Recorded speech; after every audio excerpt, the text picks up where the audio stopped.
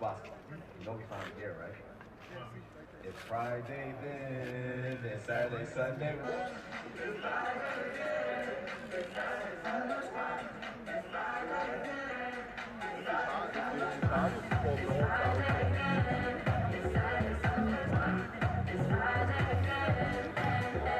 Das ist so eine Musik von 5000 Watt.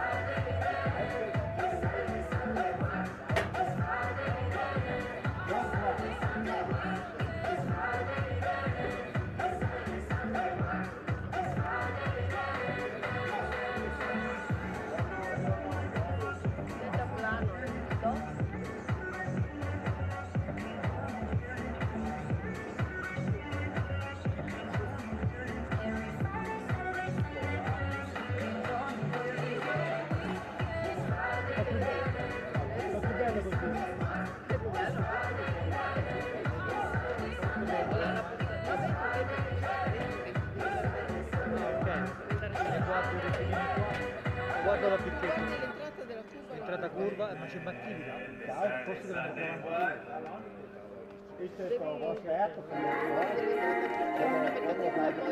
c'è Mattini. Questa canzone era per te, che avrai sbagliato metà delle parole e che ora ridi perché fai sempre così. È bello quando ti sciogli. A San Valentino regala l'irresistibile somiglianza di Lindor per far sciogliere il cuore di chi ami.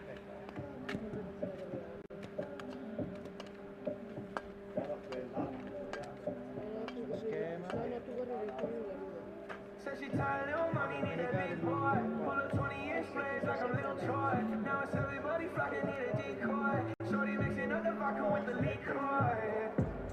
G-Wagon, G-Wagon, G-Wagon, G-Wagon. All the housewives pulling up. Fuori, I got a lot of toys. 720S moving for that boy. Who was talking shit in the beginning? Back when I was feeling unforgiving. I know that you want to see me winning. See the hit glue in my mouth and I be grinning.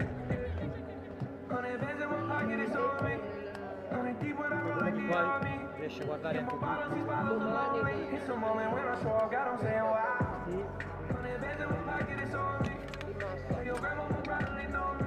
vabbè, a me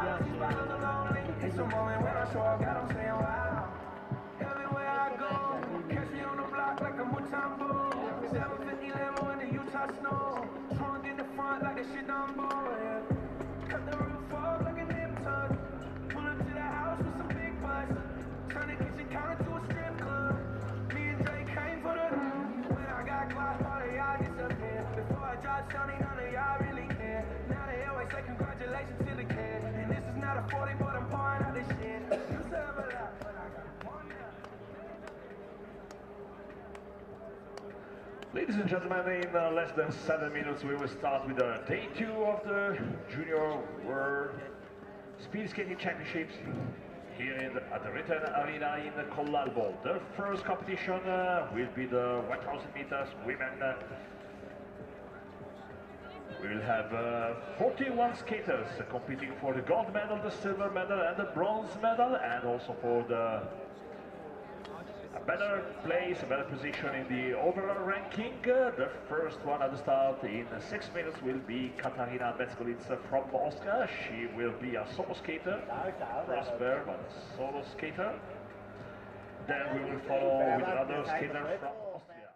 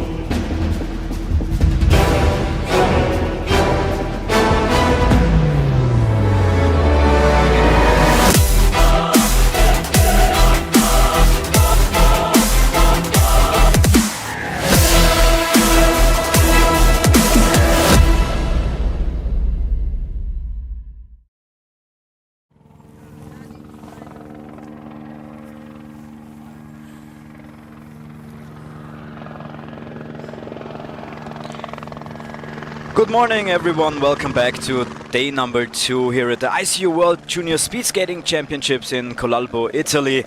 I'm Lawrence Wiltner, and as I did yesterday, I'm looking forward to spend the day with you, at least here over the stream. Next to me is once again, as yesterday, our speed skating expert Rome Turner. Good morning. Good morning, I'm Rumi Turner and I'll be giving you insights into the technical details today. Well rested for today? I think so. That's good to know.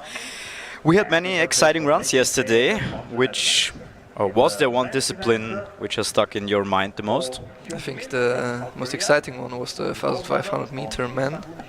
The clear favorite yesterday was Metre Gilek, but Finn Sonnenkalp won and Strand came second with Gilek in third.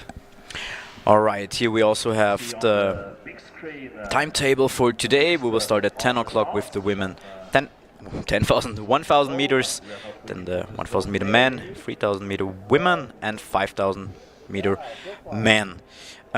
Why is it that the women race 3,000 meters and the men 5,000? Is there any specific reason for that?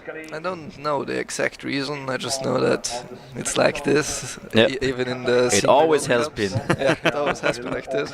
Yeah. Even in the Senior World Cups, the men race at max 10,000 meters and the women race at max 5,000 meters. So it's a bit strange, but I don't know. I never thought about it. All right. Which disciplines are you most looking forward to today? Well, my favorite is the 1,000 meters, but I think today we'll see a very, very good 5,000 meters from Gilek. He's one of the strongest 5,000 meter skaters. He even won category B in the last Senior World Cup. So we'll have to wait and see. Yes, and there is also the first insert for our skaters, the starting list for the women 1,000 meters.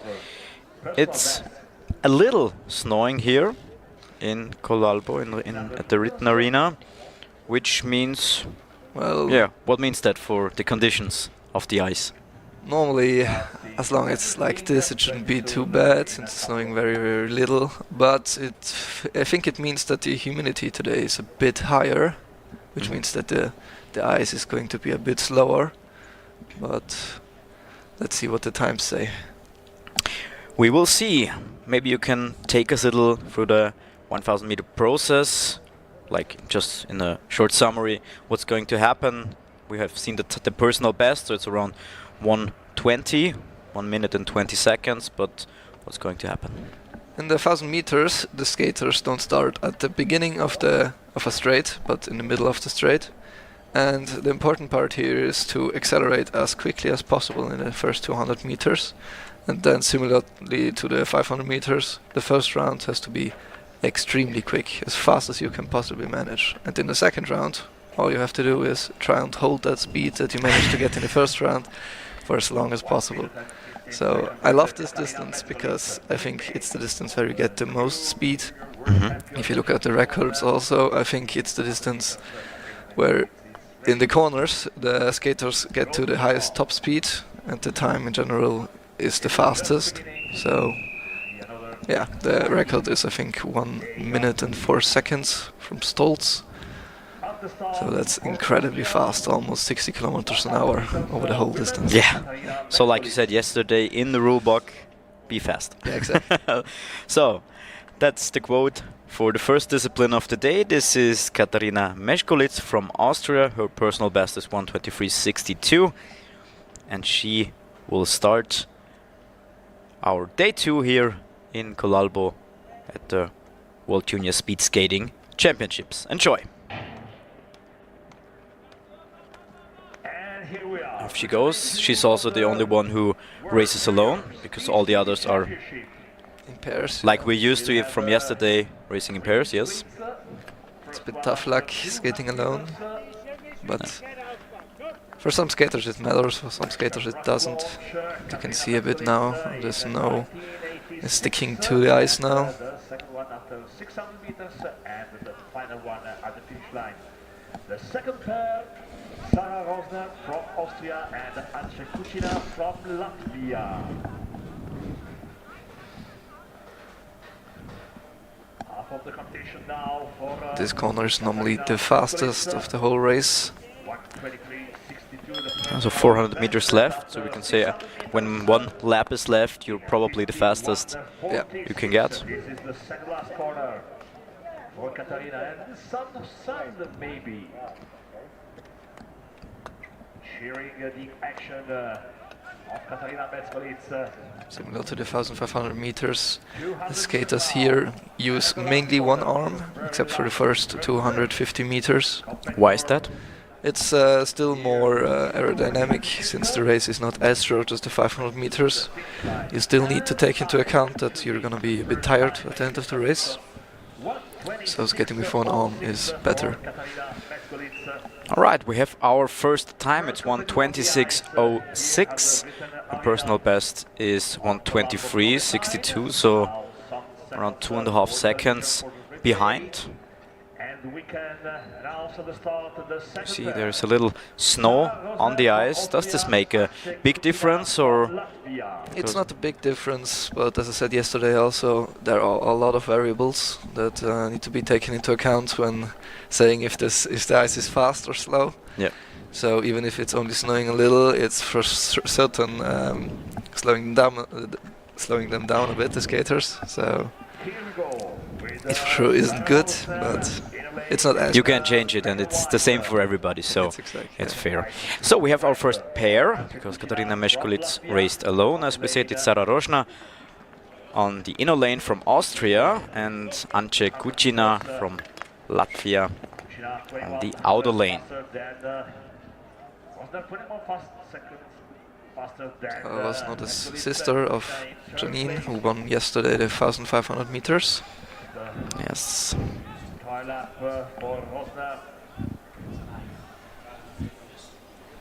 Here's the switch. Now Rosner is on the outer lane. Kucina also has a slight better personal best than Rosner, but we saw it yesterday in many races. Not everybody was able to beat their own personal best, and as you also said yesterday, it's not easy to beat your personal best, because if it would have been that easy, everybody would beat her or his personal best all the time. Yeah, could also be that Sarah hasn't skated on a good track in a long time. Maybe this season she hasn't been able to. So her personal best is a bit lower than it should be. 1:25.26 for Sarah Rosner. that far away from her personal best. 800s. Here's the start. From Hungary, Lilla Sandor, and from Italy, It's a nice picture. It looks a little crispy with the snow on the ice. I think it's a bit colder than yesterday too. Yeah. And the sun isn't out. Yeah. So Lilla Sandor is next from Hungary and Giorgia Fusetto from Italy. Inner lane for Sandor from Hungary. Outer lane for Giorgia Yeah, it's always Fusetto, Italy. difficult to tell about the temperature because everywhere where you ask, where you look, it's slightly different. Yeah.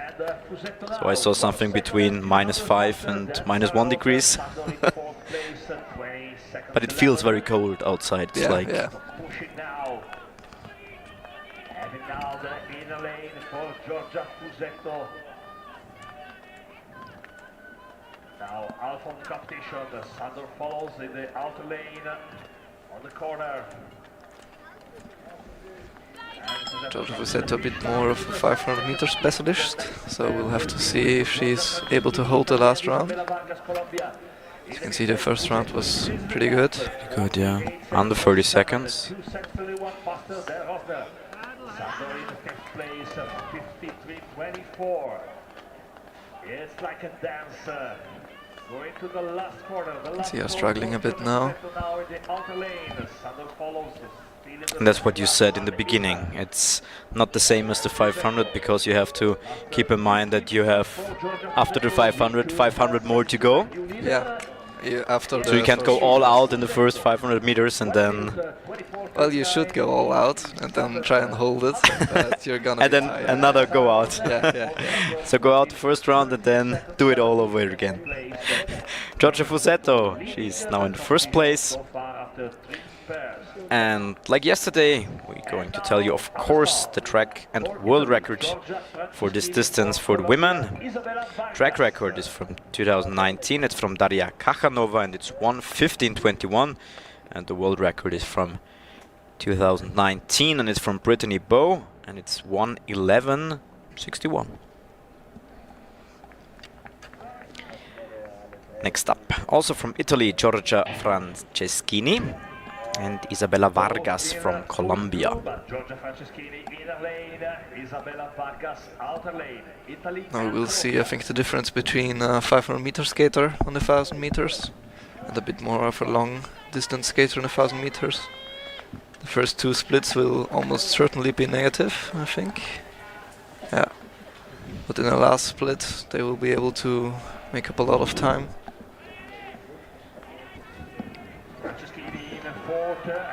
So that's also interesting to keep in mind that if you're like more of the long distance racer, you probably switch your tactics to be a little slower in the beginning, but then go more out in the end, even though you said you have to go all out all the time, but it's also that the long distance skaters can't really go all out like the sprinters can. Yeah. They struggle with accelerating quickly, but they excel at maintaining their speed once they get it.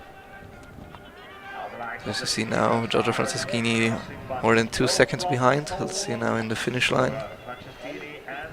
Yeah, I think it's getting hard for them to chase the #1 time. Which is from Giorgia Fusetto with 1:24. You see here now it's just half a second. Yeah. Yeah, but she was able to speed up in the end, like you said.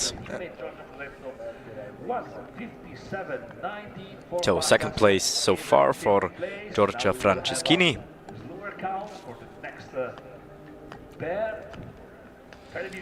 And our next pair is our first Korean skater of the day. It's Jae Eun Lee. And another Italian skater, it's Noemi Libralesso.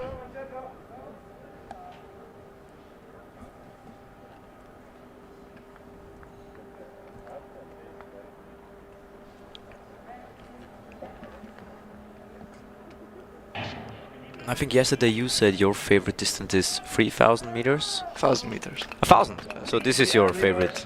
It was my favorite, and it was the one I was best at.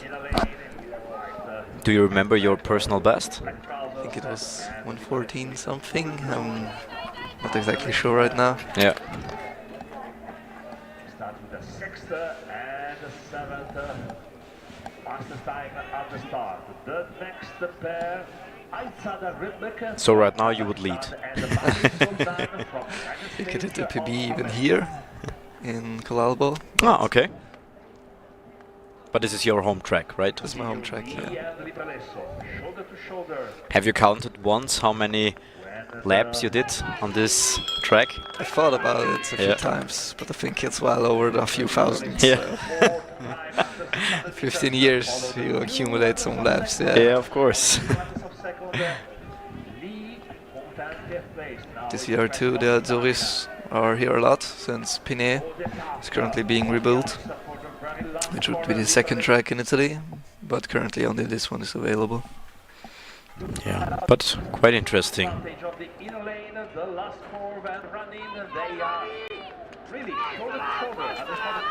So, we're coming to the end. And there we have it. First and second place for Jae-Eun Lee and Noemi Libralesso. They were very close to each other. The new leader of the competition from Korea so far, Jae-Eun Lee, 124.30. There's the start. 124.22.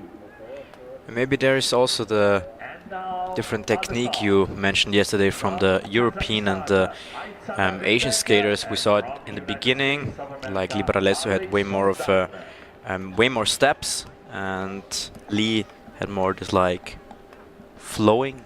I mean, I don't know if this is the right word, but you know what I mean. She didn't more controlled. More controlled, yeah.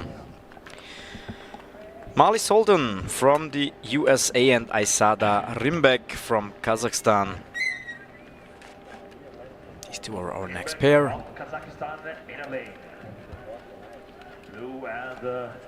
Solden came second in the mass start of the Youth Olympic Games, so I think she's more of a mass start specialist. But a strong start from both of them.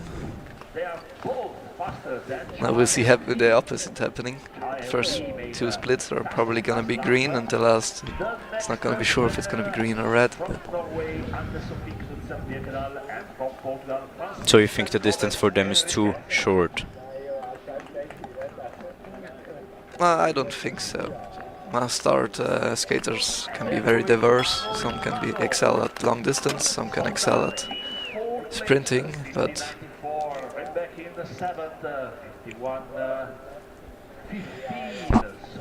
yeah, we see Solden still.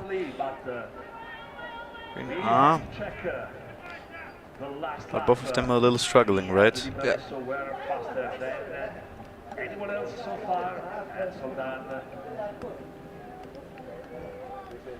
So last corner. Here they come. Little lead for the Kazakh skater.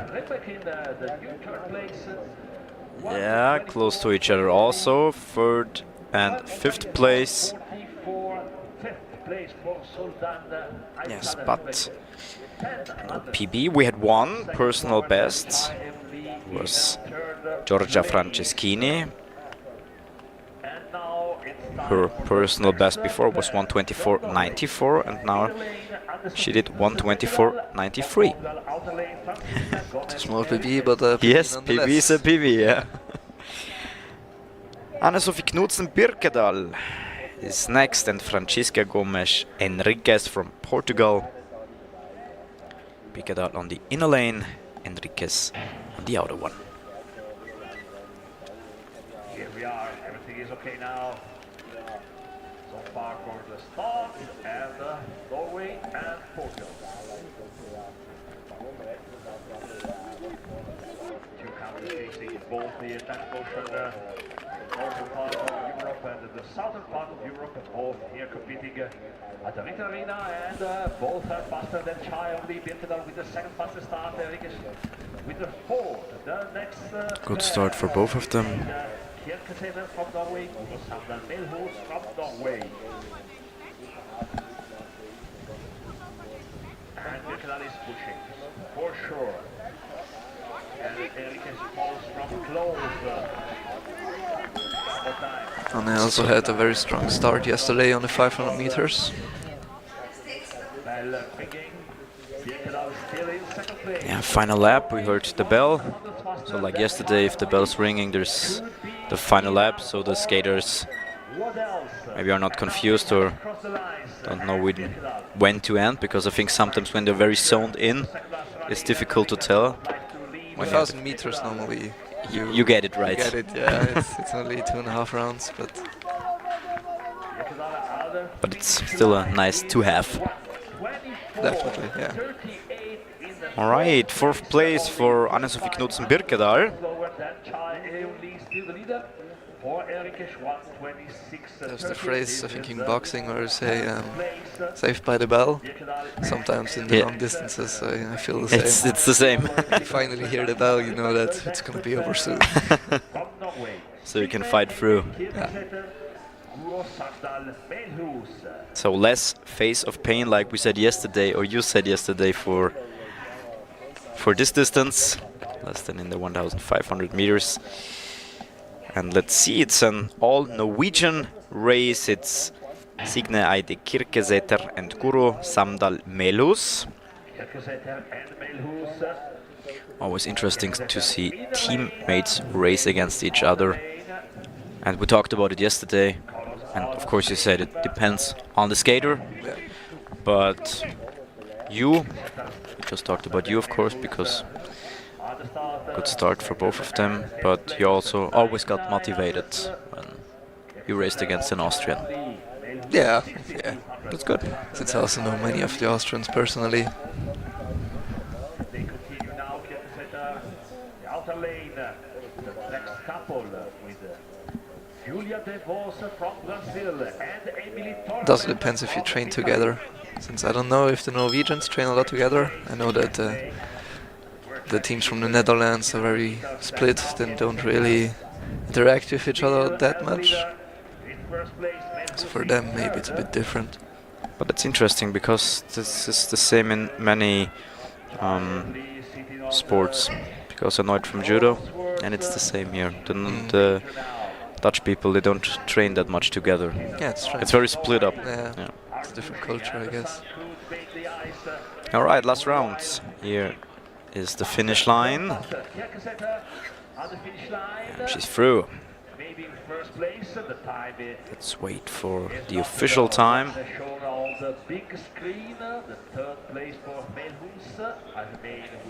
think there was a problem with the time taking just now.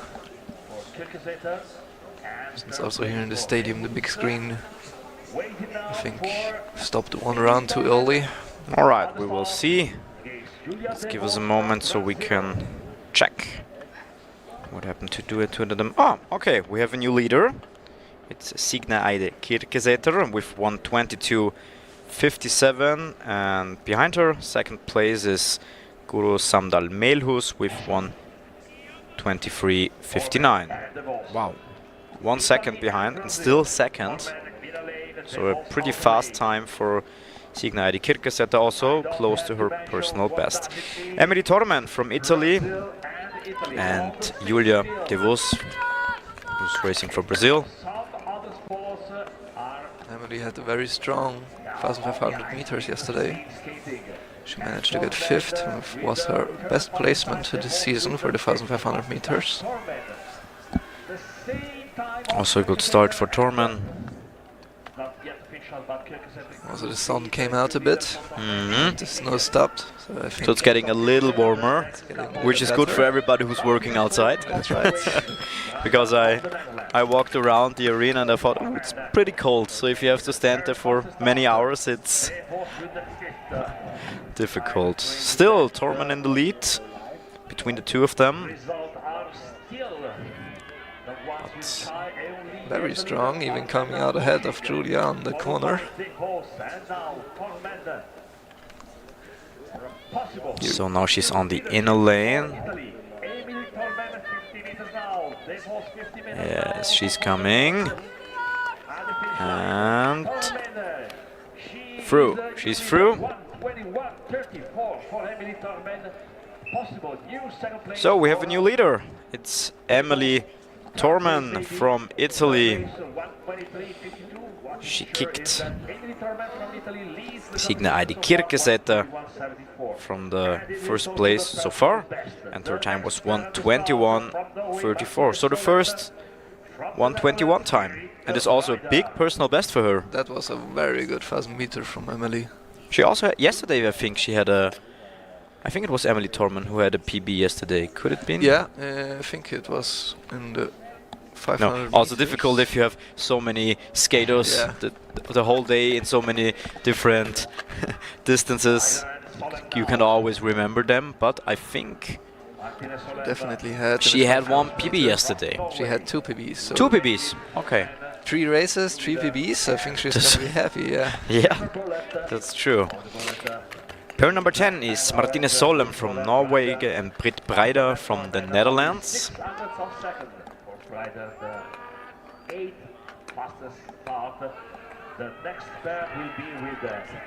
Yeah, today are also a few more spectators than yesterday, even though it's colder. So never forget that the Ritten Arena is outside, because many also fast arenas are inside, because it's probably easier to control the weather, right? Yeah.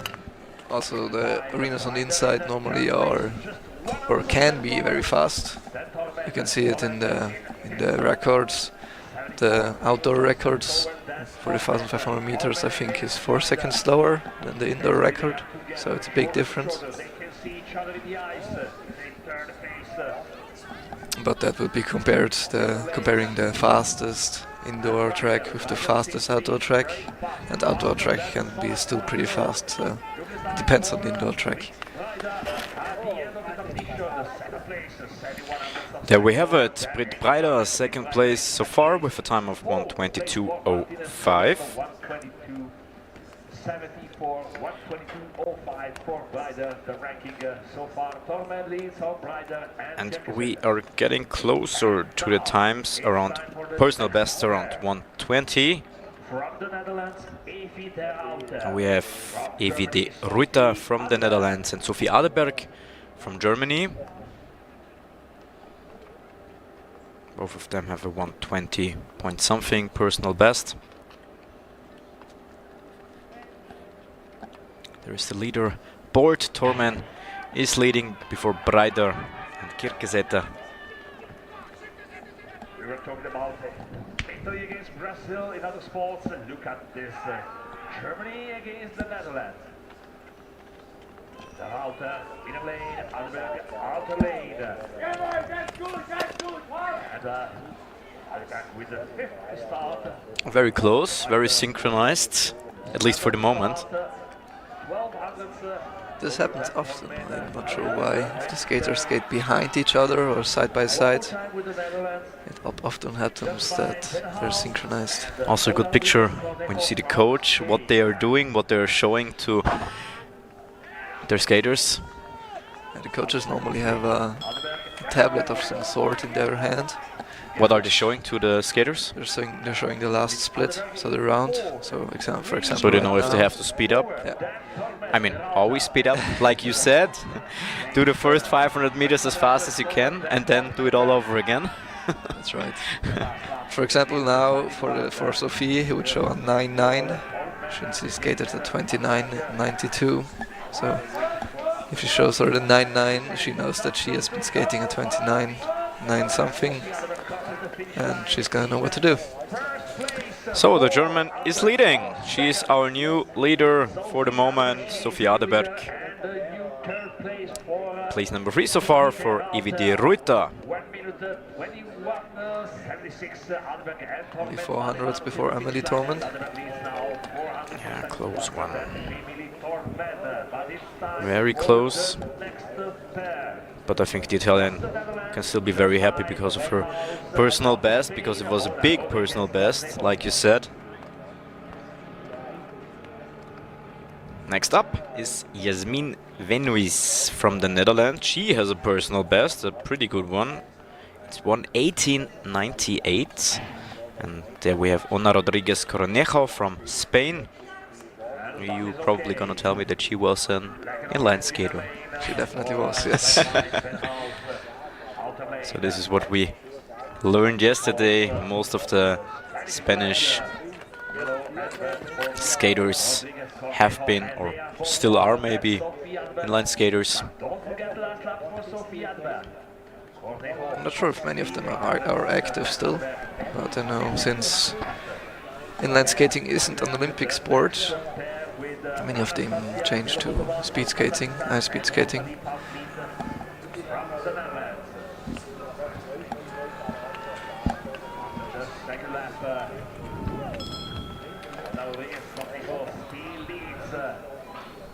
It's looking very good for her. Yeah. Cornejo also has a 30:00 time, lap time.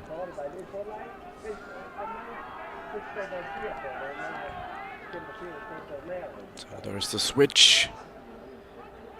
Spanish skater has to go on the outer lane.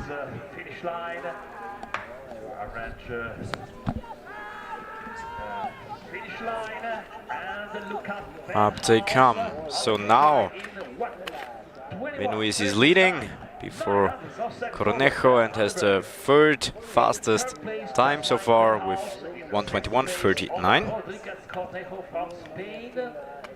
So the ranking is very short. Sophie Adelberg leads for Germany.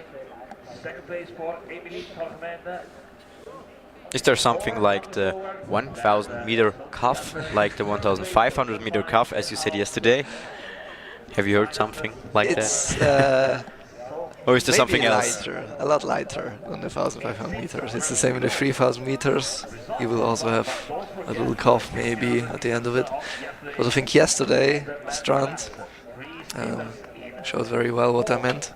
Since when he went onto the podium, yeah, he started coughing. And also when he exited the podium, he also still had to cough. So it's the 1,500 meters that's really gonna mess up your numbers. Which is the tough one, yeah, like you said. And also the van Vliet from the Netherlands.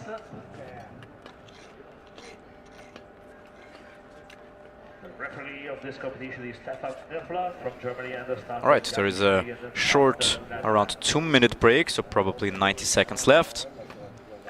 We have some pictures here from the skaters, what they're doing in between when they're ready with it. It's like something like ice skating, yeah, skirt looked like.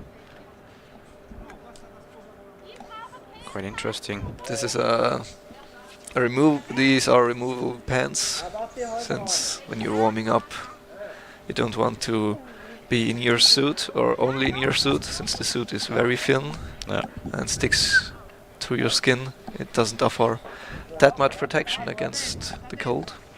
Is it difficult to get into the suit? Because if you've ever been swimming professionally or with like professional swimmers, you know they have these very tight suits because they want to be just like one skin in the water to glide through better, and it sometimes takes around 30 to 40 minutes for them to get into the suit. And is it similar with the ice skating suits, or is it not that hard to get in? It's hard. It's not that hard. It wouldn't take 30 minutes, at least I hope not. But at the start, since there is a layer of plastic over the suit, it's hard, especially if the suit is new, to get in. You will need maybe some help to get the shoulders on, but it's not as easy as one would think maybe. Yeah. But once you have used your suit a few times, normally you can get in like 2 or 3 minutes. Also something interesting I saw, this is the good thing for all the skaters, because they have all very muscular legs, of course, because they work with the legs. After they finish the races, they put their sunglasses on the upper part of the leg when they're like out skating. It's very convenient, yeah. Yeah. Looks quite cool. All right, we finished our short break and we continue with Anastasia Belovodova from Kazakhstan and Rosalie van Vliet from the Netherlands. Fourth place so far in the all-around ranking. After 200 meters, Belovodova 800 of seconds faster than Adeberg. Van Vliet came fourth yesterday on the 1500 meters. So very close. Just missed the podest.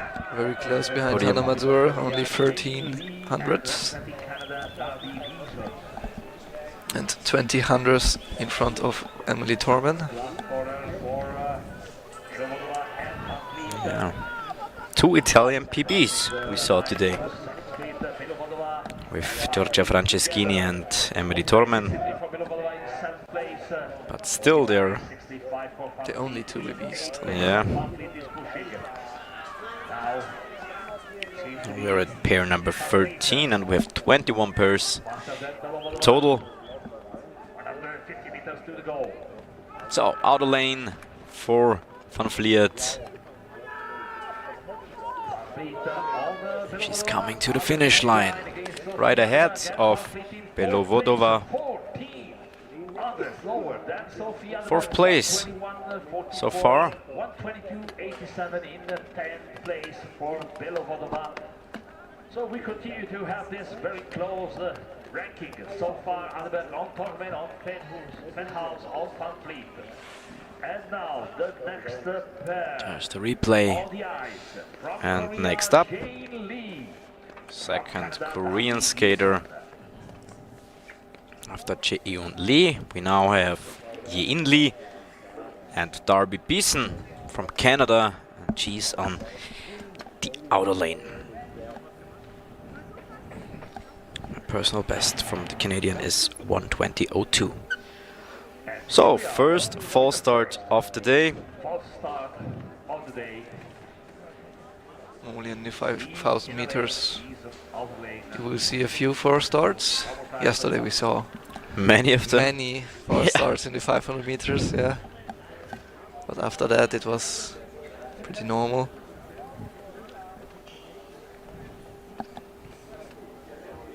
So just as an information for you, maybe some of you don't know that the first false start it's not that big of a problem, but the second one, even though you didn't do the first one, if you're the second one, you're out. Yeah. There was one disqualification yesterday because of it. Very fast on the start. There's an inside Jane Lee, a very strong sprinter. Dan Adeberg in second place, so someone was faster than Adeberg and Lee. Under 200 meters. So she took your advice, go all out in the first round. And now She did. next Best that the sprinter can do is try and get to the highest top speed they can and try and coast out in the last round. Try and maintain as best as possible that speed.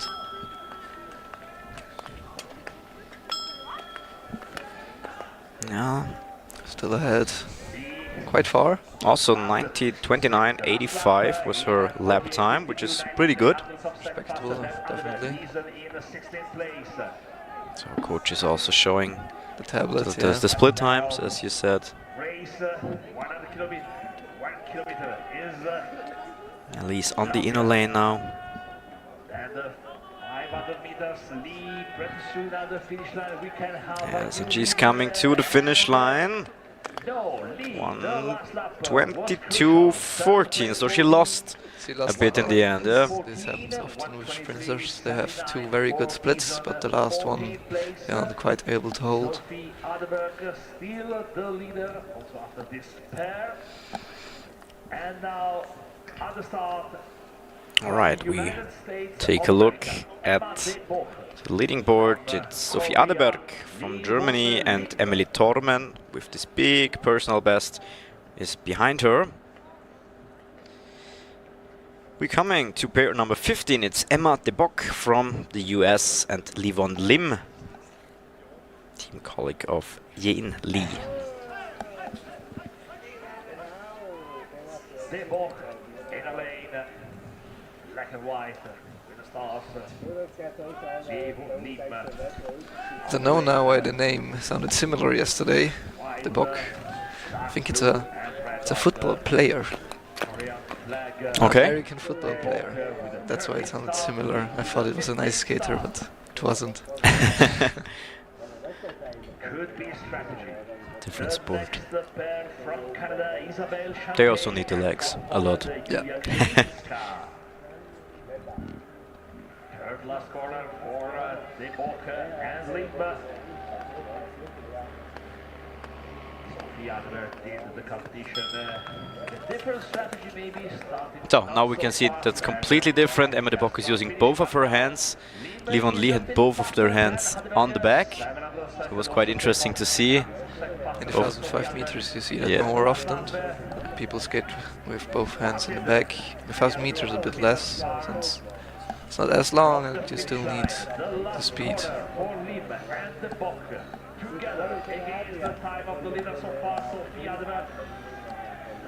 But sometimes the technique can improve if you have both hands on the back, so be 1:20.89. First place so far for Livon Lim.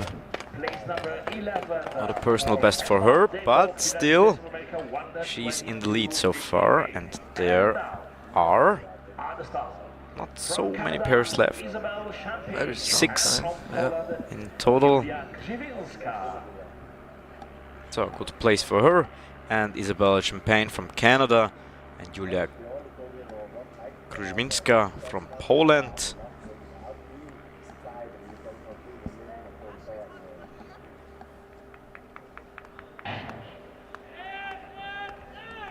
Kruzminska from Poland out the lane. Adam white and black from Canada, black and red.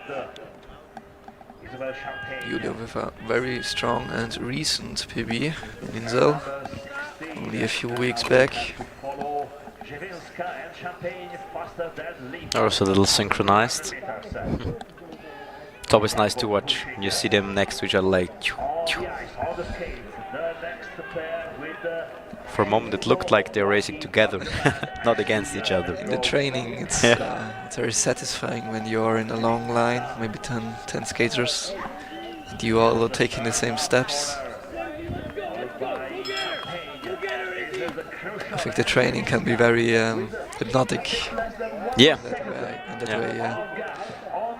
Also the same with running. If you watch the guys from Kenya or from Ethiopia, and they have the long runs, and you see 10 of them running next to each other until making the steps perfectly synchronized for many kilometers. It's pretty interesting to see.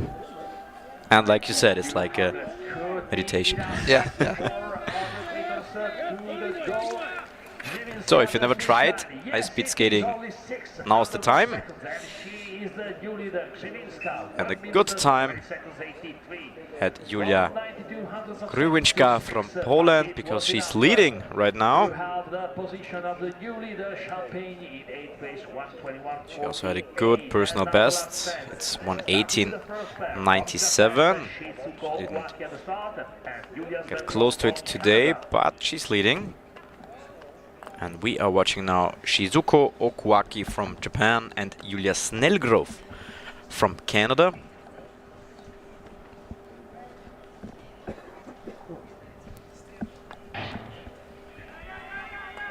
Off they go. And this is something you mentioned a lot yesterday, especially with the Japanese skaters. You can see they start, and I think over the whole race they are very low. Like the whole upper body is very low in comparison to other skaters. Yeah, they have almost perfect technique. They are drilled from very young to stay like this. There was a stereotype that the Japanese are only good at skating in the short distances.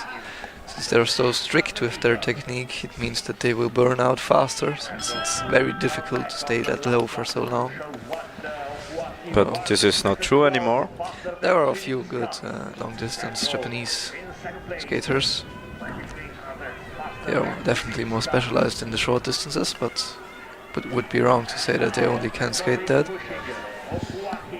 So there's the last switch. Now Okuaki's on the inner lane.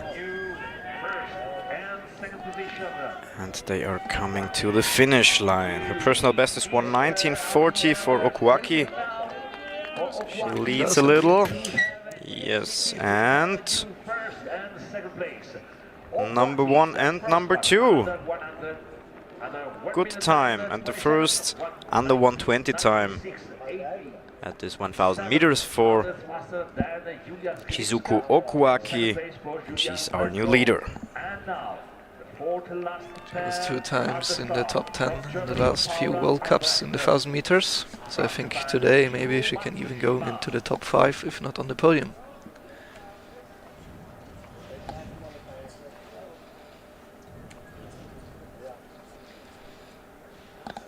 All right, next up, Paula Albrecht, pair number 18 from Germany, and Mikuro Matsushima, also from Japan. The last pair, the first last way at the start on the ice of the Ritten Arena in Collalbo, renowned plateau, Italy. And Matsushima in the outer lane seems to be very fast, second place. Second start, 18:56. 10th start for Albrecht, 19:38, the leader Shizuku Okuaki. And Julius Delgo in second place. They are for sure in the top 10, but this is not enough for both skaters. The next pair from Korea, Huidan Jung, and from Poland, Sofia Braun. There's the corner. Matsushima is faster than Albrecht. And there's the bell. So, last lap. 700 slower than Okuaki. Matsushima is leading this pair, but the time still behind her teammate Shizuku Okuaki.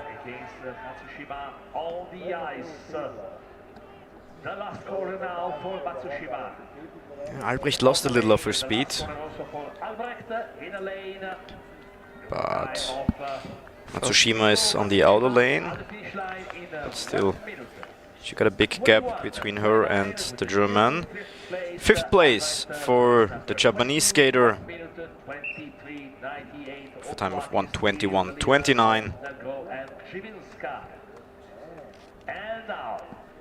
Especially love the start of the Japanese skaters. It looks very, very clean.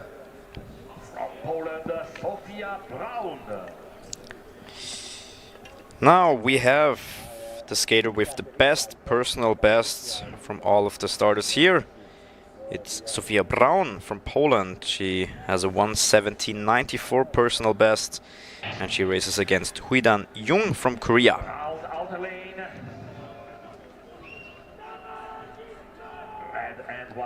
Sofia Braun has some very good personal bests, mostly down in Herrenveen.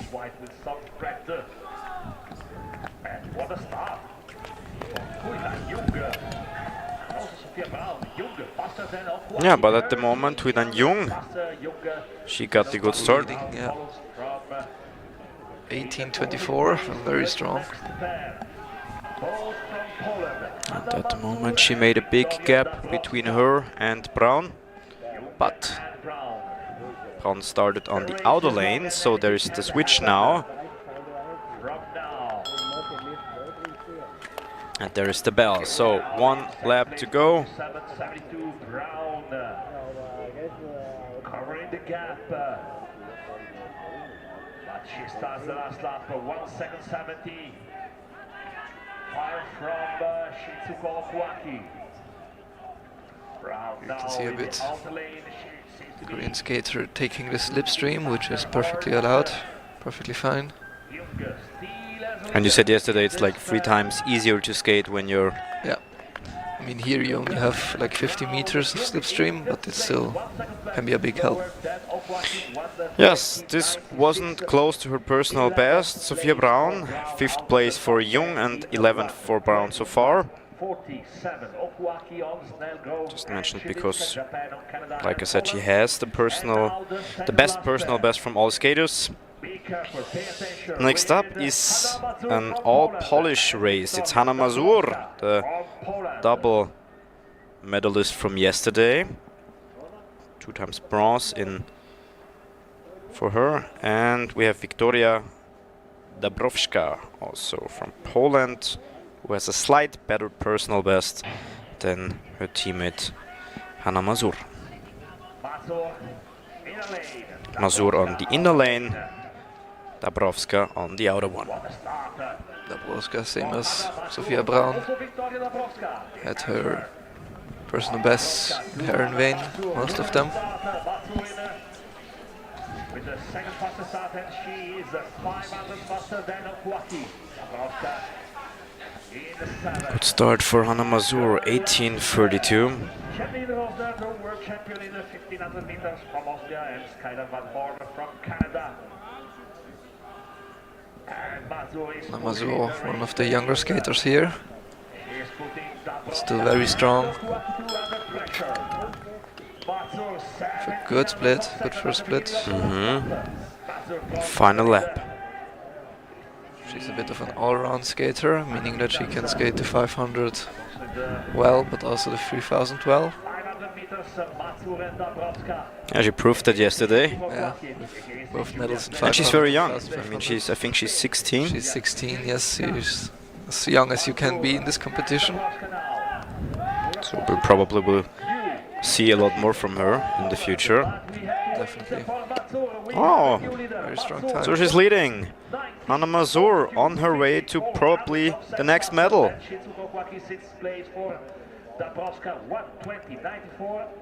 And not probably, she has a medal for sure.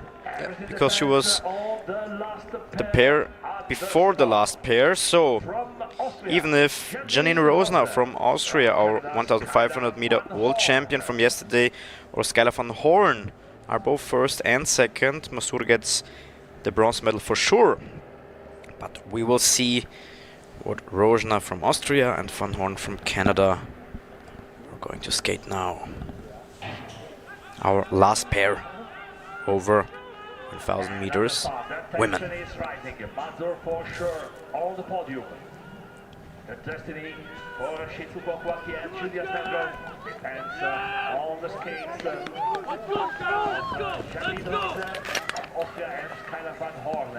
Janine Rosner, not the fastest sprinter, but she's able to hold her speed extremely well.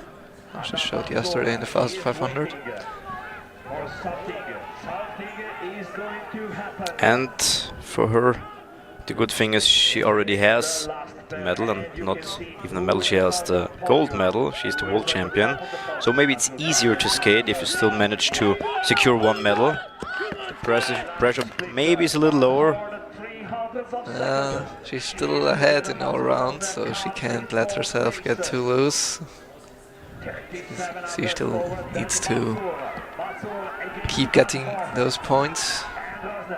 Yes, because of the all-round event. Now switch to the inner lane.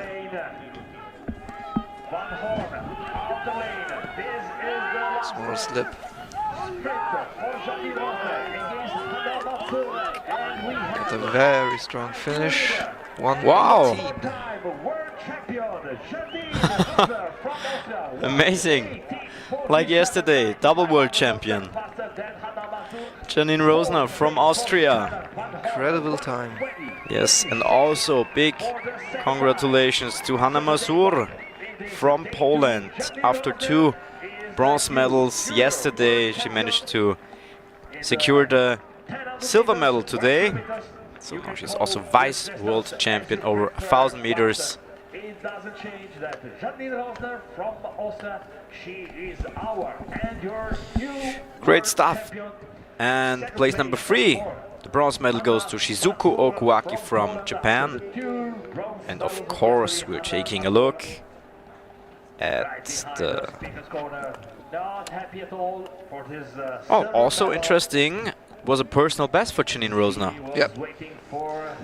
She had her last personal best in Poland during the World Cups. She beat it by almost half a second. That's pretty great. So, and also the podium for a little disappointed, maybe. I mean, of course, you're leading and then the last pair is catching the gold medal right away from you. But I think in the end she will be very happy with the result. She did a great job and she's very young, like we said. She has A lot of time to go. And if we take a look at the all-round standing, right now it's at least first place and second place is the same as the podium for the 1000 meters. Janine Rosner is leading with a time,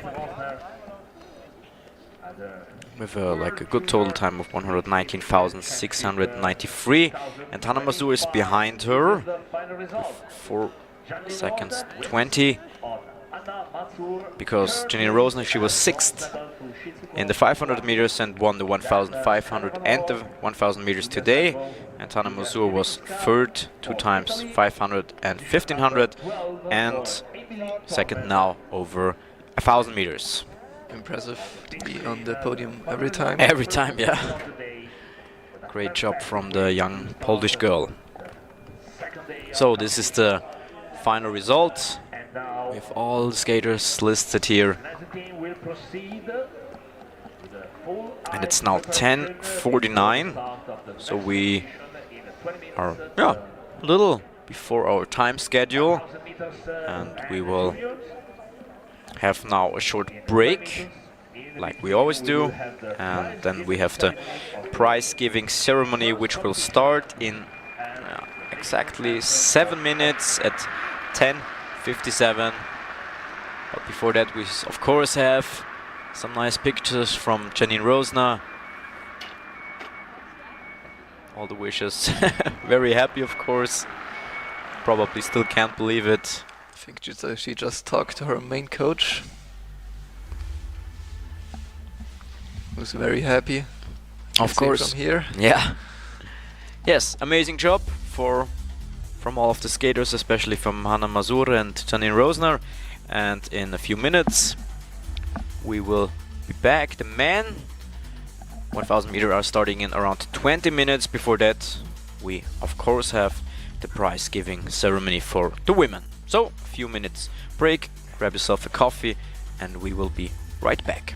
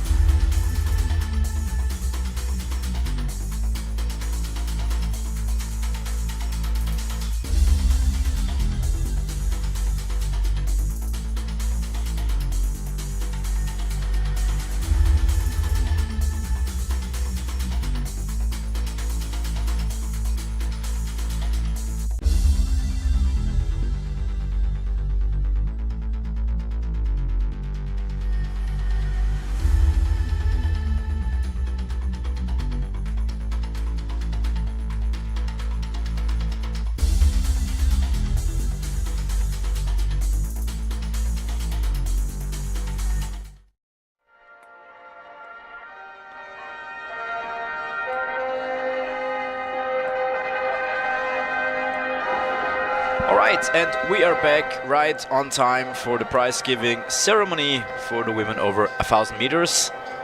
And there are some faces we know on the podium. I think all three are pretty well known. Since, for example, Hanna Mazur won the last 2000 in Poland. And here in Italy, Janine won the second two. But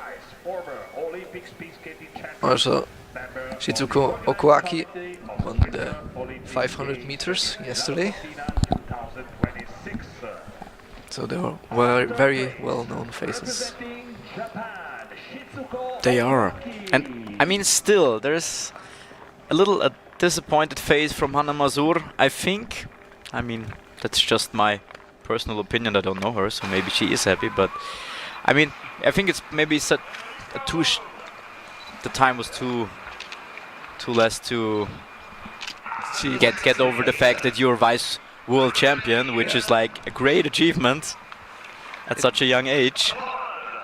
There are many people who feel like the second place is the first loser. Yeah, of course. You can't say that, but I think after a few days or however it takes you, you will realize how great it was. But I think the problem was more that she was world champion for one race. You know, she had this one race where it was,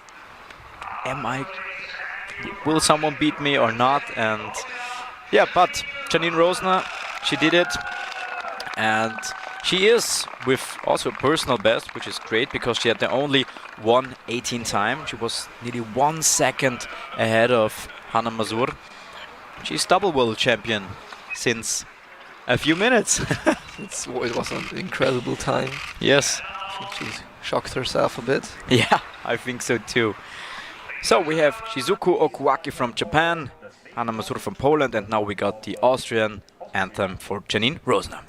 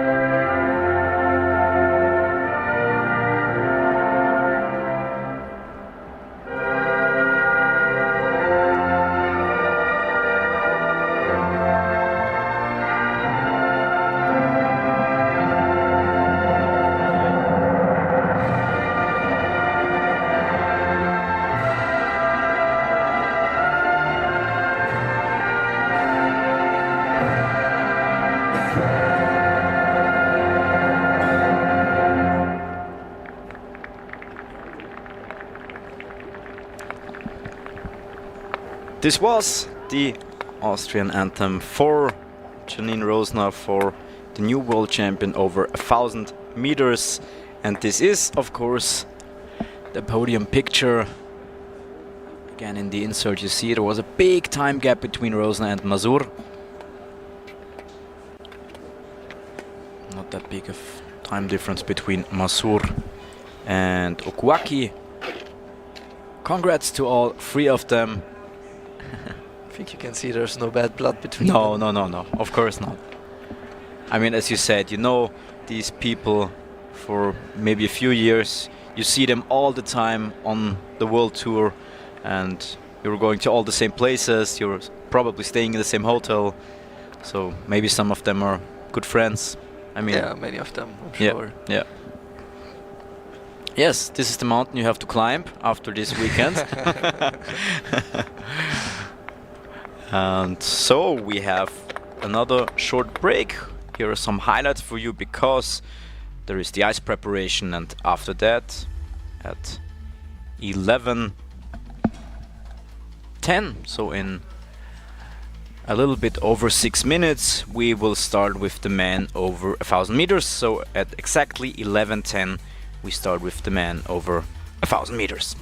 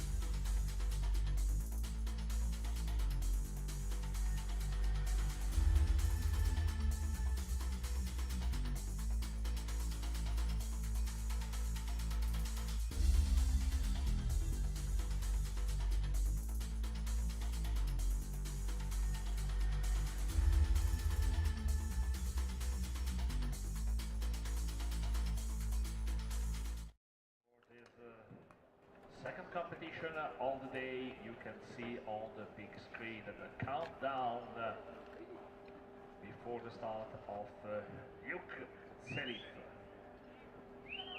from down under, from Australia. Aussie. Or Luke the first solo skater on the start.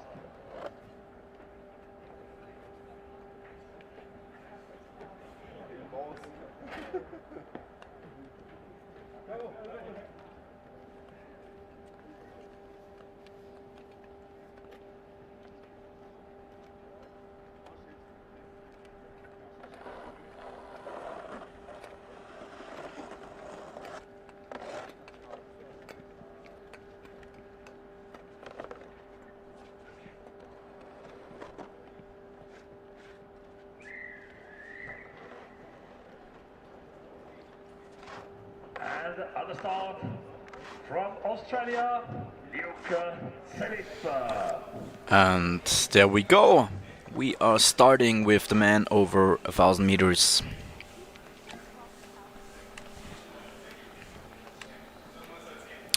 Luke Selif from Australia is our first racer. He isn't racing in the pair, he's racing alone. Yep. And yeah, we remember him yesterday from the mass start because he secured a point in the He had a good effort. first yeah. sprint, yes, but at the end it wasn't enough.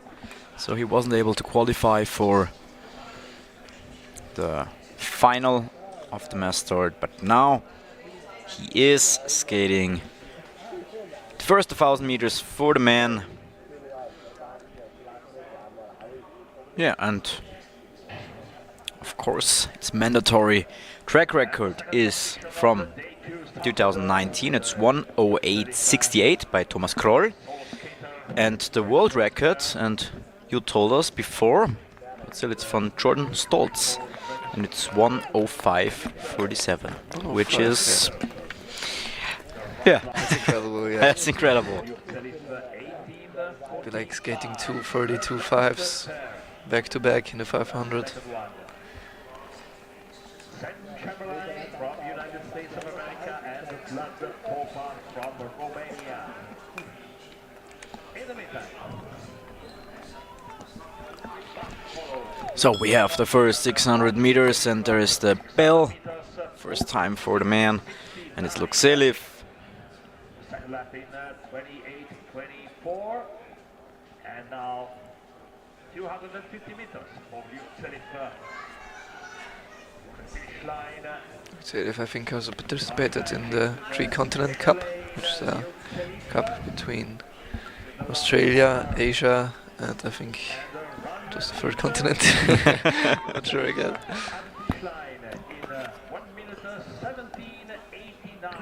There it is, 1:17.89 for Luke Selif. He is our first skater. 1:17.89 for Luke Selif. And now, at the start, the second pair from United States of America, St. Chamberlain. And from Next up is our first pair. It's Popa.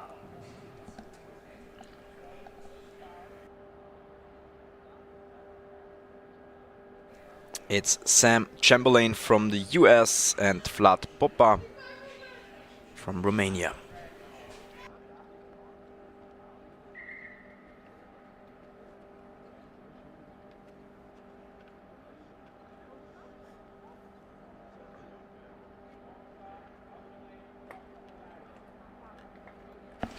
So, the first false start for the man. I have to say that there weren't many false starts, because we talked about it and you said we're probably gonna see a few more. Yeah. But the women, there only for was this one. distance, there was just one, I think, yeah. It was the second. So the first false start, but off they go. Doing their best. There's no other chance in this competition, at least in this distance.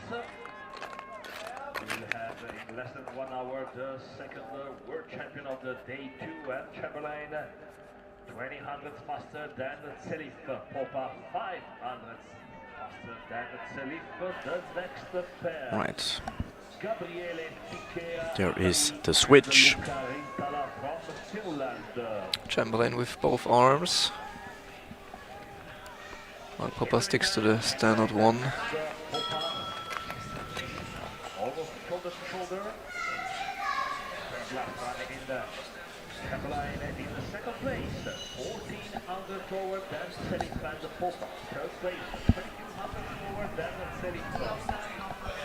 200 meters to go now. Both are getting pretty tired, standing up a bit with the legs. All the legs. Entering the last corner. And now the last 50 meters for Chamberlain.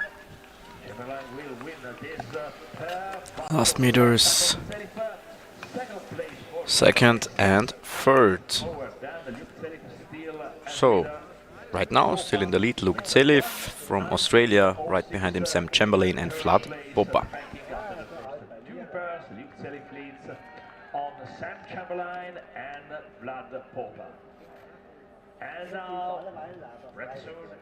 right now, on the start, from Italy, Gabriele Ficchera. From Suomi, Finland, Luca Rintala. Gabriele Ficchera from Italy and Luca Rintala from Finland. These two are our next skaters. I have to correct myself from yesterday. I said that Ficchera was originally a Sicilian inline skater. Yeah. But he was a Sicilian short tracker.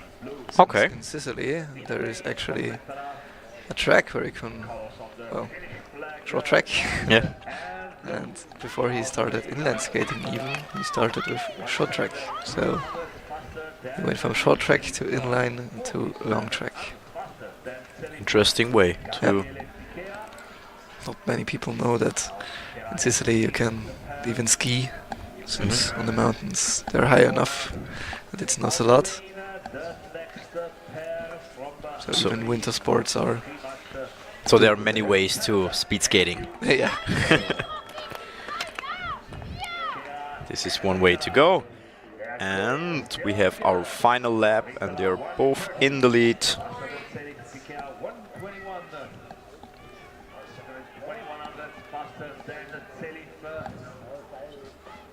Here's the last switch. And we're coming to the last corner.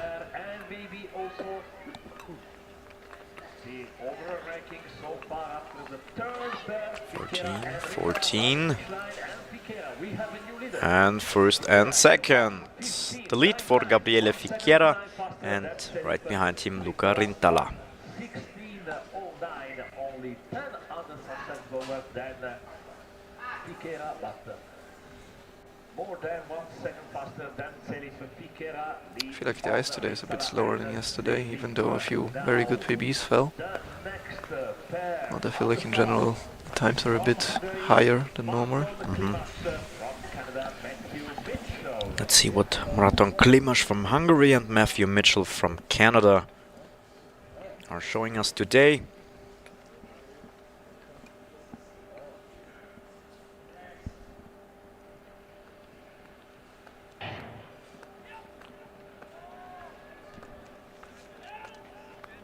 Canada and Hungary.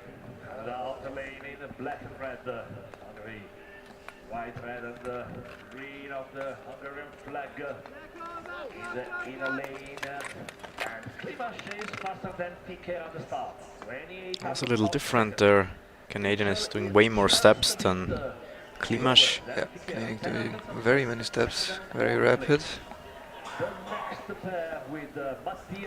But in this sport it's important to not only take many steps but also make each step count. So if you're able to be rapid and strong, or rapid and explosive, then that's a good combination. That's a good combination. Yeah. I myself was absolutely not rapid. You yourself? I was pretty strong, but I wasn't rapid. No.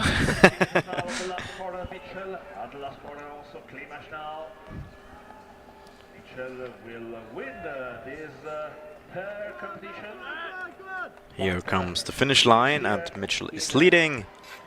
And he also beats the time from Ficchera. And is now in the first position at the moment.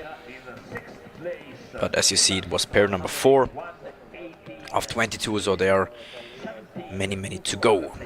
Slower than Mitchell. At the start now, in the inner lane from Italy, Mattia Leonardelli. In the outer lane from Austria, Julian Zimmerling.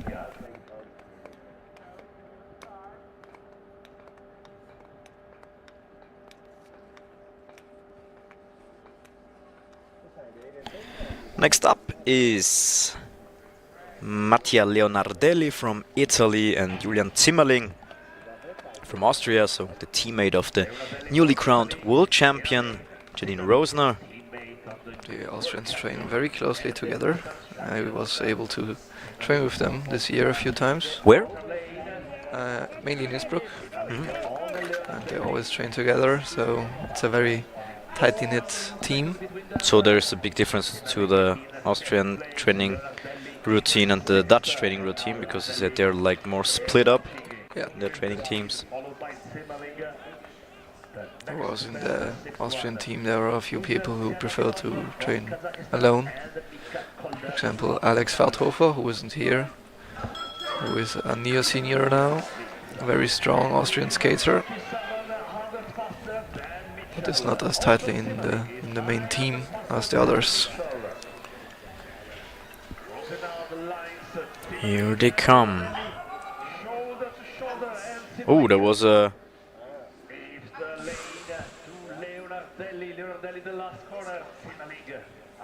This happens. Yeah, this is the right-of-way rule. Sadly, Julian Zimmerling had to slow down a lot, maybe too much. This hurts a lot for Julian Zimmerling. Yes, because he started off pretty well. They both had a good time.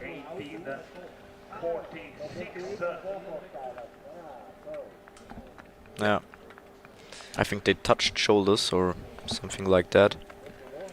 Yeah, but this can happen. First time actually. I think yesterday we never had such a situation. We had one. I mean, not in the pair events. In the mass start we had a few falls, but... Oh, no. That somebody touched another skater, that rarely happens. Yeah. It did this time. And next up is Ruslan Tianadilov from Kazakhstan and Mika Kolder from the Netherlands, who also has the first 1.12 PB.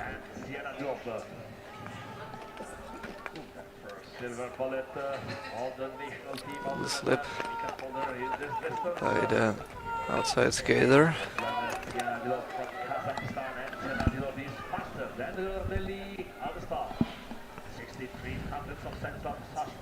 And also Calder, 3700. The next pair with Levinte Engster from Germany and Adam Buchwald from Canada.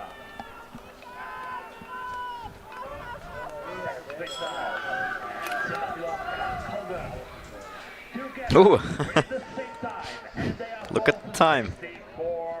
It's gonna be a good race for them. If Ruslan is able to keep up with Mika.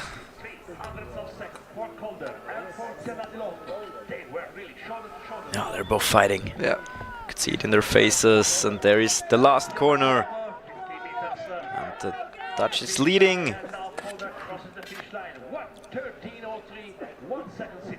Yes, and this is a good time. 1:13:03. Very close to personal best. Yes, but I think Ruslan Tianadilov did a personal best. Almost two. Oh, it was close. Yeah. I was close. Also close. So both very close. We have a new leader. Right behind him is Ruslan Tianadilov. And now we're gonna see Levente Engst from Germany and Adam Buchwald from Canada. It's our pair number 7.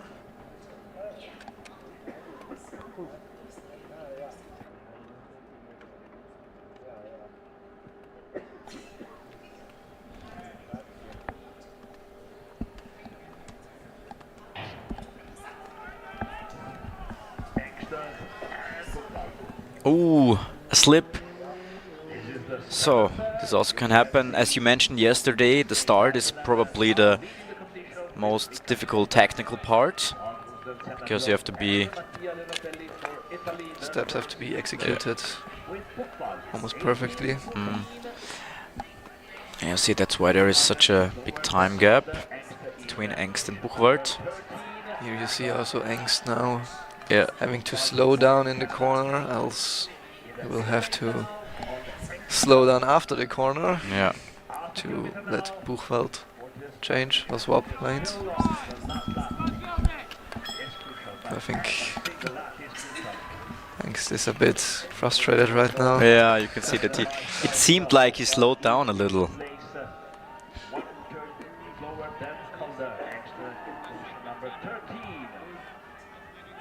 As I said yesterday, the hardest part in this sport is accelerating. So once It's the you toughest stopped, part, right, yeah. it's hard to... If you have to accelerate again, then you're gonna be in trouble. And there is the first time, second time for Engst, 14th place for him, 5th place for Adam Buchwald from Canada.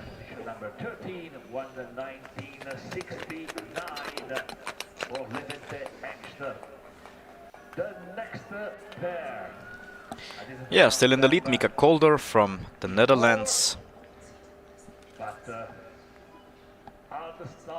Engst had his first international appearance yesterday, since the week before he had to withdraw from the 500 meters men. Okay. There's the insert for the interim time leader.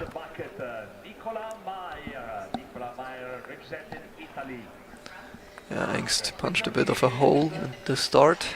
So we see the same as yesterday. Maybe there is this ice spray we talked about. Yeah. Which is, as you said, very cold.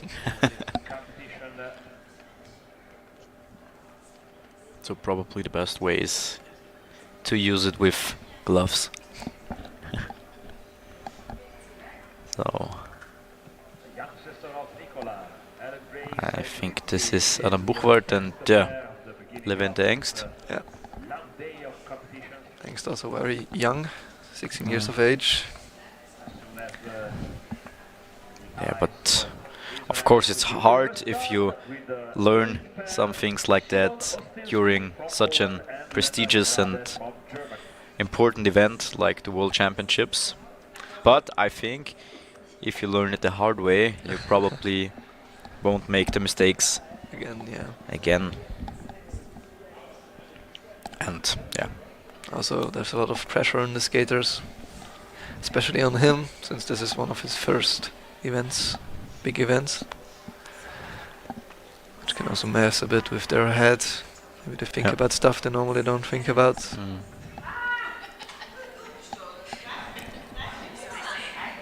And we have pair number 8 coming up.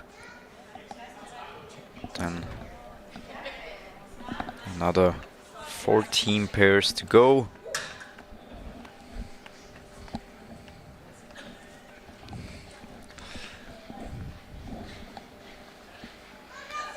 So there is a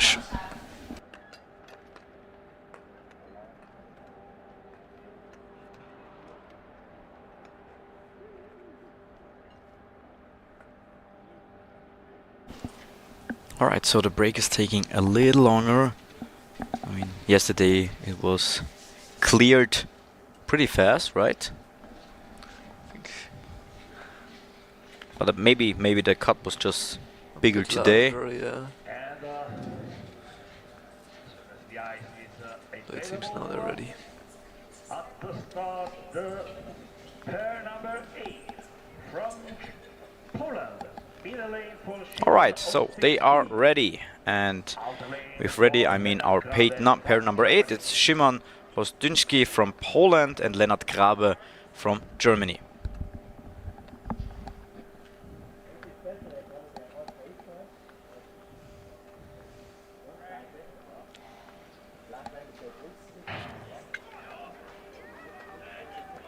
Off they go.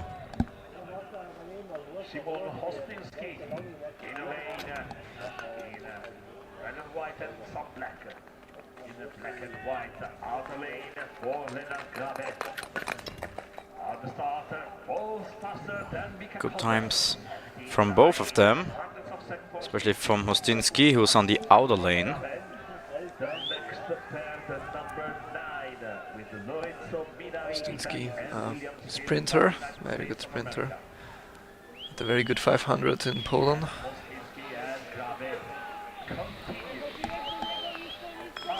And because he's on the inner lane, he took the lead. No, still Grabe in front.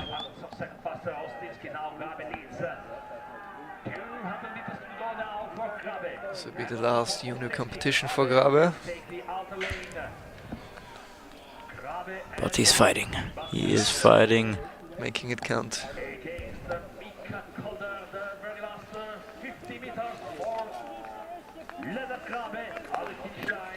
And there they come.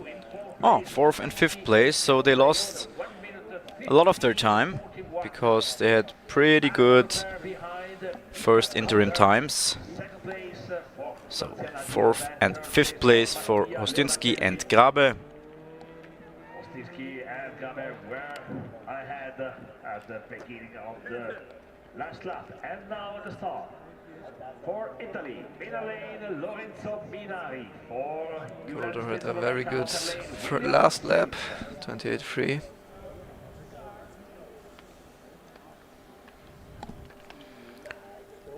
Alright, we take a look at Lorenzo Minari from Italy and William Silk from the US.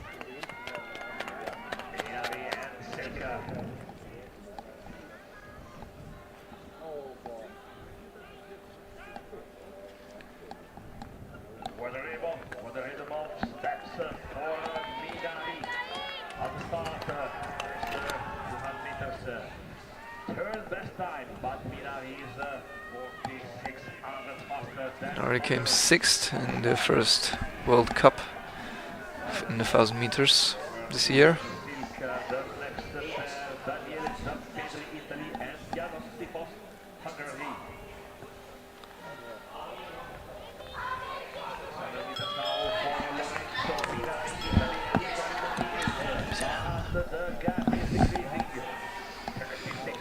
So good time for Minari. Silk has fallen a little behind. Once again, for a short moment they were synchronized. It's always satisfying to watch this. It's a very nice sight, yeah.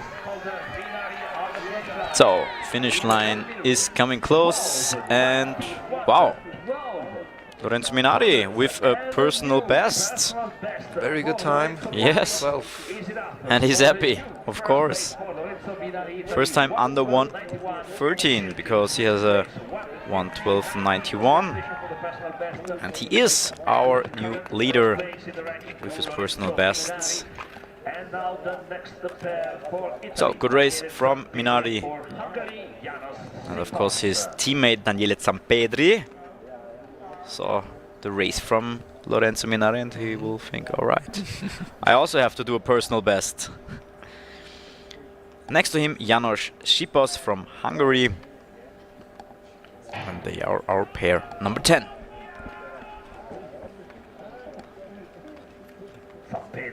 This is Zampedri's second race in the international competitions. He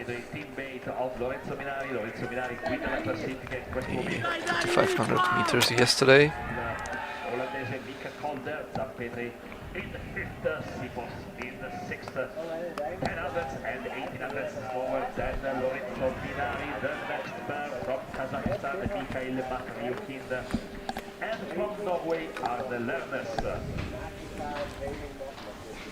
Sipos now in the inner lane. Zampedri still leads this pair.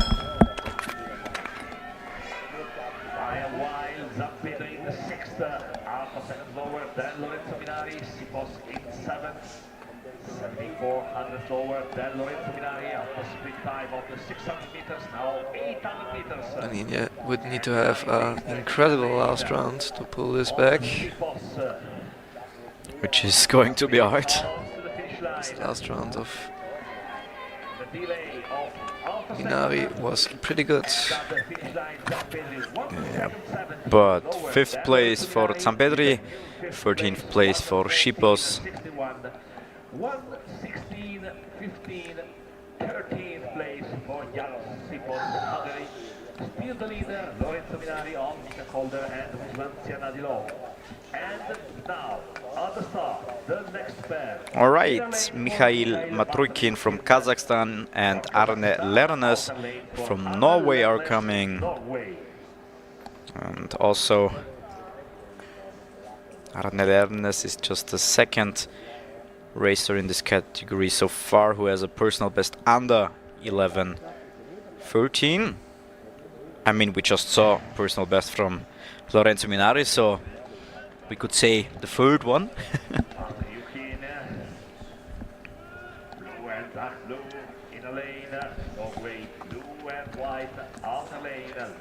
Also many steps in the corner and even in the straight. He's sprinting still all out.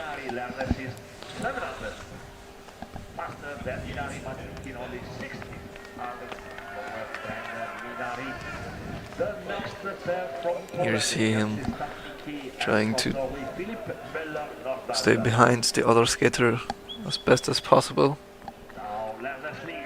Take as much of the slipstream as he can. It can sometimes be a good idea, sometimes not. Depends how fast your opponent is.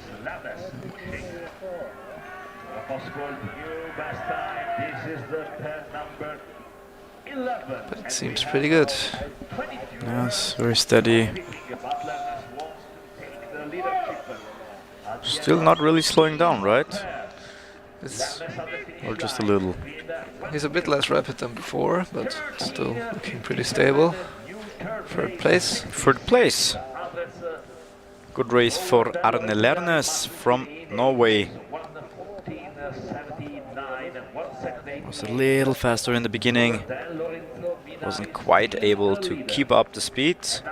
But of course, it's easier said from the outside than to do it right on the ice. He had the fastest first lap. Oh, right. Pretty nice. Jerzy Stadnicki from Poland and Filip Moller-Nordahl from Norway are coming up. To our pair number 12.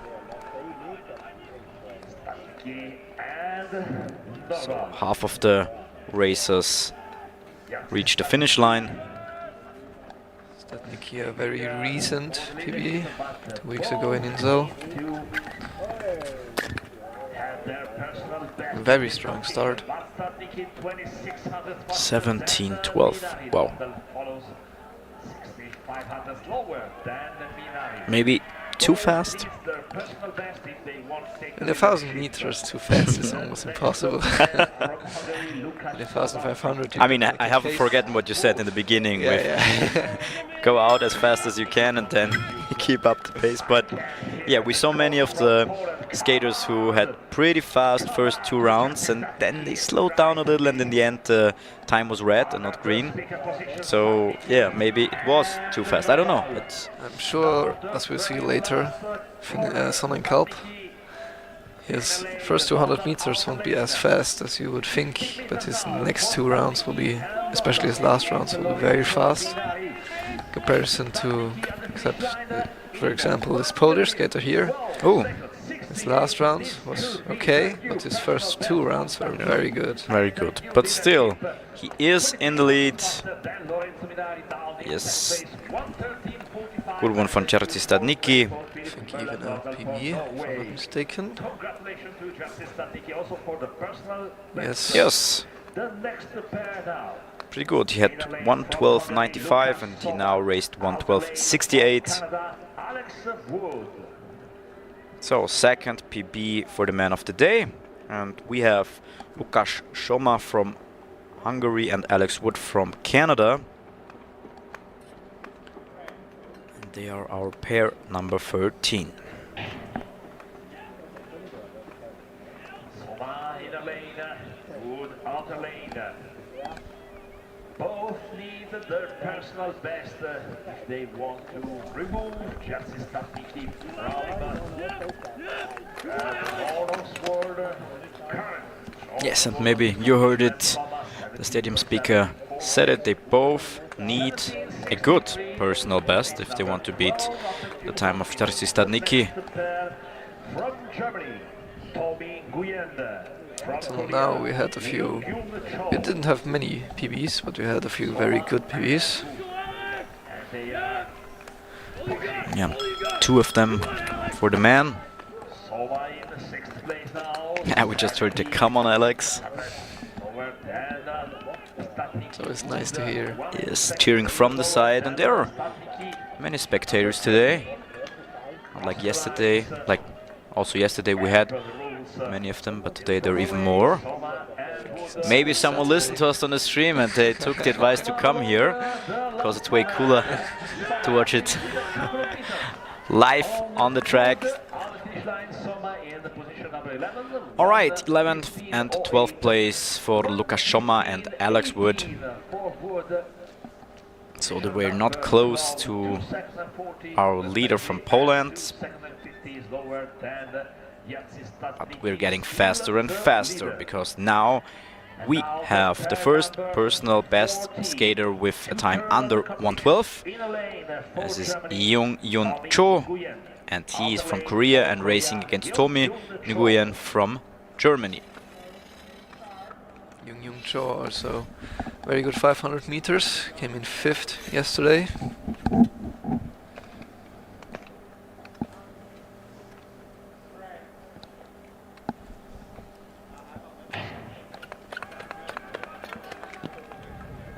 The start is okay.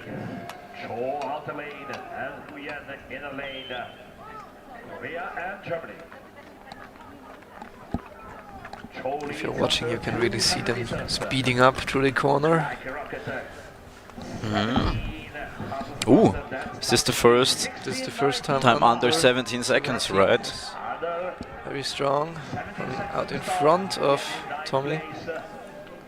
I took the slipstream. Yeah.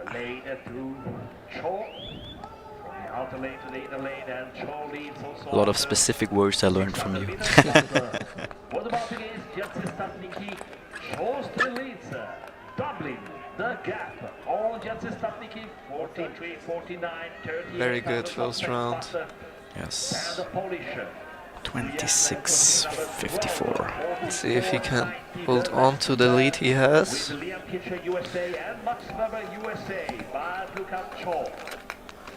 We could have a new leader. Stafnicki is in danger. Cho at the finish line in 1 minute 12 seconds. Ooh, close one. 20 hundredths of seconds lower than Jerzy Stafnicki. Yeah, I mean, Stafnicki really had a good race. 14:67. And of course he had a PB, but Last lap, Minari in third place, only 100 meters lower than An extremely fast start. yes. Stafnicki. But I think now the fastest first round goes to Young-Yun Cho, right? Yes, actually the fastest start and the fastest first round. Oh, okay. He just lost 6/10 in the last round. Liam Kitchell and Max Weber, both from the USA. The 2 teammates are our pair number 15. Just 7 more pairs to go after them. And we're getting even faster. And Kitchell faster than Weber. 17:61 for Kitchell, 18 flat for Weber. Two coaches giving the result. The next pair from Ukraine, Kliv Kochin, and from Poland, Nikolai Bielas. There is the bell. Well-known sound now for us. As I said, the two drinks, 45-15 for both. Oh, they're both very close to each other. The same hundreds of seconds. Who will be between the two skaters from the United States of America? Very close race. This is the most exciting Yes, wow. for the skaters themselves. Very close. Yes, it was. Lime Kitchell, 9th fastest time, and Max Weber 10th, right behind him. Kitchell and Weber 9th and 10th place. Need the audience cheering for them. And we go on with Halip Kochin from Ukraine and Mikolaj Bielas from Poland. And after that, I think one of your favorites is coming. I mean, at least from the times. Met today. Yes, I think he has a very good shot at the all-round. But right now, Finn Sonikalb is leading. Yes. He's also one of the top contenders. But I think if Metode takes it, it's gonna be the second distance today in the 5,000 meters.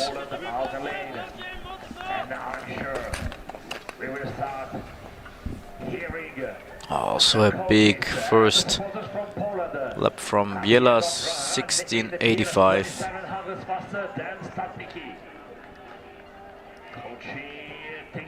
There is the switch slipstream. And now the call. It's Bielas against Statniki. It's Poland against Poland. The next pair with Bielas actually had a very big PB last weekend here in Collalbo. So he knows how to race fast here. I think so. Still looking very good. Half a second. One of the two Polish skaters will be. All right, and they're coming into the corner and last meters. Wow, Another PB. yes, also a very good one. Mikolaj Bielas is our new leader. Wow. 1:12:85 for Kochin. Bielas leads on Statniki and Kochin. And we have And now the next pair. In a lane.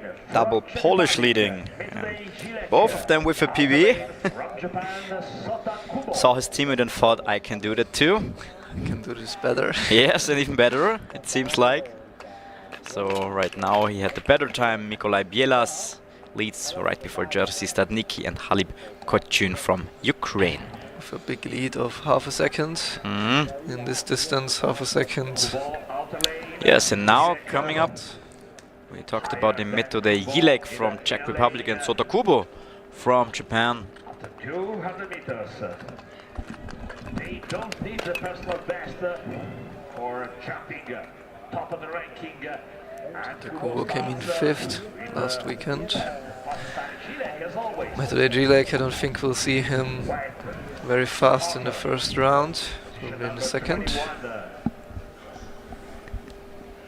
Ball leads on Jilek at the end of the second lap. We need the split.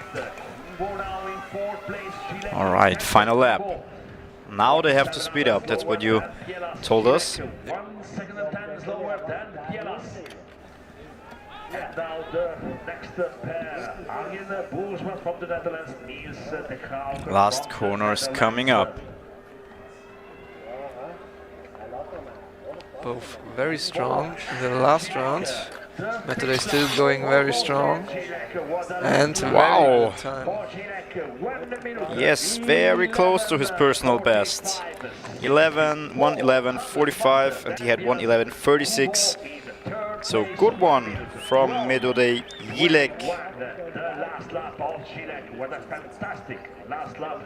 who is our new interim leader.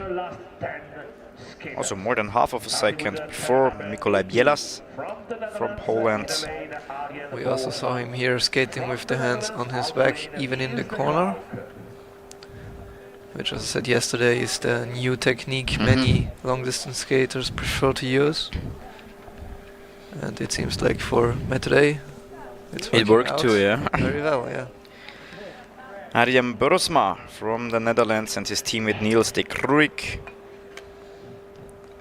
Burosma again with the very special start.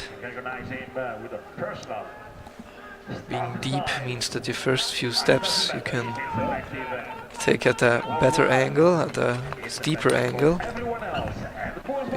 Means you can create more pressure on your skates. But it's, if the normal start is difficult, this one is almost impossible to do well. I also asked you yesterday, what is your favorite starting position for the 1000 meters?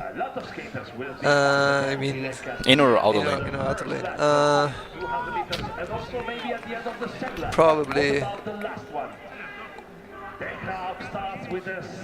inner lane. Probably inner lane. The last round, having the last corner on the inside, makes it feel like the race is going by much quicker since okay. The last part isn't as long, but it doesn't really matter for many. Okay. And there they come, 110, 111.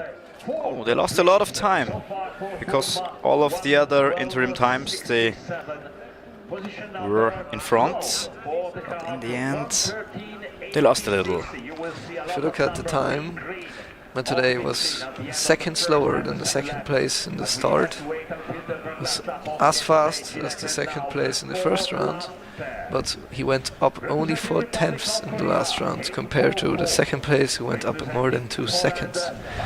That is the strength of a long distance skater. Yeah. They can, once they reach the speeds, they yeah, stay there. They hold it, as you said. All right, only 4 more pairs is Eun-Woo Ko from Korea and Mateusz Slivka from Poland.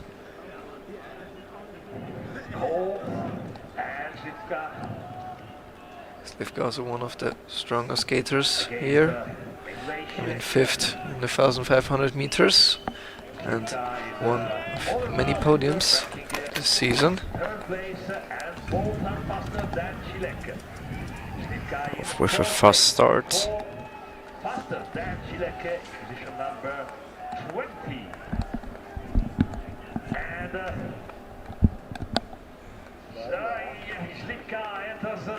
Ooh. Yeah. Hard, always hard. If some mistakes happen. Yeah. This is a great time for Slivka, and Eun-Woo Ko has fallen back, of course, because of this incident. Will for sure be disqualified now, since he took the inner corner. Okay, but still, you finish the race. Yeah. Try your best, and after that you will see if you get disqualified or not. Wow! New leader is Mateusz Slivka from Poland. We could have a new leader now, Slivka on Chilek. Yes, so we have Poland before Czech and Poland. So, and there are not many more pairs to come. From Norway, Because they're... Here you see he tried to be faster than Slivka in the straight, so he doesn't have to give him the right of way, but Slivka didn't give in so easily, so he swapped too late. Yes, and there is one also favorite for the all-round standing. This is Didrik Engstrand on the inner lane and Mika Johan Klefstuen, both from Norway. But almost a fall by Klefstuen. He still managed to recover pretty well. Yeah. Strand yesterday won the 1,500 meters only because of a few thousands in front of Matadei. No, not one, but came second. And Collalbo. Tsushimoto from Japan and Yongo Ko from Korea. The last split. See here, he still looks strong after this round. Still pushing much the same. Final lap. Clefton is leading between the two of them. Clefton, even though he had a bad slip up in the first corner. Oh, he did pretty well. Yeah.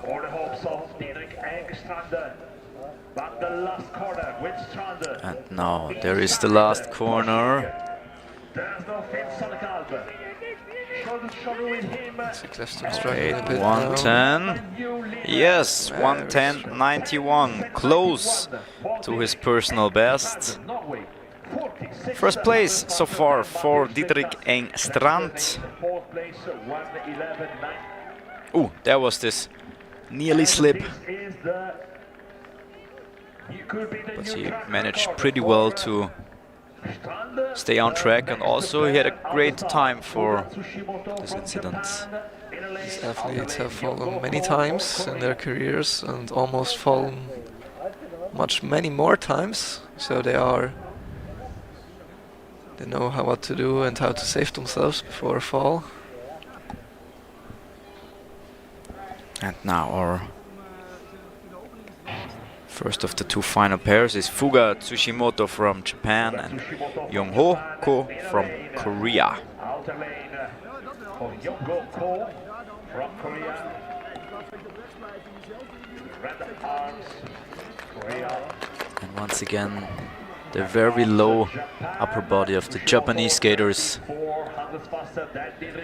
Yongho Ko normally has a very strong 1,000 meters. Yes, he has the third fastest personal best here, just behind Finn Sonnekalp and Jalen Doan. Bit of a specialist maybe. Final lap. But look at Tsushimoto and Ko in 5th place, 43.38, 43.61. Very strong first lap, almost 25. 7th place, 200 meters to the goal. Still going strong. His technique is still looking pretty good. And now we are in the last corner. Here comes the finish line. 07, 08, 09, 010. Tsushimoto lost a lot of time in the end. Yongho Ko, 4th place for him. So this is a safe medal for Didrik Engstrand. And is a very good 500-meter sprinter, won the 2nd place yesterday, but oftentimes they struggle on the last lap of the 1,000 meters. Alright, now we will have a look at Finn Sonnekalp, not only because he was world champion yesterday, but also because of the all-round standing, because he leads before Didrik Engstrand. So every result is counting for them.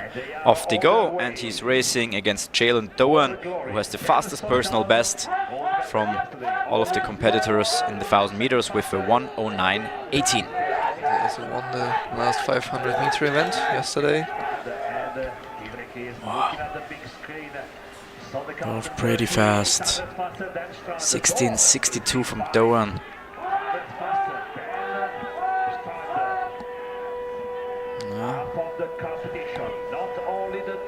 There was the switch.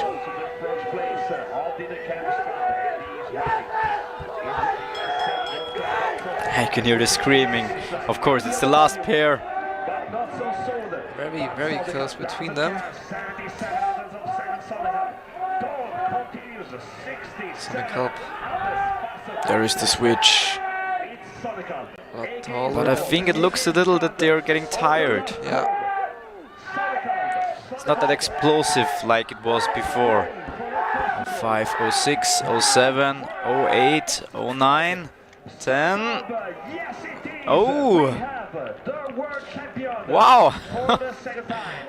even though it didn't look like it, because he, got a little slower, but still, in the end, once again, it's Finn Sonnekalp, and it's the same result as for the 1,500 meters, at least for the first and the second place. Wow, okay. So, big congrats to Finn Sonnekalp, who managed to secure his second world title. I think only the second skater after Janine Rosner, right? Who was able to win 2 world titles. I hope I don't misremember anything or misspread wrong informations, but I said I think so. So I'm quite sure. Sonnekalp also the youngest on this podium with only 17 years of age. Amazing. Oh yeah, I don't think he looks like it, but he's very young still. So, and we again take also a look at the around standing, because now he made the gap even bigger between himself and Dietrich Engstrand. So Strand is now 10.78 seconds behind Finn Sonnekalp, who always managed to go on the podium. He was third over 500 and won the 1500 and 1000 meters. This is the whole timetable, like all the skaters lined up, and the final result. Mateusz Slivka right now is third place in the around standing. Jalen Doan is our bronze medal winner for 1000 meters. So the time is 11:59, close to 12 o'clock. And this is very good on time, because 3,000 meters women, and in between we will have the prize giving ceremony for Finn Sonnekalp, Dietrich Engstrand and Jalen Doan. And the time from Finn Sonnekalp is actually the junior track record for this track here at Collalbo. Okay. It was 1:10.56 and he managed to skate a 1:10.30. So he now holds one of the records on this track, and I think he can be very happy. Yes, so it's not even the second world title for him, it's also a track record, because yesterday I think he missed the track record for just a few hundreds. Yeah. I think we talked about it after the stream. In the 1,500 meters he didn't miss the track record, but the world junior record by 13 hundredths. The outdoor world junior record.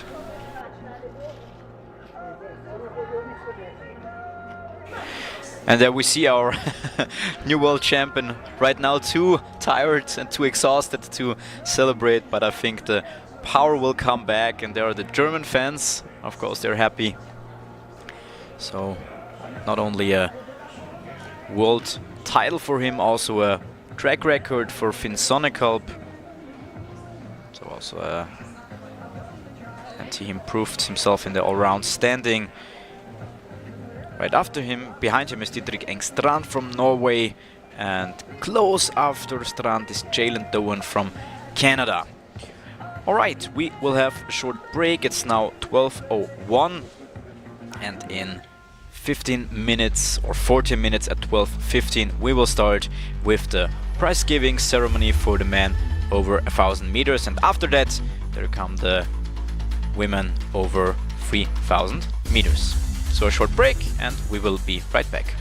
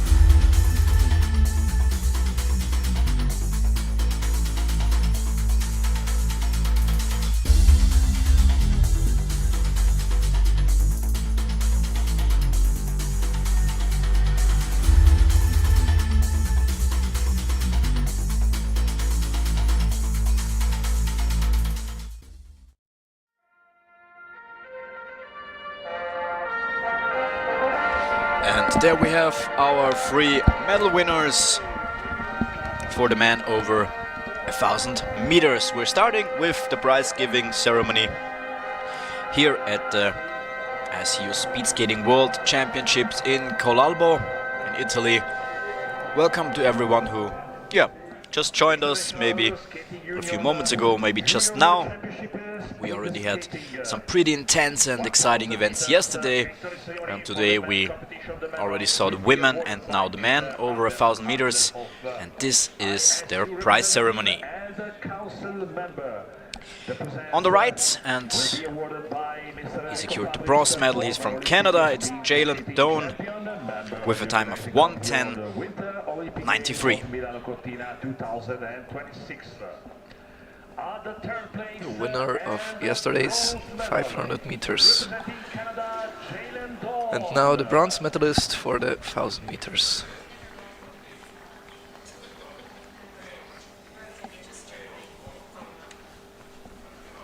Yes, and there he got his medal. He also will get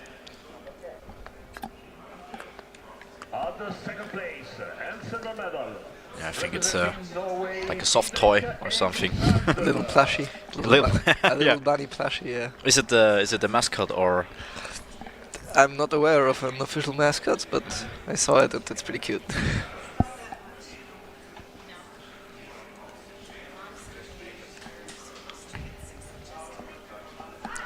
Alright, second place goes to Didrik Engstrand from Norway. Right before him, like we remember, Jalen Doan had 1:10.93 and Didrik Engstrand has a 1:10.91. But with a bigger time gap, and once again, world champion is Finn Sonnekalp from Germany, 1:10.30. And yeah, we talked about him a lot today because he's not also double world champion now and bronze medalist over 500 meters. He is also our leader in the all-round standing. He proved me very wrong with the 1,500 meters today. I predicted him to have a stronger last lap, but his start and his first round were the strongest part of his race today. Maybe he heard the stream and wanted to prove you wrong. Maybe. Alright, and we're going to hear the national anthem of Germany.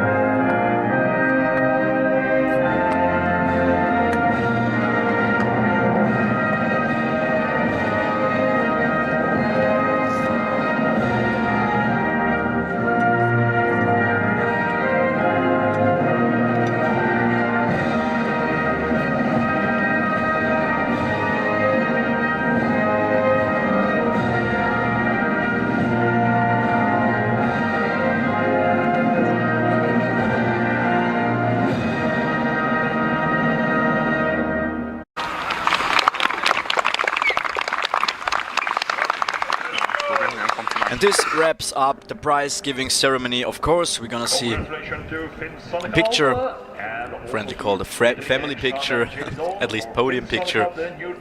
These are the 3 medal winners: Finn Sonnekalp, Didrik Engstrand and Jalen Doan. Congratulations to all 3 of them. And yeah, we just heard it, and we also, you told us right after the race ended, was a track record, junior track record here from Finn Sonnekalp. Alright, it's now 12:18 and we gonna have around 18 to 15 minutes more. 15-minute break, and at 12:33, because we have a very strict time schedule, we gonna start with the women over 3,000 meters. No, I have to correct myself. we're not having a longer break. We have a 3-minute and a half break because this is the new list, and we will start, yeah, right now at least the big screen tells us. What would you say? I'm asking the expert because he knows. I think we will start at 12:23, so in 3 minutes. All right, exactly. Perfect. 12:23. So you can stick with us. Not a long lunch break. Sorry for that. In a few minutes, we will start with the women over 3,000 meters.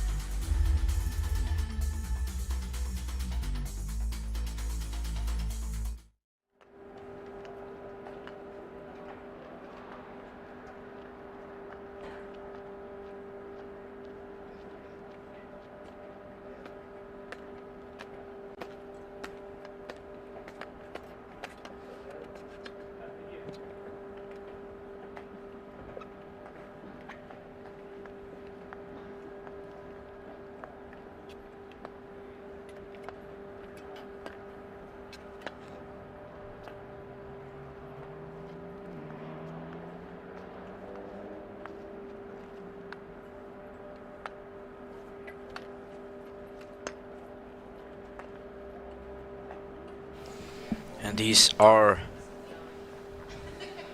the list, or this is the list for the women over 3,000 meters.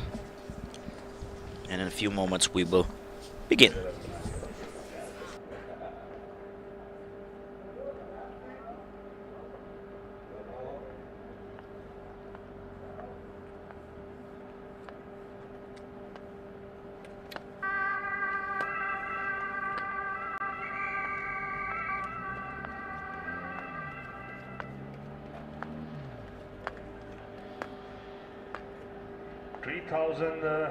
Meters women at the start in less than 1 minute. The first solo skater, Eli State from United States of America.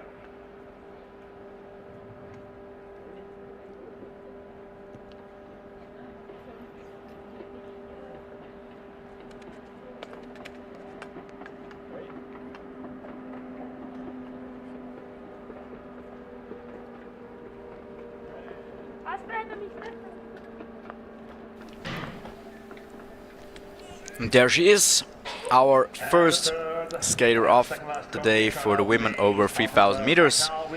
It's Elise Dave from the USA, and she's racing alone. For the women, we will have for sure a couple split. This competition is now very different to the three we had before. Can you explain why? This is, first of all, you start in a very strange position. You start directly in front of the corner. Sometimes it happens that easily during the start you touch one of the red dots, so the athletes have to be extra careful.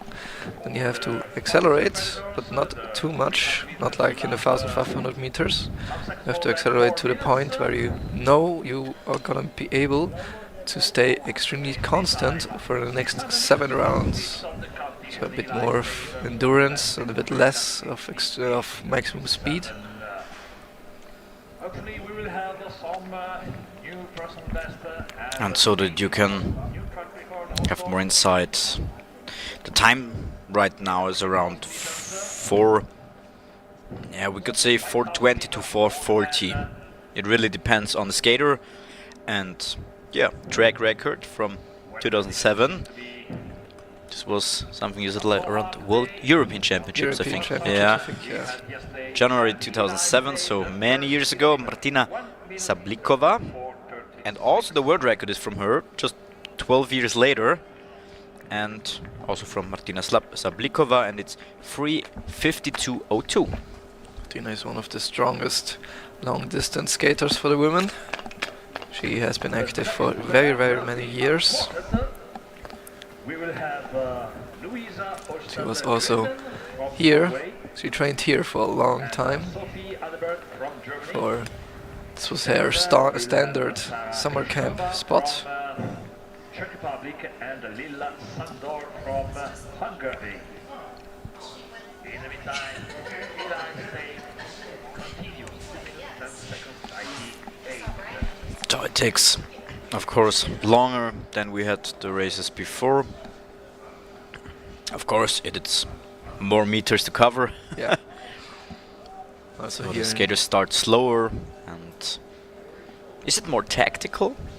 Would you say, or it's just different? It's maybe more difficult.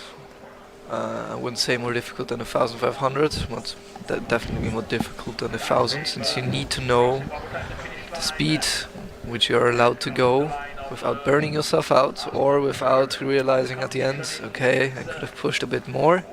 You need to be at that speed where you are able to get to the last round, still able to do it, and then know that you have given you all without burning yourself out. So we have a time of 3:18 so far. So around 1 minute and 20 to 30 seconds to go. She covered 2,200 meters. Yeah, 2 laps to go. So 800. Normally the skaters skate with both arms behind in the straight. Elise choosing to skate with one arm in front. World Junior Speed Skating Championship here in Collalbo, Italy. All right, here's the corner.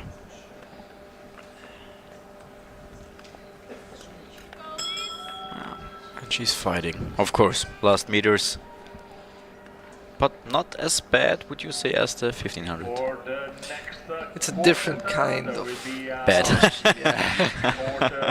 The 1500s is definitely the most exhausting, but the 3000, well, they're longer, so it's gonna be hard for longer, but it doesn't feel as bad at the end.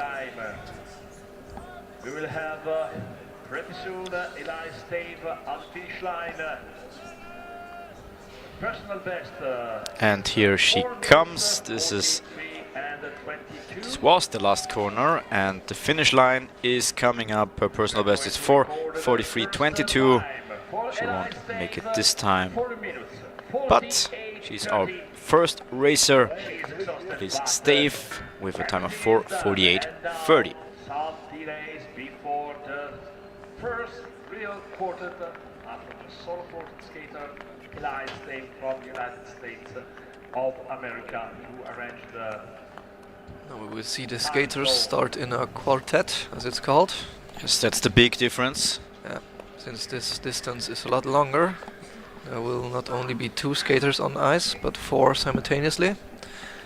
Meaning that the first 2 will start, will do around 200 meters, maybe a bit less, maybe a bit more. In the meantime, the others have to go to the start and start after them. So we will have 2 pairs of athletes separated by around half a round.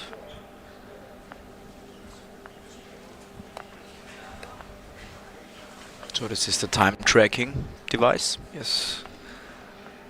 Of course, everything has to be exactly on the place it has to be. Now we have the next pair coming up. It's Louisa Olstad Grinden from Norway and Sophie Adeberg from Germany.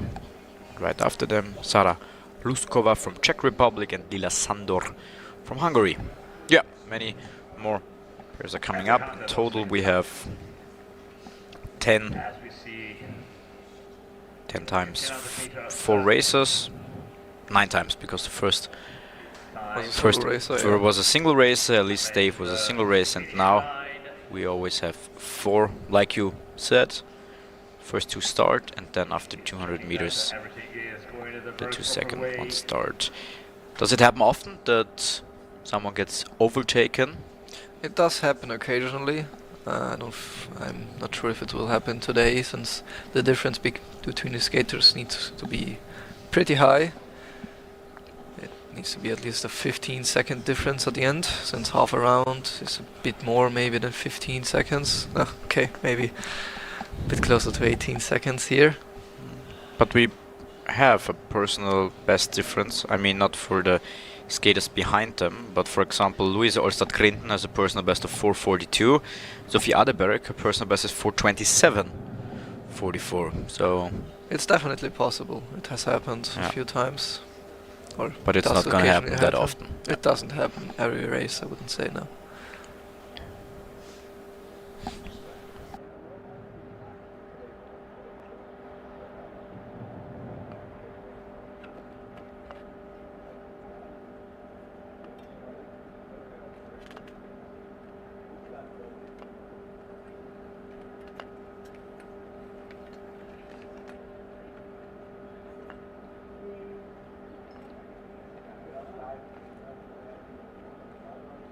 Here we also see some warming up exercises. Don't try that at home.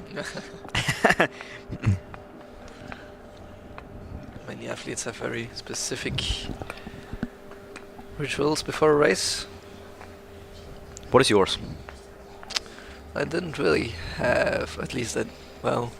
No, you have to tell us something now, because yesterday when when I asked you about your boots, you said no, they're lame. They're just in one color, and now you have to tell us a little bit about your ritual. Is there like a secret, or? I guess in the last few years I've started meditating a bit before the race. Okay. And like in the last few seconds, in the last 10 seconds before a race, I would go there and then would, as you see many skaters do, hit my legs in a specific sort of way, then go down low. That's and always the same. ritual, Always the same movements. Also 2 or 3 minutes before the race I would go there and tighten my shoes again. Yeah, I guess that those were my rituals. Okay. Not very exciting.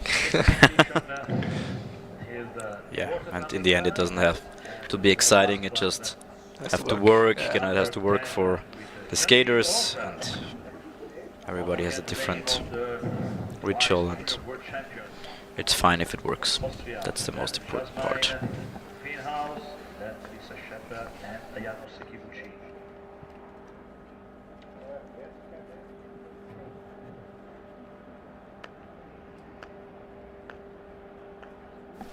And if you're wondering why it takes us longer than normally to start with the next pairs or the quartet, if you want to be exact, they are changing something with the time takers. So of course these red dots on the side, they're for the time taking. So if they pass by those red things, they get The time finish is line, yeah. yeah.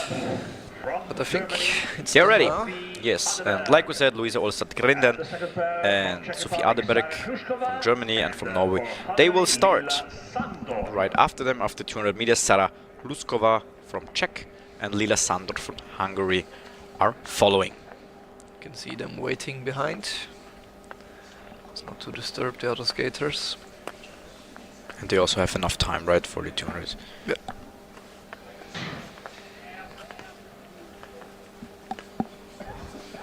While they start, the others are getting ready.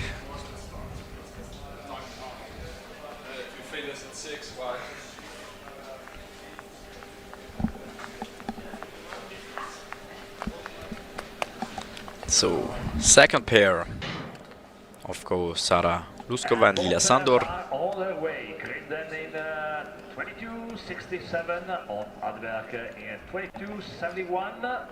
And now more or less after 200 meters, the second pair has started. Less than 1/10 of the competition for the start. We see Sandor skating with no arms. Normally in the first 200 meters you can still skate with one arm to get a bit more speed. As I said, this is very much personal preference of the skaters themselves. Your legs, your muscles, the brain, till the very end of this long competition. Grinden behind Adberg. After 600 meters. So a quirk of the long distance, the long distance skaters more often than not have a bit more of a unique technique, the good ones. Yeah. For example, as I said yesterday, Niels van der Poel or also David Egioto, two of the strongest 10,000 meters racers in the last few years. They don't skate in a conventional way, but have found a way to skate that benefits them, where they feel loose, where they feel good. And as you can clearly see by their results, if you find something that works for you, then Yeah, there is no rule what you have to do exactly. Just follow the normal regulations, and if you do that, in between you can do whatever you want. Like, so a little behind Sara Luskova and Lila Sandor, but good time for Sophie Adeberg and Louise Ostad Grinden. The next quartet, Anne-Sophie Knudsen-Birkedal from Norway, Giorgia Franceschini for Italy. But they still have some time to go, so there a lot can change. 2.5 minutes. We remembered personal best of Sophie Adeberg is 4:27, so she has around 2 minutes to go. In fourth and Sandor in fifth place. Adeberg, 6 seconds. But right now, it's a comfortable lead for her, 6 seconds. trying to stay around 35, maybe 36. It's very important to get a feeling of the time. You need to know exactly. This how is where the fast you're coach going. comes in, right? Yeah. With the tablet and shows you your interim time. Coach is very important here, that's true. Also, after you've done this exact speed many times, you get a feeling eventually for it. You'll know what it feels like.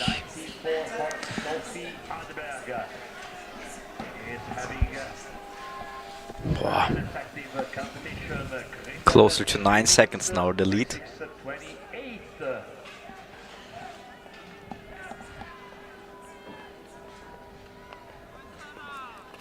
Half a kilometer to go for Sophie Adeberg now. And she's getting closer. Last round, yeah. Last round, yeah. Half a second faster than Stave, but look at Adeberg. She starts the breakfast lap 11 seconds. Jumped up a bit to now to 37. Still okay. Over 11 seconds to Elise Stave. 4:14. So, last corner. Remember, her personal best is 4:27. 5 seconds to go. Not close to a personal best, but a good time in general, because she is leading now. 14 seconds. Elise, yeah. And here comes Louise Olstad Grinden and Lila Sandor. Still, I think Lila Sandor actually got overtaken yeah. in the last corner. Coming back with a possible new second place. Yes, it is Hrushkova. There we have Sara Rushkova, who is second now. She overtook Louise Olstad Grinden, who went down to place number 3 so far, and we are waiting for Lila Sandor from Hungary. Also, Lila Sandor with the hands on the knees at the finish line. Lila Sandor, 5 minutes. Yeah, she maybe had a problem somewhere in between the race, because her personal best is 4:42. She was way, and not way, but she was over 5 minutes. from Norway. This race can be very difficult if you make a mistake early. Maybe you started too slow, maybe you started too fast. It can easily snowball into a bigger problem later. Alright, there are no breaks in between, so we continue, and it's Anne-Sophie Knudsen Birkedal from Norway and Giorgia Franceschini from Italy. And right after them, you saw them behind the two waiting. After 200 meters they also start. It's Noemi Libralesso, also from Italy, and Paula Espin from Spain.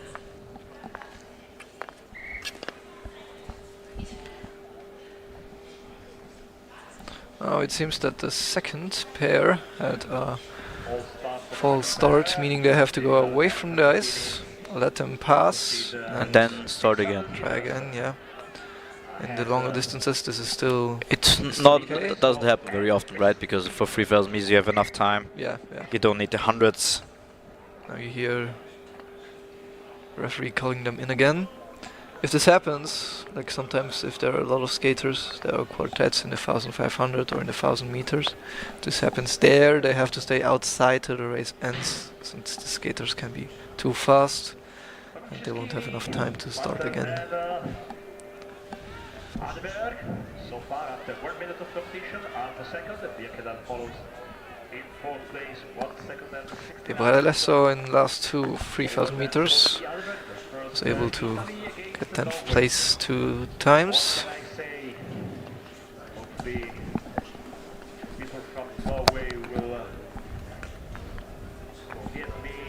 Lillehammer 94 for 10 kilometers cross-country skiing. And Libralesso. Similarly as to the Austrian team, the Italian team is very tightly knit. They always train together, especially the juniors.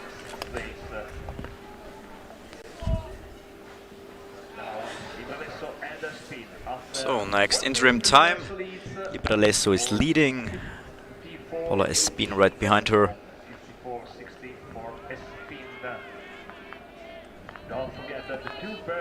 We talked about it yesterday a little bit. I'm not quite sure if we talked about it also on screen, but there is of course the jump between the juniors and the seniors, and in between is the neo. The neo seniors. Yeah. Yes, so is this like a good chance to evolve into a real senior, or are most of the skaters, when they race neo seniors, they also already race in the senior races? It depends. The very good juniors obviously will go directly to seniors or have already raced at seniors. For example, as I said, today already got actually a medal at the Senior World Cup. But other than that, the neo-senior category is a chance for 4 years, I think, to still race World Cups, since the Junior World Cups and the neo-senior World Cups happen at the same time. But be allowed to still evolve yourself and still try to get better, since for many who aren't that strong as Matadei or Collalbo or Gino Osna, they still need a few years to maybe find or break a wall that they had trouble getting over. So yeah. Right, so it is a chance to evolve, but like you said, most of the skaters are either already, Many of them are, yeah. or many of them are, yeah. Next interim time, Libralesso still leading. Paula Espin has fallen behind a little. Can also happen if you skate against a strong 3000 meter skater, a strong long distance skater, that you maybe try and keep up with them in the first few rounds, but that can be dangerous, since you should be skating your own pace.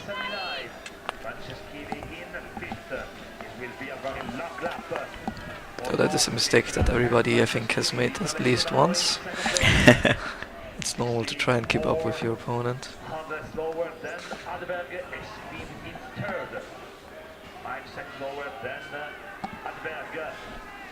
Alright, here is one of the last corners, at least for the first two.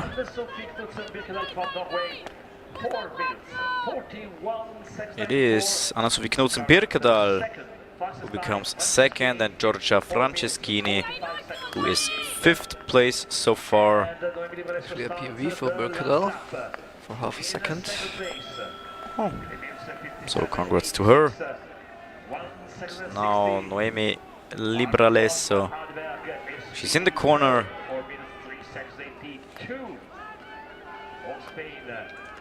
The coach is showing her the interim time.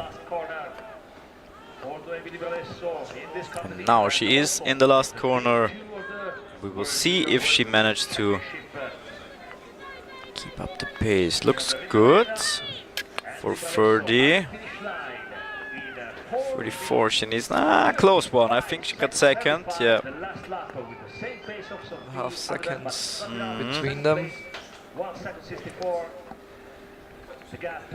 So still Sophie Adberg is in the lead, but now right behind her is Noemi Libralesso, 1.63 seconds behind. And then comes Anna-Sophie Knudsen-Birkedal with, as you said, her personal best. She's 7.84 seconds behind. Next up, we have Signe Eide Kirkeseter from Norway and Jessica Carolina Santos Rodriguez. These are the first two skaters in this quartet, and after them we have Evie Forer and Emma de Bock, both from the US.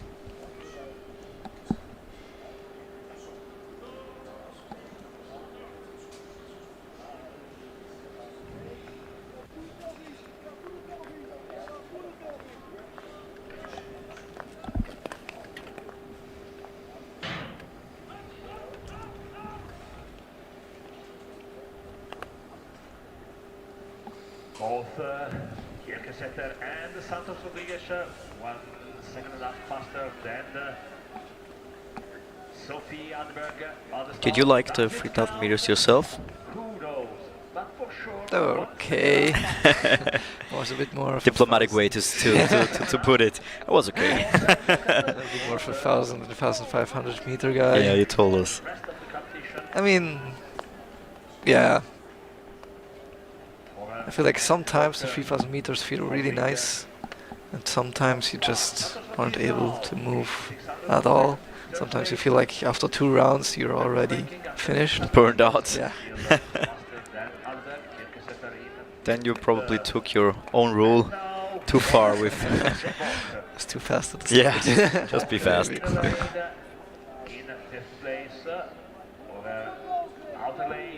44. Normally you see like 1 or 2 laps, maybe even 3 in the same time, in the same second. Then going up a bit. Fantastic skater from the United States of America. Maybe he could repeat the story of Extremely good skaters are able to keep almost all times the same. But she's slowing down a little bit. And up 1.5 seconds, maybe a bit much. And more than halfway to go.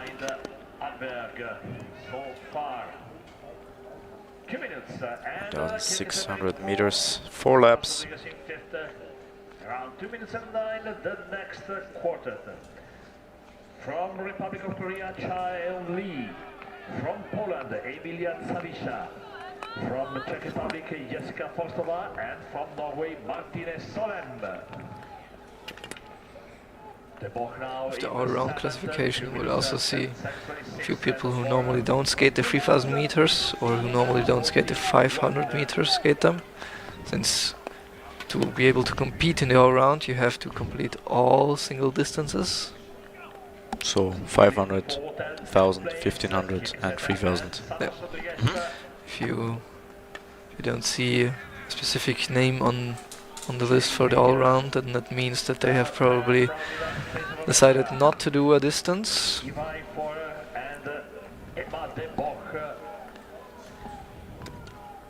with a lap in 38 flat. So there is the next interim time from Emma de Bock. 38. Behind her EV4er. Big time gap, 5:64 and 11:59 behind the #1 time.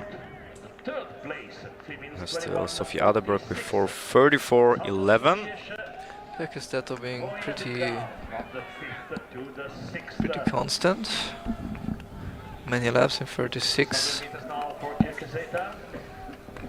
And now for 600 meters for Santos Rodriguez. In the meantime, De Bock, the lap in 38, Emma de Bock, 61, yeah, got a little slower.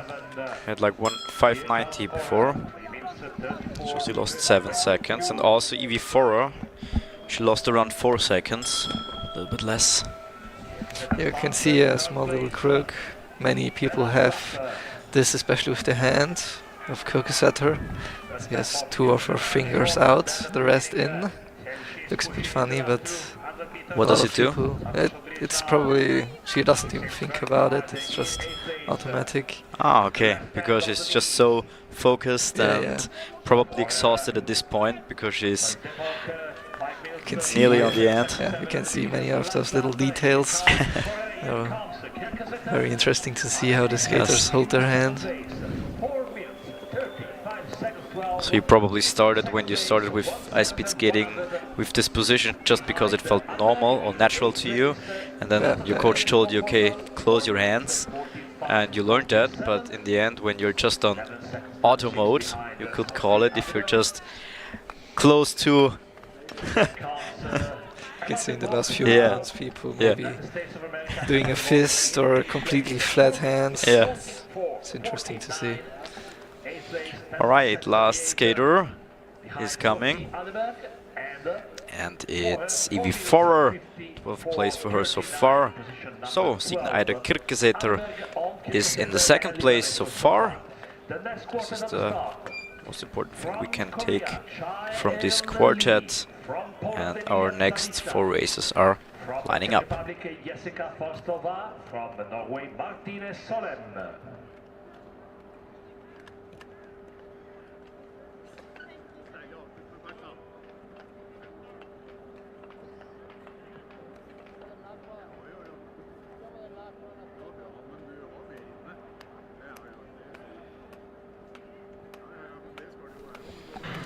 Next up, we have Ji-Eun Lee from Korea and Emilia Zawisza from Poland, our first 2 starters of the quartet. And right behind them, after 200 meters, we have Martine Solem from Norway and Skyla von Horn, and Jessica Forstova from Czech Republic. On their way, and Lia Zawisza.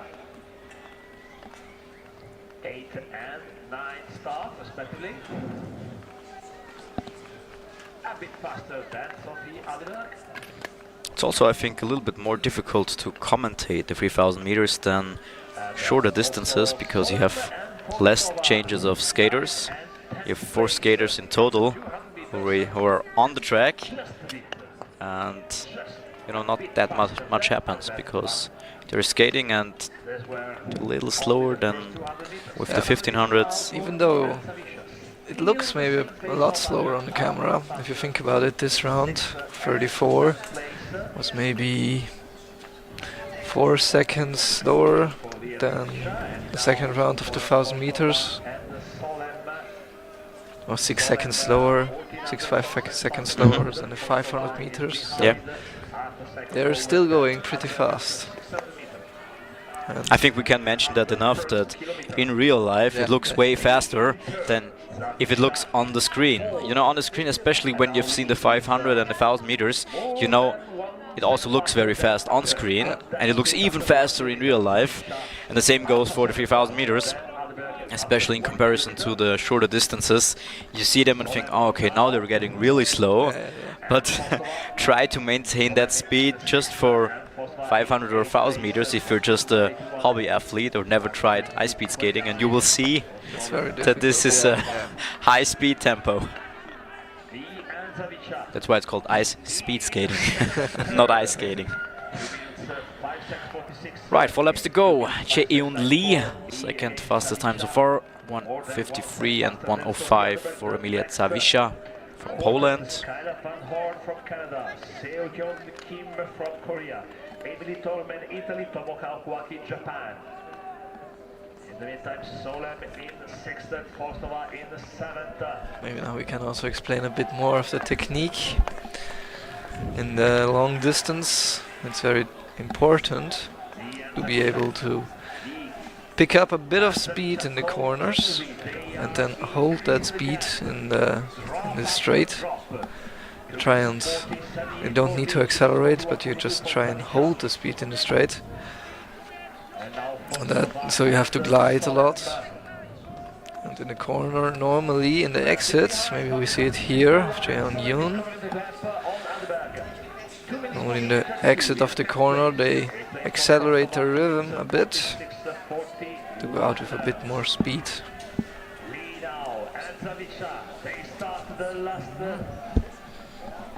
Yeah, still a good time from Cheon Lee.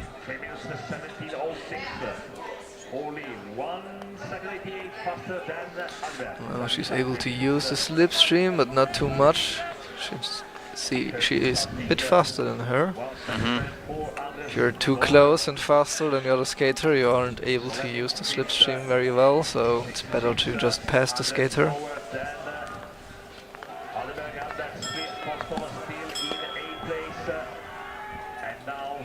So let's see the times. Ooh, she built up. She was able to even gain a little bit of time. So 2:64 front for Emilia, for Cheon Lee. Also Emilia Zawisza with 1:15. And we're coming to the end. Still pushing. At the end, maybe let's see if she can do another 36. 25, 26, 27, 27.88 is her personal best. Yes, and we have a number 1 and a new number 2, and this is Cheon Lee from Korea and Emilia Zawisza from Poland. Not a personal best for none of them, but still a new lead. The new second place, 4 minutes 32:45. First place for Lee. Third place so far is Emilia Sofia Adeberg. This is our last skater, and Martin Solem. She pushed Emilia Zawisza from 2nd to 3rd place so far. Yeah, and in this picture you could see how exhausted you are after 3,000 meters. Skylar Van Horn from Canada, Seo Hyun Kim from Korea, Emily Tormen for Italy, Tomoka Okuaki for Japan. So this is Skylar Van Horn from Canada. She is racing with Seo Hyun Kim from Korea. And right after them, Emily Tormen is coming. Let's see if she breaks another personal best. We saw a few from her. And Tomoka Okuaki. We also remember her from the 1,500 meters, 1,000 meters today. Someone has showed quite a good 3,000 meter performance, especially last week with a 2nd place.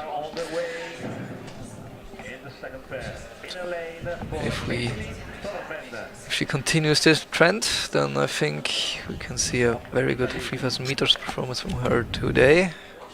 Yeah. And I think a good comparison for everybody who is not quite sure how fast they are going, because they have no comparison, or maybe some people run. You know, maybe are some good hobby runners, and if you're like a good hobby runner, you probably can. If you just like normal hobby, 3 kilometers in the kilometer 4 minutes per kilometer. You have like, you try to calculate, and it's 12 minutes for 3,000 meter, and there we have around 4:40 personal best. So we still have 7 minutes and 20 seconds to go. So this is just in comparison for everybody who is not quite sure how fast it is. Of course they're on ice, it's not the same, but still, so maybe you get more of a feeling for it, what it means to... If you can visualize, Yeah. I feel like people forget often that this lap, one lap, is 400 meters. Almost That's half quite a kilometer, distance, yeah. That's quite a distance. One corner in the 1:34.58, position number 15, and Torment continues with the same pace. First place, 1:25.31, 1:28.14 for Okwaki, second place. Big lead now at the moment for Tormen. Emily Torment. What a start, what a first kilometer by Emily Torment. She's chasing those PBs. It's a PB World Championship. Kim and Van Horn. She certainly is in the form for them. Seems so, yes. Behind Lee, Van Horn, 5:75. Torment, 6 seconds 95. 1:58.50. Okwaki, 2 seconds 51 faster than Lee, 2 minutes 2 seconds 94. The next quarter, Isabel Champagne from Canada, Marley Soldan from the States of America. All right. Here we saw. From Canada. Kwaki. All right, let's have another look. Hyung Kim and Skylar van Horn. Going 8 seconds 14. All right, Emily Torman, 8 seconds in front. And remember, her personal best is 4:20, so she has a good personal best because the next 4:20 time we have is from Lee Won Kim, and it's the 9th pair. So she has one of the best personal bests here. She did her 3000 meter personal best in Japan last year in the World Cup.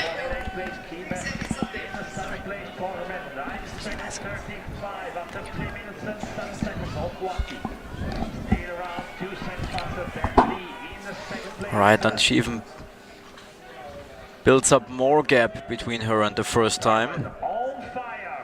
If she can maintain 34 till the end of the race, I think it's gonna be a really nice time for her.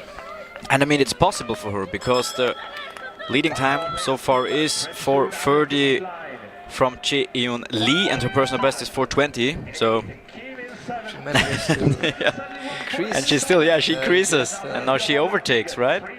Yeah. Wow. Three people in the swapping lane. You don't see that every day. Emily has certainly been one of the surprises in this race. She has. Yes, wow. So she looks confident. Yeah. So there is no slowing down, I think. Wow. 4:15, 16. And a new PB, I think, yeah. Yes! Another one. Another PB for Emily Torman from Italy. And a new leading time, 4:18.62.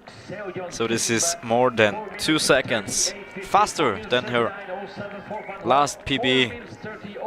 With this, she just gained the 4th fastest PB in the whole category. Wow. So congrats to the Italian who's leading at the moment. Yeah, and behind her is Tomoka Okwaki, but she is more than 11 seconds behind Emily Torman. And place number 3 so far is Jae-eun Lee from Korea. Alright, let's have a look at our next 4 races. This is Isabelle Champagne from Canada and Molly Solden from the US. And right behind, Evie de Ruyter from the Netherlands and Julia Snellgrove from Canada. Ooh, that's a tough one to beat. 4:18.62. That's a very good time, yeah. She only went up each round around half a second, more or less on average. So. And you said there are only 3 people with a better personal best. Than what she did. And it's not easy, like you said many times, it's not easy to break a personal best. It's not that you could always break your personal best. But we have Rosalie van Vliet, who has a time of 4:15.94. Then is Ayano Sekiguchi with 4:15.11. And then with another big gap is Janine Rosner with a 4:12.91. You also have to remember that in the last 3,000 meters she came second with a time of 4:31, even though the weather there was a lot worse. But this could mean that she has a very real chance at the podium today. And as you can see, Soldan and Champagne are in 5th and 6th. And the delay is double. After the first 200 meters, De Ruyter in second place, and Snellgrove, they maintain the same delay, 1 second and 31 against Emily Tormend. Champagne in 4th place. Soldan in the 6th. Now the delay is 4 seconds and 200. All right. And 4 seconds and 58 for We are coming to 1 minute 20 seconds. On the track, Isabel Champagne, Molly Soldan, Evie de Ruyter and Julia Snellgrove. This is the first time we see now is Evie de Ruyter. Julia Snellgrove behind her. At the end of the previous lap, 3 seconds 42 for Julia Snellgrove, the delay from Emilie Tormend. Champagne now in 3rd place. 2 minutes 4 seconds 40. 7th place for Soldan, 2 minutes 5 seconds 98. The next quartet from Japan, Saki Judo. From the Netherlands, Britt Breider. Danby Bizo from Canada and Neely Geppelt from Germany. A bit of interesting technique, Evie de Ruyter. You can see her torso is a bit more straight from the other skaters. Normally you try to keep it as parallel to the ground, or not completely parallel, but pretty parallel to the ground, since that is more aerodynamic. She chooses to be a bit more upright.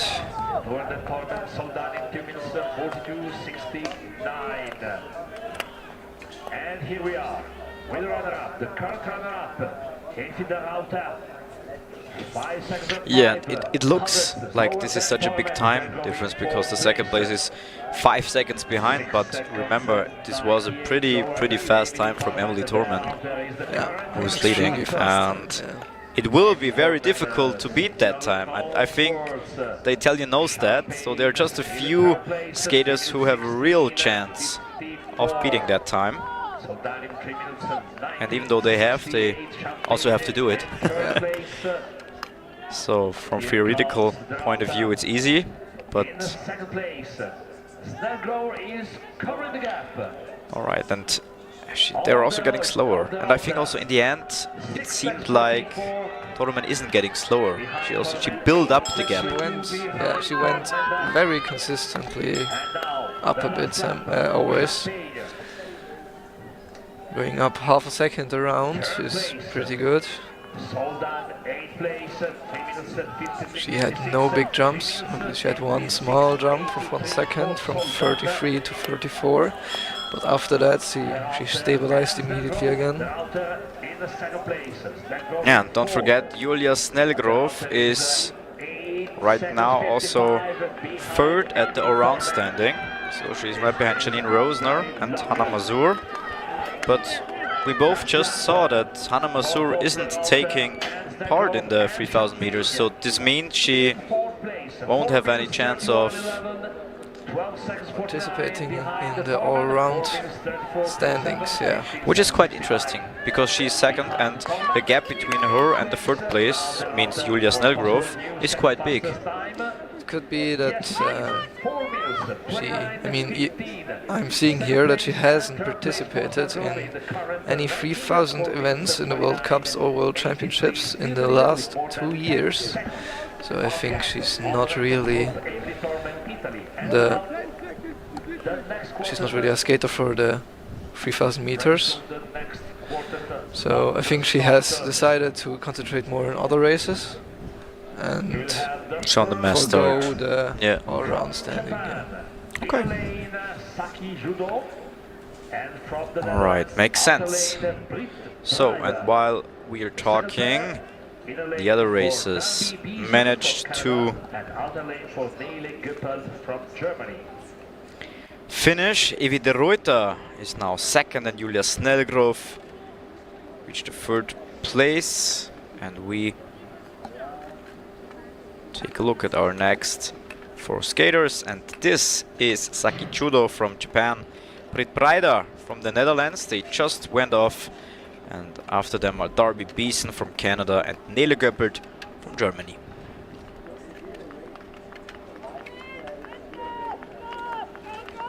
I'm just looking outside and it's snowing a little bit, just a little bit. It's not hard, but the sun is hiding behind clouds again.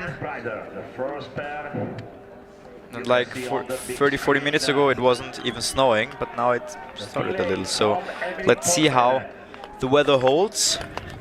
I think like this it shouldn't be too much of a hindrance. Yeah. But really, is there someone having care about the possible top 10 now after the result of Emily Torment? I don't think so. Beeson and Göppelt, second pair. In the meantime, Breider leads on judo, 55-59 against 55-88 after 600 meters. Breider from the Netherlands leading on judo from Japan. Breider starting a bit slower than Tormen, starting with a 33 instead of a 34, 32. 55-19 for Göppelt, 56-44 for Beeson. So next interim time. And now the first kilometer. 1 kilometer for Breider, 1:29.94, 1:30.94. 1 second flat between the two skaters. Breider leads on judo in this pair in 9th and 11th place. Here come Beeson and Göppelt. Göppelt in 8th place, 1:29. Right, let's have a look at the time from Göppelt and Beeson. 29, 1:31. Pretty close, the half of the competition, Breider. And we have 4 laps to go. Now we also have the time from Judo and Breider. 2 minutes 4 seconds. 2:04.76. 2:06.42 from Judo. Still at 44. Sophia Brown from Poland and Rosalie van Vliet from the Netherlands. Hasn't really gone up too much. 4 seconds 98 and Beeson 2 minutes 7 seconds 89. Still the leader. Another 34.88, exactly the same as the round before, I think. 39.64. Climbing in 5th place. Judo in 9th, 2 minutes 42.04.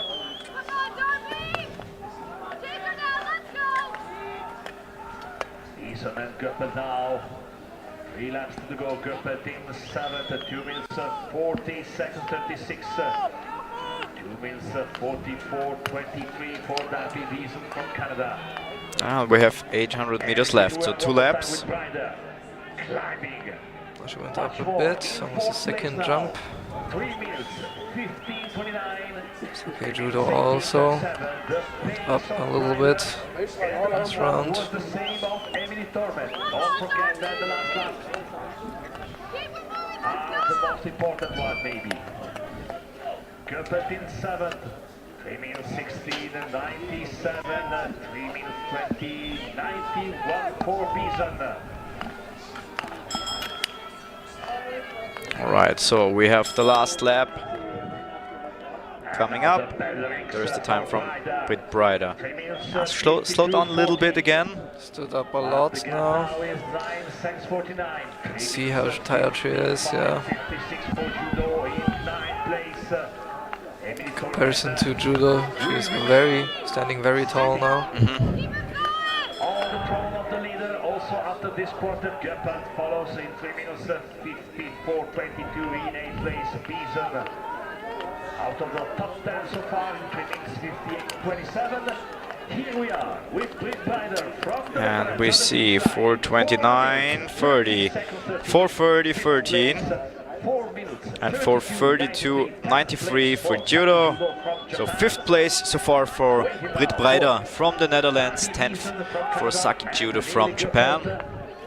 And we are waiting for Nille Göppelt and Darby Beeson. 8th place for Göppelt and 16th place for Beeson. So no one close to the first time of Emily Thorman.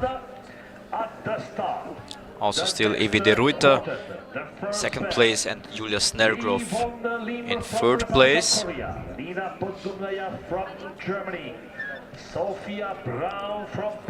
So there are only 8 skaters left. And we start our pair, our quartet, number 9, with Livon Lim from Korea. We see her right here. That's her personal best, also under 20 seconds. And Lina Podubnaya from Germany. Started snowing a bit more now. Hopefully it won't interfere too much in the race.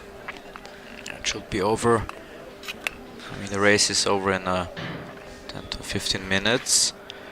Oh, now off goes Sophia Braun from Poland and Rosalie van Vliet.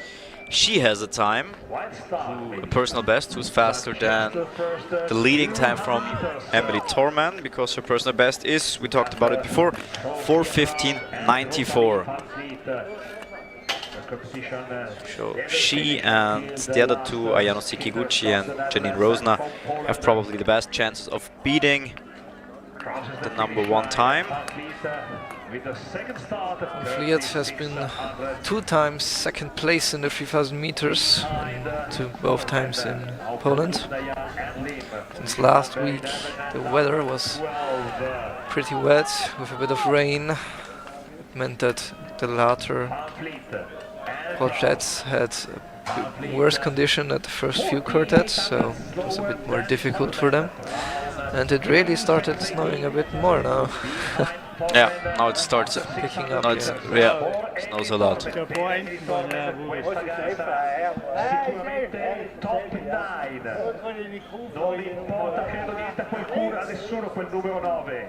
Oh, you can also see the snow in the stream. Yeah. It was like 4 minutes ago, it was like nothing.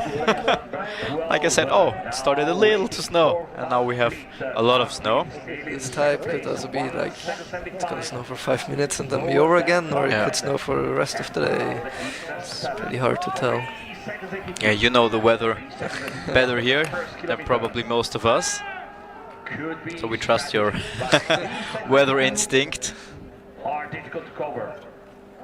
In the meantime, we have 4 laps to go. 1600 meters. More than half of the race. Junior world champion here in Collalbo. Jasmine Van House. Van Vliet is on the World Cup standings, currently 2nd in the 3000 meters.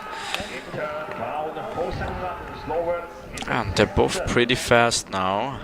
Closely followed by Melissa Schaefer and Emily Thorman.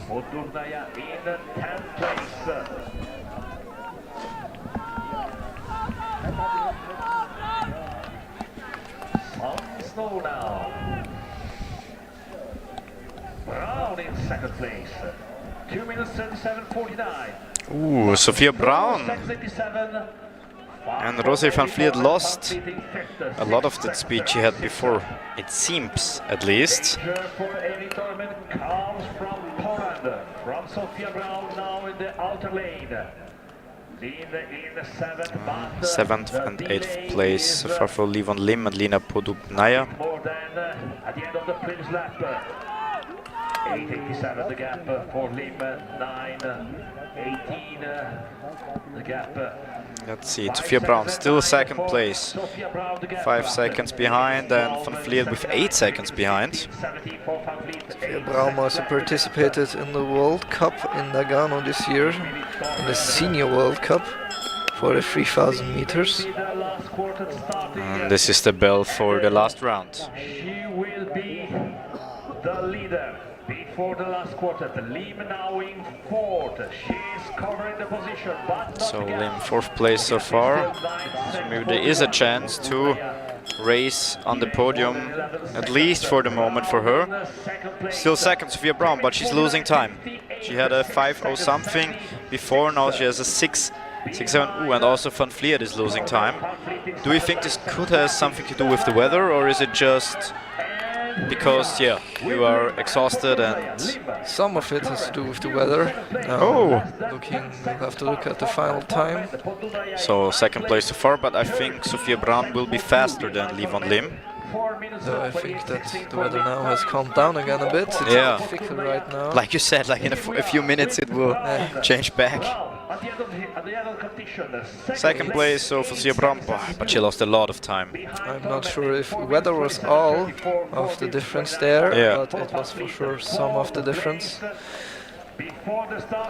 They were also really unlucky that it picked up right as they started. Yeah. And now the last two pairs from Austria. So there are only 4 skaters left, From the Netherlands. and they have to beat a pretty good time from Emily Torman with 4:18.62. And I think the best chance has Janine Rosner, our Janine Rosner has 1,000 and 1,500 meter world champion. She has a 5:12.91, which is pretty good if you compare it to the other times. And the next one with the next best PB is Ayano Sekiguchi. She has a 4:15.11. And starting with Janine Rosner is Yasmin Venhuis from the Netherlands. She has a 5:19.88. And with Ayano Sekiguchi, Melissa Schäfer is racing from Germany, and she has a 4:21.03. Janine Rosner has won every single 3000, except for the first World Cup this year. And the ones who beat her in that World Cup were Rosalie Van Vliet and Ayano Sekiguchi won that time. So let's see if Ayano can do it again. Melissa Schäfer also third in the overall ranking right this year for the 3000 meters. Yeah, lost a little bit of time, Janine Rosner, but 6 laps to go, so enough time. But also Yasmin Venhuis is close, only 1 second behind. It's gonna be a tight race, I think. Sekiguchi now in ninth. 55.02. Schäfer in position number 12, 55.47. Rosner coming back in second place, 67 hundredths slower than Tormen. Yeah, second place for Rosner, still. 43.1. This is the jump where I think this is where Emily Tormen had the jump of 1 second. So if Rosner can maintain this speed, she could take the lead. 9th place for Schäfer, 10th place for Sekiguchi. Ayano Sekiguchi now falling behind Mr. Schäfer. Look at Rosner, she wants to close the gap, but the gap remains the same. 83 hundredths. She's still constant, Janine Rosner. Some more delay. 3 seconds 80 in 4th place. Half of the competition, and Emily Tormen leads the Junior World Championship. Schäfer and Sekiguchi, 5 seconds 78 in 7th place. Sekiguchi in 9th place, Tunis 4 seconds 55, 6 seconds the gap. Rosner. Alright, so Rosner, yeah, could build up the pace a little. So she's just behind 600s behind Emily Tormen. Yeah, who had the maybe 3,000 meter skate of her life today. Last part of the competition, Italy against Austria. Rosner for Austria, Tormen for Italy. Look at Schäfer and Sekiguchi. Sekiguchi in sixth. Schäfer in There is the next interim time for Rosner. Let's see how she did in the last 400 meters. Oh, and she's leading. And she's leading. Rosner could be the third gold medal of the World Junior Speed Skating Extremely constant, still on 33. It's a close race. It's a very Just think about it, 3,000 meters and half a second is nothing. half a second in the 1,000 or in the 500 meters is everything. Yes, remember that. 3,000 meters is not much more than a step. And the time is 4:18.62 to beat. And we have around 40 seconds left. Ooh. Still jumped Yeah, she's getting faster. Yeah, jumped a bit up now in the time. 34.6 from 33.9, but still better than Emily Tormen. Now she has to fight.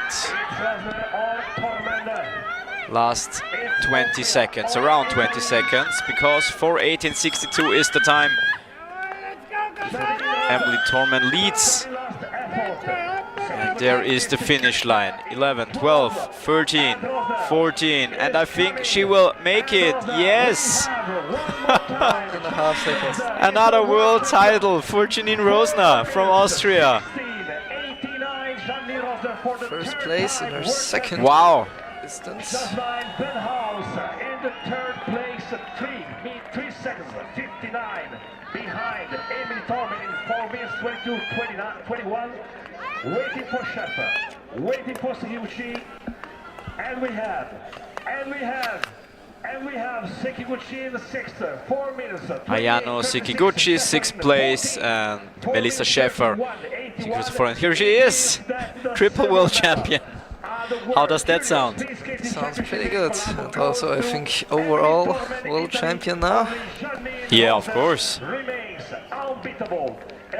She's not also triple world, no, then she is triple world champion, and she won the all-round standing at the World Championships. Wow, that's quite an achievement. Very, very successful. And we also see an Austrian flag.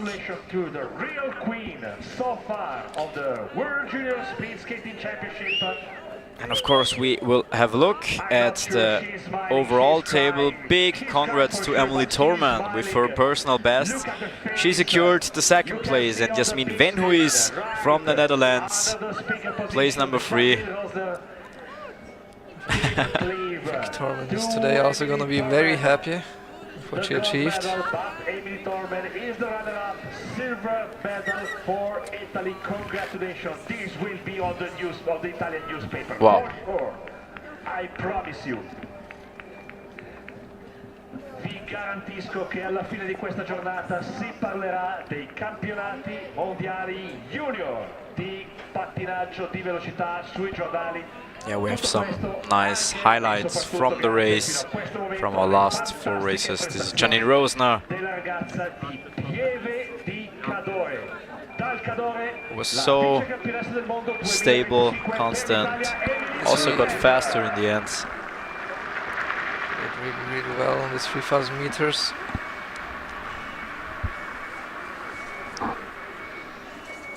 Yes, and this is the final result for the women over 3,000 meters. We have Janine Rosner, Emily Tormen, Jasmine Venhuis, and Sofia Braun from Poland.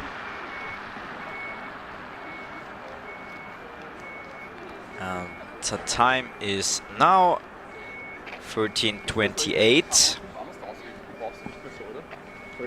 So we have around few minutes left for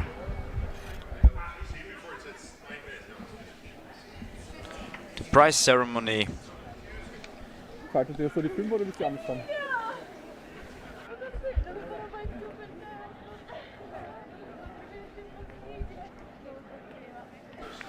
Alright, these are all the results. We have no disqualification. Nope, I don't think so. Yes, that's good. And there once again we see the new world champion over 3,000 meters. Okay, now you can see that she's exhausted. It was a long day for her. Never forget, she also raced yesterday. So She was probably a good choice that she didn't do the mass start, yeah. Because now she had enough energy in her legs to finish so fast. And this is the all-round standing. This changed very much with the last distance. Yes, and this is because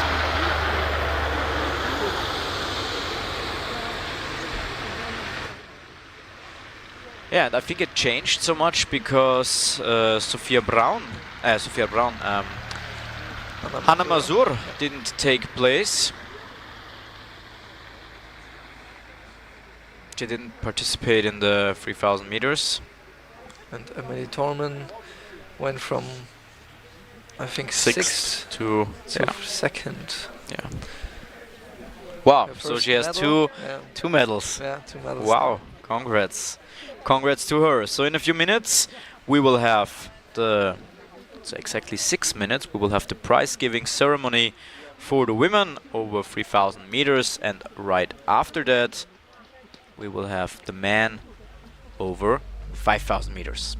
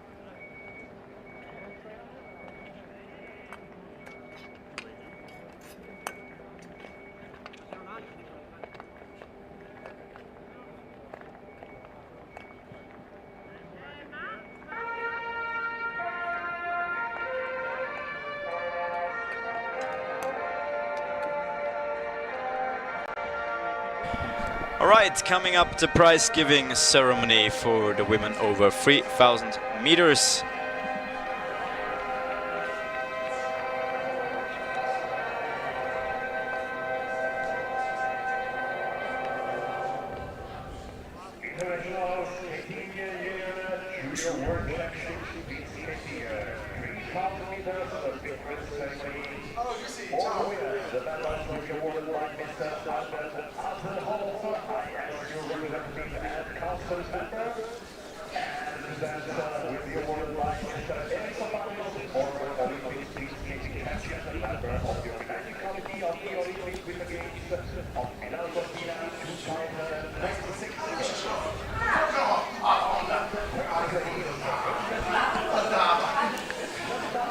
Third place and representing the Netherlands, Jasmin Veenhuis with a time of 4:22.18.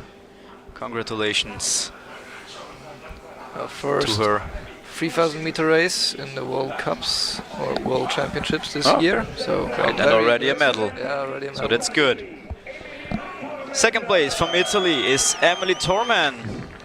She's also like the PB catcher the last 2 days. Another one today with 4:18.62 is her time with which she secured the silver medal. Every single PB now is from this race from her. Yeah. So well done. And the next one, and we already know her, especially on this place. She's from Austria, Janine Rosner. Triple world champion, and she also won the around standing, but more to that later, with a time of 4:16.89. This is her time for becoming world champion.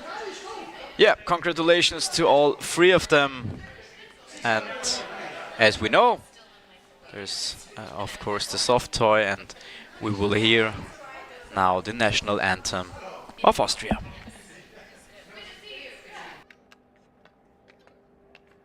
And now, ladies and gentlemen, please rise and honor the national anthem of Austria.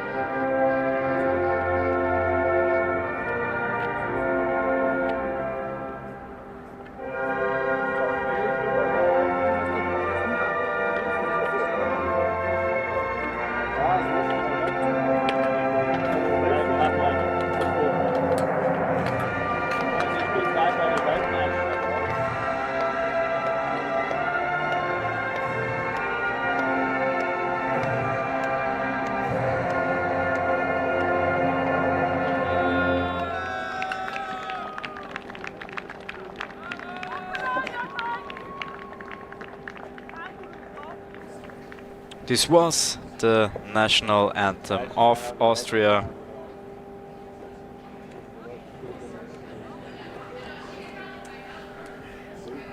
And of course there will be the podium picture for the three of them. Yeah, we see Jasmin Veenhuis, Emily Torman and Janine Rosner. And yeah, from our side, of course, big sorry to all the listeners. Maybe we sometimes pronounce the names wrong. We try our best, but there are many, many nations. And yeah, you're from here, I'm from Austria. So it's sometimes difficult for us because we are not quite sure. And we haven't talked to all the nations how to pronounce the names right. Especially because there are many, many athletes. and it's difficult for us, but we try our best, and sorry, we don't want to offend everyone or anyone if we had some names got wrong. Yes, so we see next start in around 2 minutes. I think there should be another ceremony, because we also have the prize giving ceremony for the all-round women, and there hasn't changed much, because as we told you before, the all-round is the same as the podium we've just seen. It's Janine Rosner, Emily Torman and Jasmin Feenhaus. But maybe they changed that. At least we had it on our time schedule. But still, it doesn't matter.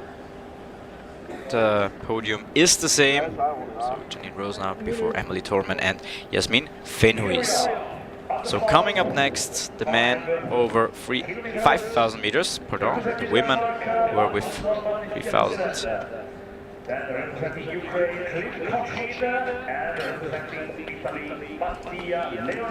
And we will start.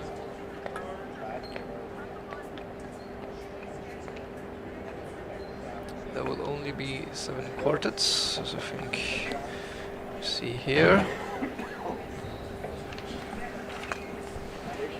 There will be 4 quartets, a small ice track preparation, and then another 3. The first one is off. It's Magnus Norman Jeppesen from Denmark.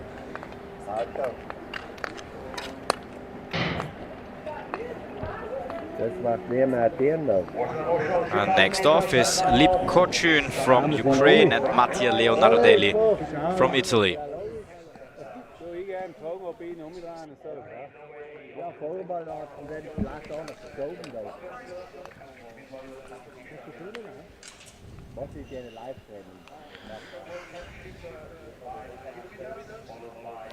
Mattia Leonardelli, another candidate who doesn't really do the 3,000 meters. He did it once in Poland, but it's not his comfortable distance.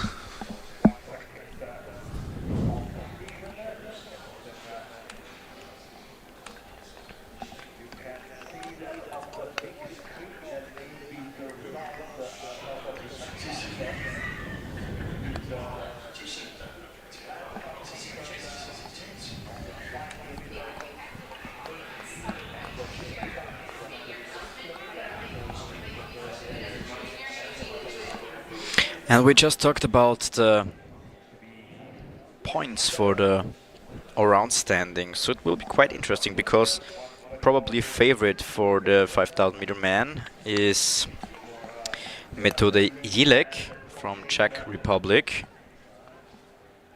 He has a personal best of 6:12.99, so pretty fast. It's even faster than the track record. 3 seconds faster, and the track record is from 2007 with 6:15.65, and the world record is from 2021 and it's 6:01.56. So, and you said that the points for 3,000 meters are way more if you make a medal than for 500 or 1,500. Yes, since in the all-round standing, 1 point equals 1 second on the 500 meters. Meaning in the 1,000 meters, if you're 1 point behind, you need to be 2 seconds faster. In the 1,500, 3 seconds. In the 3,000, 6 seconds. And in the 5,000, 10 seconds. So, if Matadei wants to win the overall, he needs to be faster, I think, almost 30 seconds than Finn Sonnenkalb. Yes, 27. He's 27 seconds behind, and 17 seconds behind Didrik Engstrand, who also has a very good personal best with 6:27, so only 15 seconds slower than Jilek. But we will see. We will come to that later on. Now let's have a look at Magnus Norman Jeppesen. It seems for these 3 skaters, it's the first time doing a 5,000 meter since At least we don't have a PB. Yeah.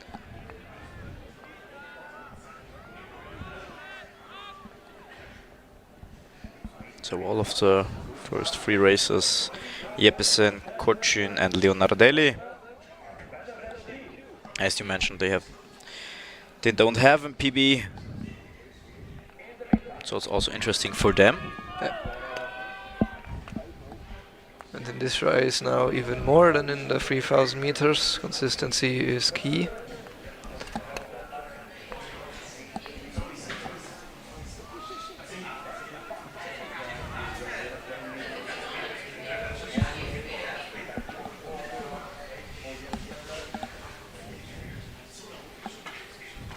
Magnus leading with 33.23 this lap.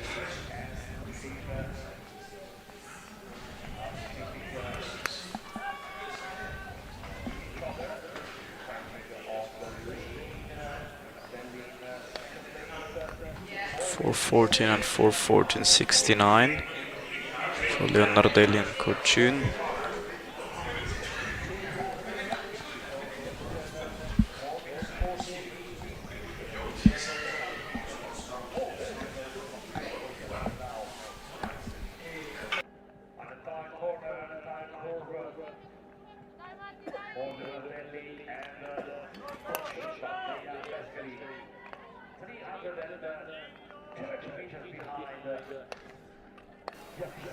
Next interim time 4:49.01, 4:49.23. There is Jeppesen. Still 33.6 now, this round. He's holding them pretty well, those rounds.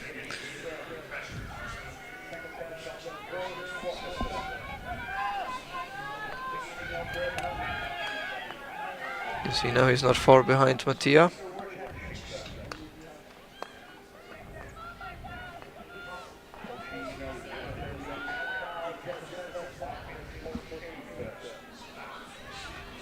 There's a switch.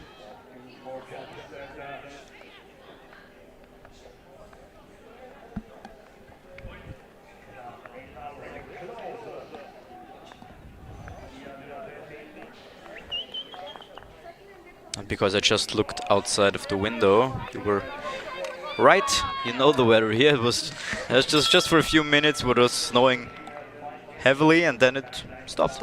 Yeah. Is it always like that? Days like these, often, yeah.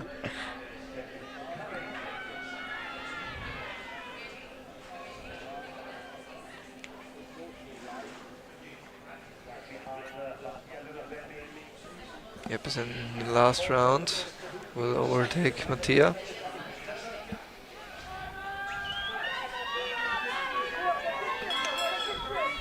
In this case, it's also allowed to touch the outside lines. Jeppesen. All right, it's 6:55.92 for Magnus Norman Jeppesen. So very constant.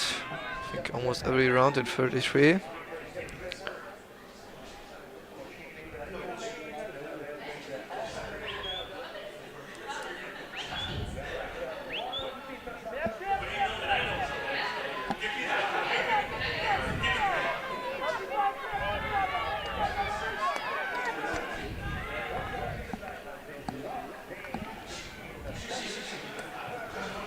.713 and 7:14. This is the time from Lip Kochin and Mattia Leonardelli. So the first 3 racers made it over the finish line, and we will continue with our quartet number 1, because the first quartet wasn't really a quartet, we're just 3 racers. Next up is Matthew Mitchell from Canada and Max Weber from the US. And right behind him is Jerzy Stadnicki from Poland and Finn Sonnekalb, we talked about him, from Germany.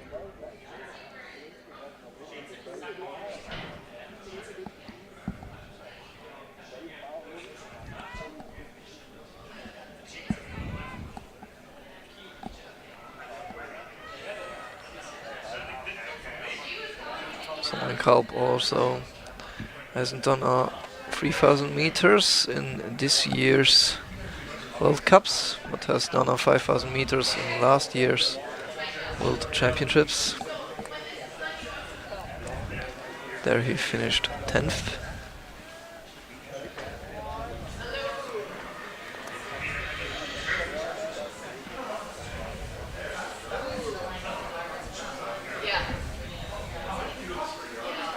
So these are the times.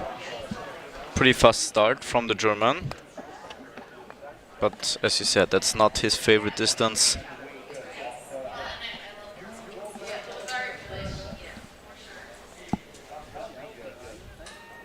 .42.11 for Max Weber.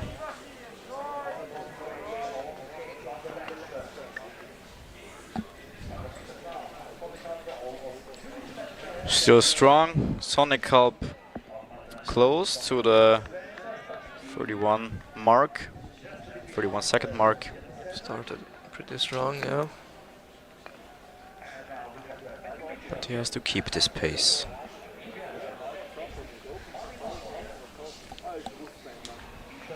Also a long day for him. Yeah. So his legs probably are a little tired. There you see again very well the technique of skating without arms in the corner. And also in the straight. It's a very relaxed, very fluid way of skating to be as efficient as possible.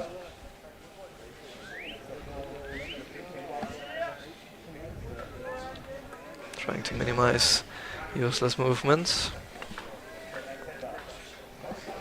What, for example, is a useless movement? Useless movement would be excessive movement of the upper body, of the head, of the shoulders maybe, and especially of the arms. That's why we're keeping them back in the long distances.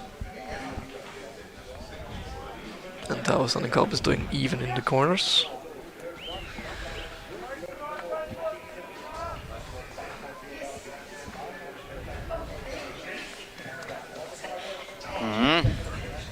The American snagging some slipstream from the Canadian.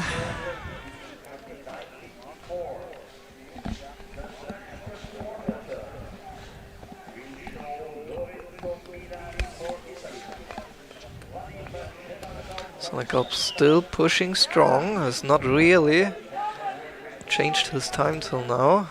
His first lap was a 31.1 and this one was a 31.3. So still very consistent. Yes, 31.64. 31.6.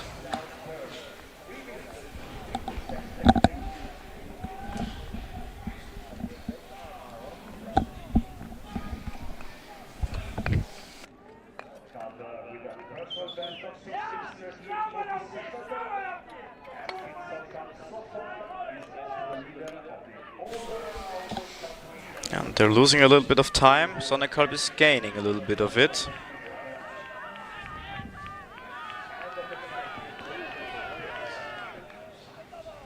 Still holding on to 31. I'm curious if he can hold that pace.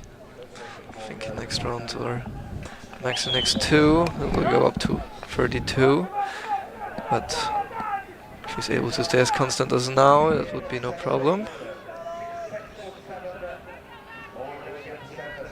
32.0.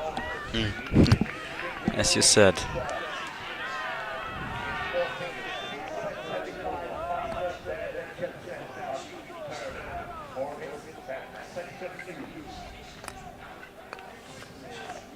And he's fighting. He is fighting.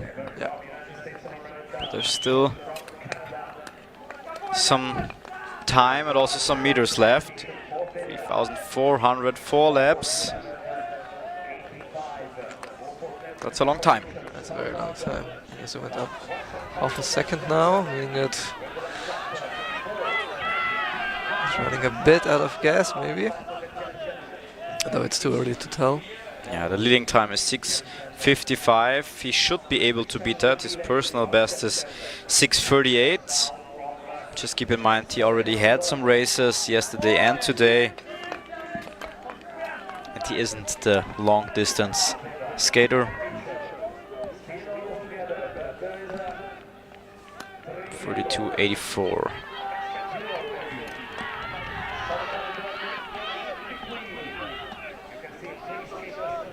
So a couple of between them, the North American skaters.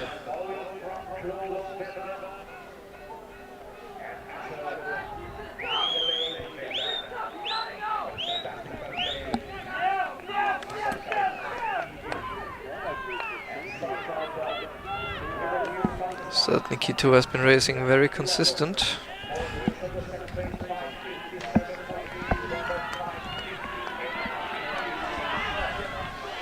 Two laps to go. Southern Cup now just needs to hold on for a bit.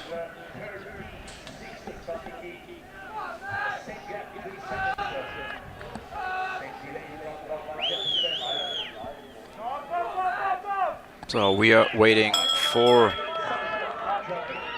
the time, and this is the bell for the last lap. 12 Sonic Hulp, 10 seconds in the lead. Remember, he's now at around 6:45. His personal best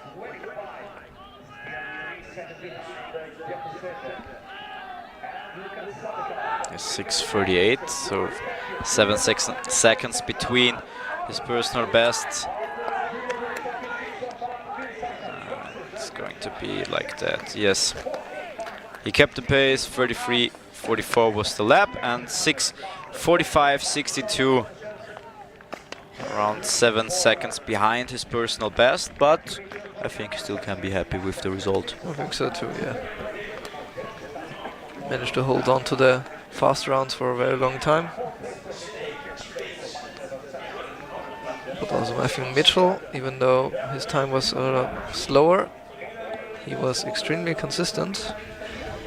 He went from 33.6 to his very last lap, 34.0. He didn't go above 34.0, so it's commendable to see someone staying this constant. And you could see in his face yeah. So he went all out. All right, next up we have our next quartet. It's Lorenzo Minari from Italy and Vadim Jebardakov from Kazakhstan. And after that we have Philip Moller Nordahl and Eirik Andersen from Norway.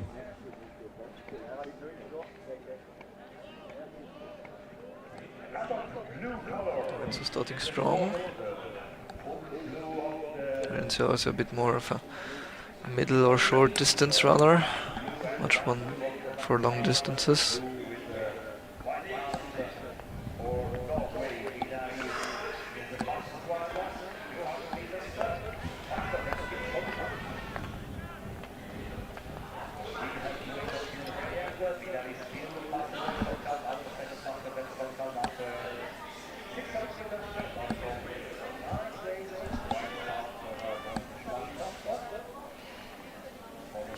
So we have the same point as yesterday. Don't mix the Italian tracksuit with the Norwegian tracksuit. The easiest part is just to read on the back is Norge.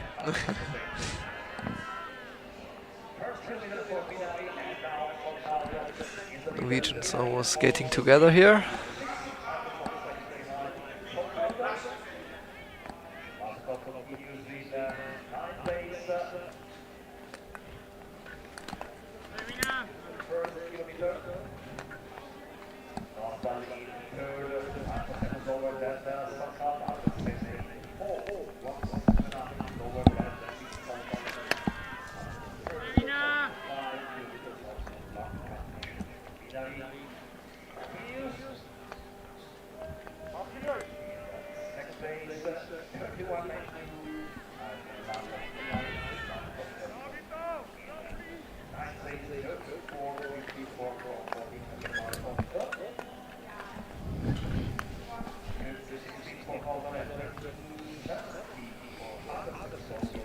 now I think went up to 32.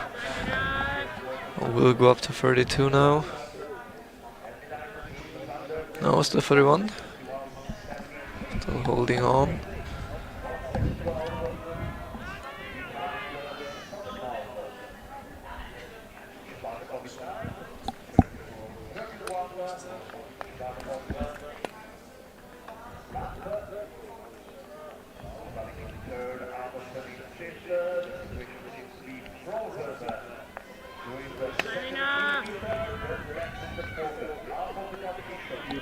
Right, we're getting closer to half of the race. There is Lorenzo Minari's time, second so far behind Collalbo. If he can hold it like this, it would be a very big PB. His current PB is 7:13:33. Oh wow, okay. He can hold out in this pace.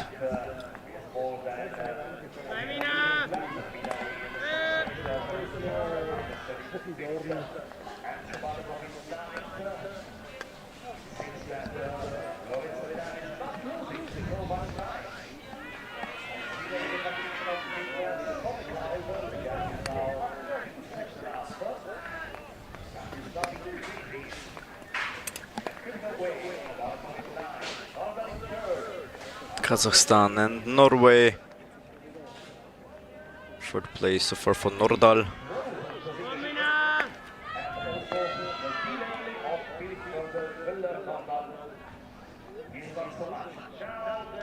Now had a pretty big jump in the last 2 rounds. Went from 32 to 34.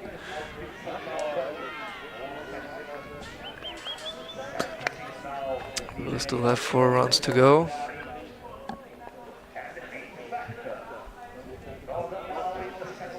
And the 2 Norwegians staying, so as many others, very constant with their times.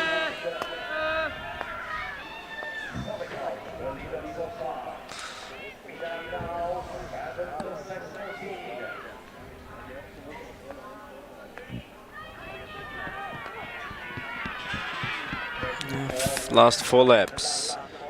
Lorenzo Minari is still second. You said his personal best was 7:13.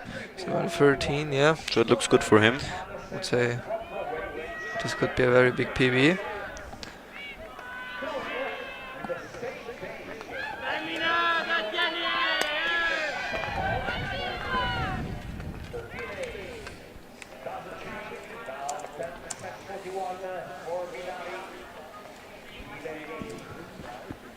Minari now went to 36, another 2 seconds in 2 laps.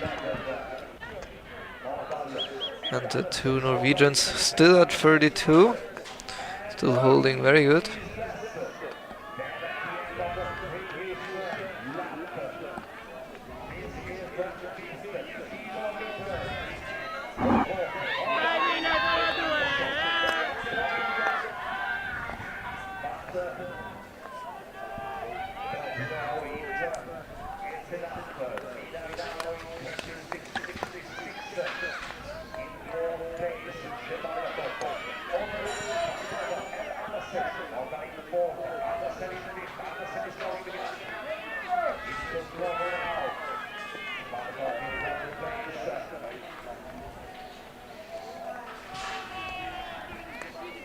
I know, very tired. Yeah. You can see his technique is getting very sluggish, maybe you could say. It's very heavy.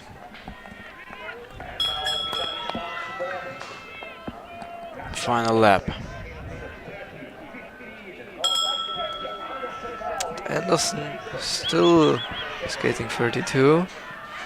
His teammate has gone up a second now.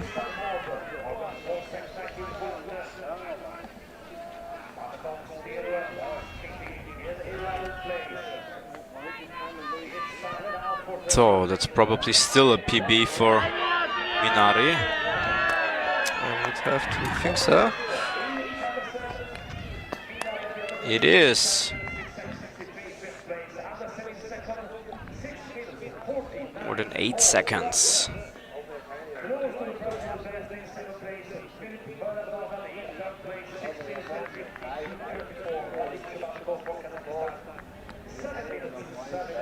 Yes, it's time 7:06, and 7:13 was his last time. And we have new second and third place. It's Eirik Andersen from Norway and his teammate Philip Moller Nordahl. Nordahl was leading before Andersen until the 11th lap, and Andersen managed to overpass finally his teammate.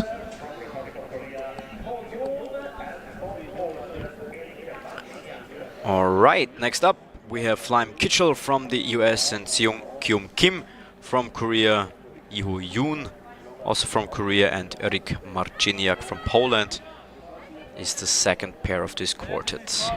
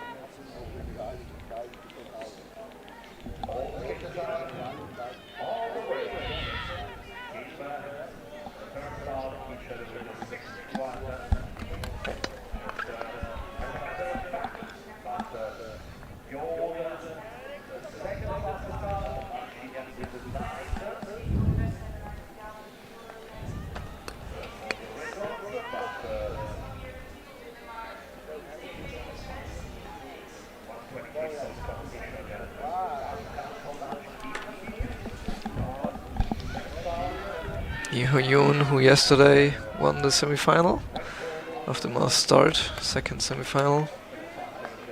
Even though he qualified long before it, he decided to finish the race and win it. That's what you do, right?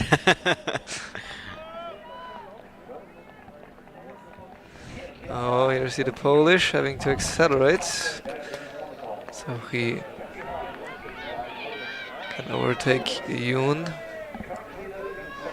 as he would have to slow down for Yoon to be able to swap.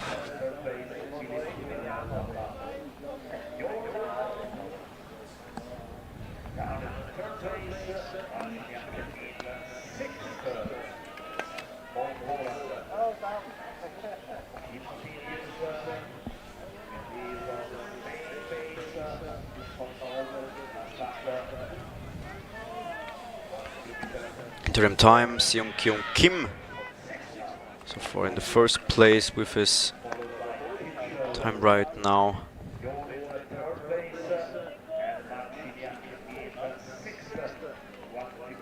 Yeah, but they're pretty close to each other.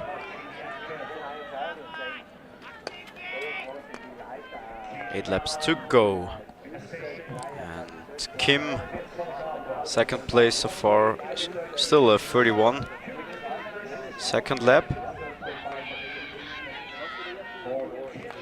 Maybe they will choose to start a bit slower and try to maintain it for a bit longer than Sonnekalp. Iho Yoon went up a bit now.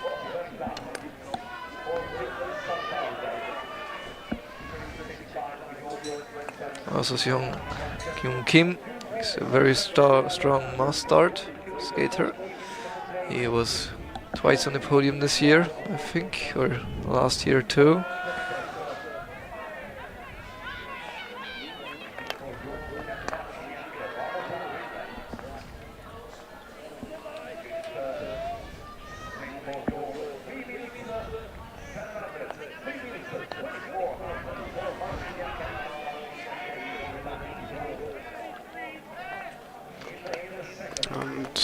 Yeah, still 32.00. Good time from Kim. Still in the second place so far. She lost a little bit of time.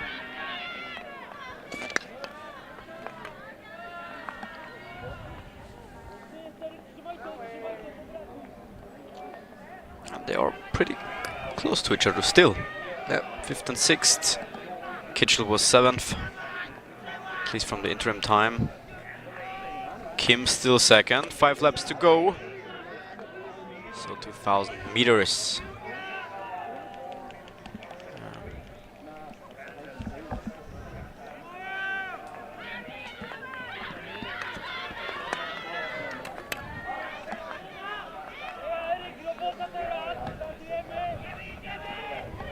if he's able to keep that the next few laps, also in the 31 or 32 low, he may be able to Yes, and he just take the lead.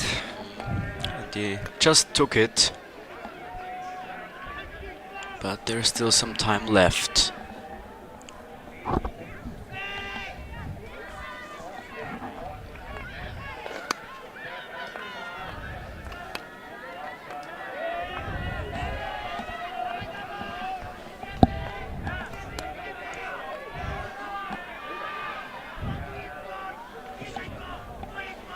Yeah, and still 32.67. He's in the lead, Kim. Went up a bit over half a second now, I think.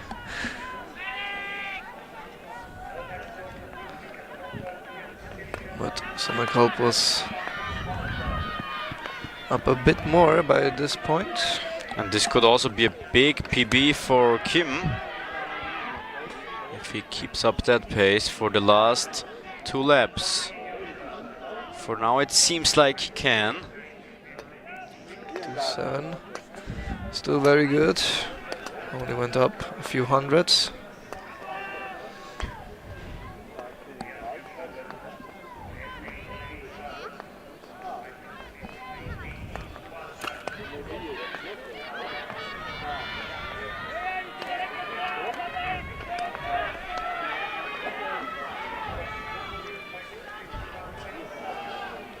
Yeah, we see Kitchell. Yeah, 32.77. Still good.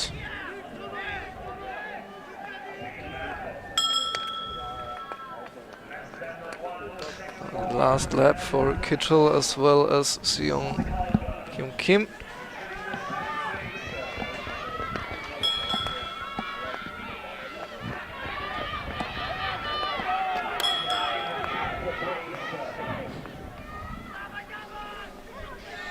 And there it is. We have a new leader. Even though the last lap was a 33.35. But very impressive. So 6:44.68, and his last personal best was 6:48.48. So more than 4 seconds. A little bit less than 4 seconds, but still very impressive. So our new leader is Seong Kim, and we have 7th, 8th and 9th place for Machiniak, Yoon and Kitchell. Kim leads before Sonnekalb and Andersen.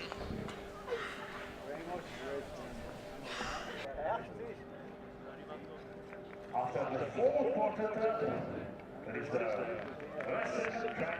ice preparation before the next quarter with the beacon holder from the Netherlands. Alright, and because there are many skaters and the ice has to be prepared, there is a short ice preparation break around 14 minutes and 13 minutes, and in at 2:30 we will continue with the second half of the man over 5,000 meters.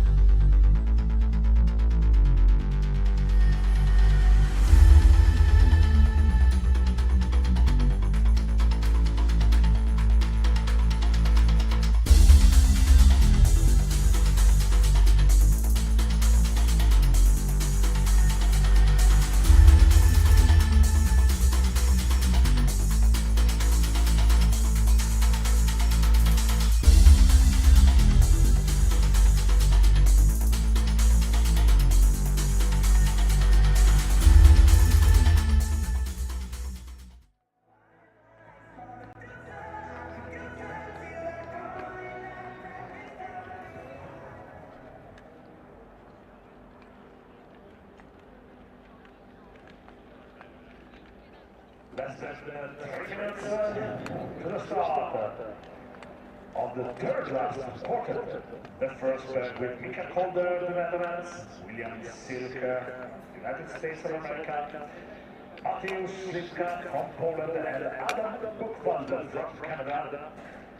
Mateusz Slipka currently third in the all-around competition.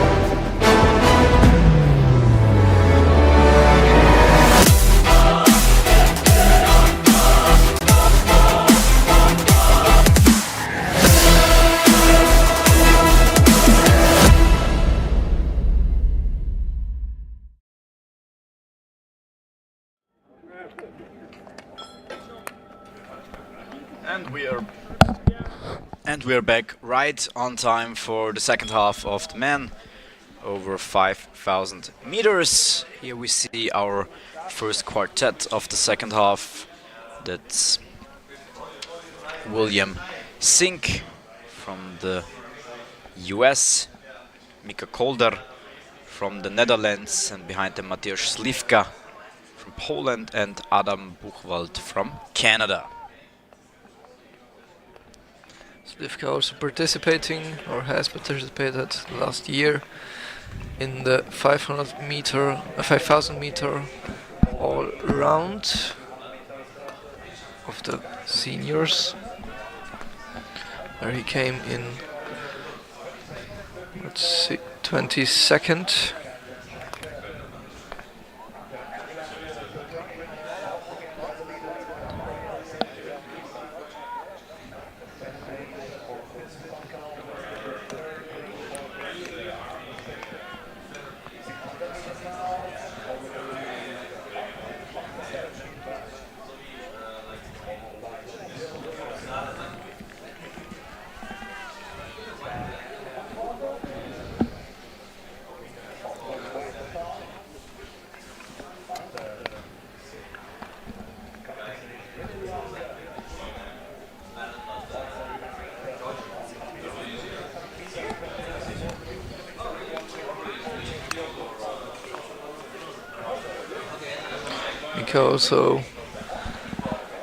Mika Kolder, third place overall in the 1,500 meter junior standing this year, and sixth in the 3,000 meter standing.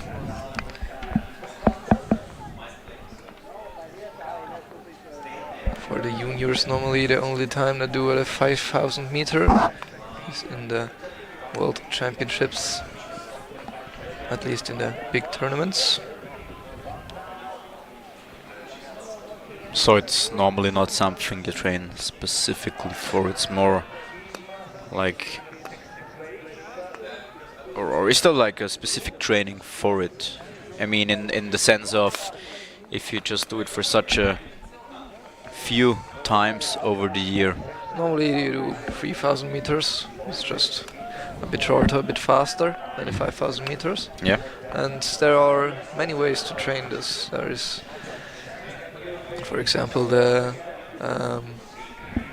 I'm not sure how you call it, but if you do a few rounds, but for example, every round you try to get faster, or you're doing Pyramid corners training. just fast. You mean that, or? No, it's like you do 4 sets of rounds. Yeah. The first set of rounds you try to get faster, so the last round is your fastest. And the second set of rounds you try to do 200 meters fast, 200 meters slow. In the third set of rounds you do the corners fast, and then the last set of rounds you, I don't know, again do the 200 meters fast or something like that. It's a typical training for the long distances, or just David Giotto has a very famous training regiment where he does 50 rounds. All of them, they're in 3, Davide, then Giovannini and Malfatti. They are in 3 and do 50 rounds in 30, even going lower than 30, sometimes 29. There are many ways to train for these long distances. And of course a lot of bike training, a lot of cycling.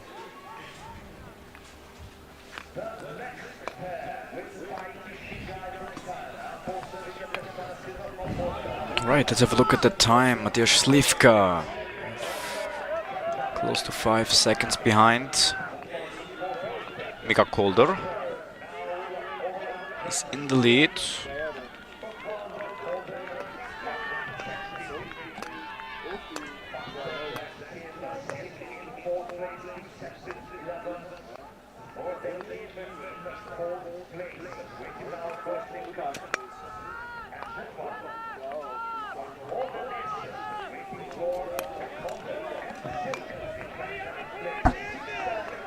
So we have 4 laps left.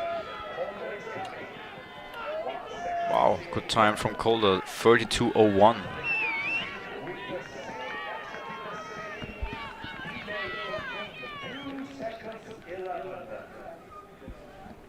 And somebody's getting overtaken.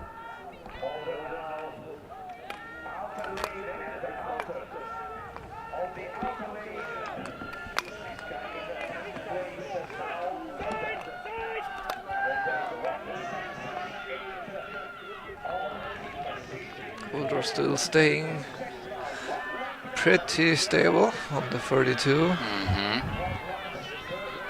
But William Silk is not that far behind, 32.5, actually a bit faster right now than Kolder, I think.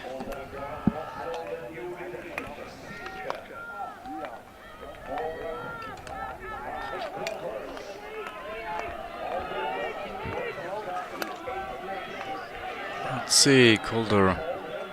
He lost a little bit of his time, but just a little bit. 33, 32 is his time right now.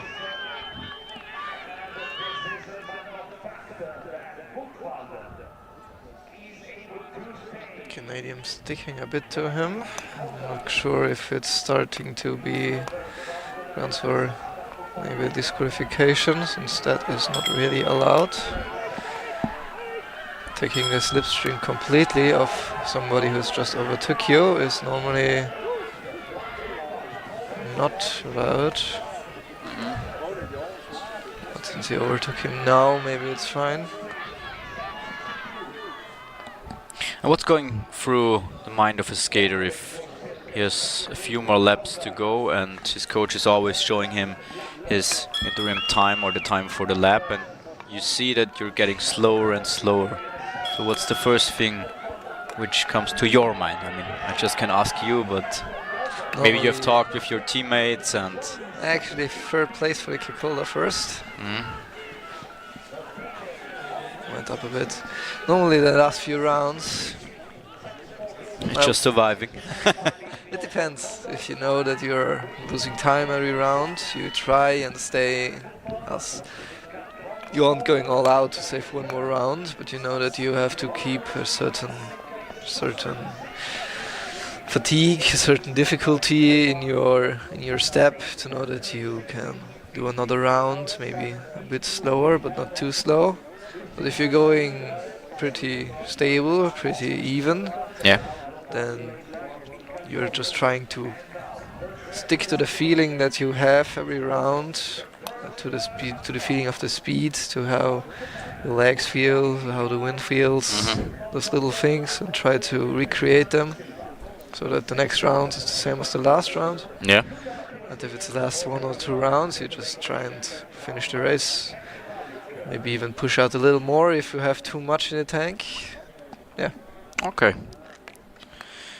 All right, Mika Kolder, he managed to secure the 3rd place for the moment, right behind Finn Sonnekalb, and our leading time is from Seung Kyum Kim with 6:44.69. The next skaters are on, and that's Taiki Shingai from Japan and Afonso Enrique Pestana Silva from Portugal. And now we see Luka Mateo Stevens from Germany and Metode Jilek from Czech Republic with the by far best personal time, 6:12.99. We talked about it, even faster than the track record.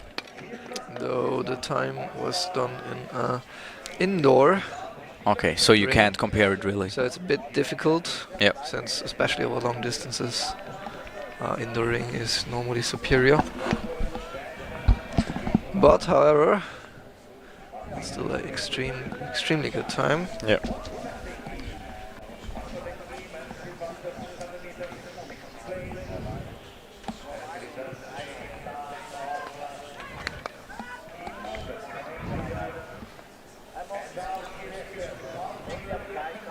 All of them are pretty strong at the moment.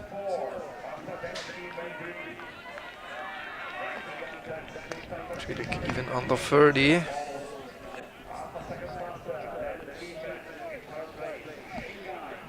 Shingai with a 30.97 lap.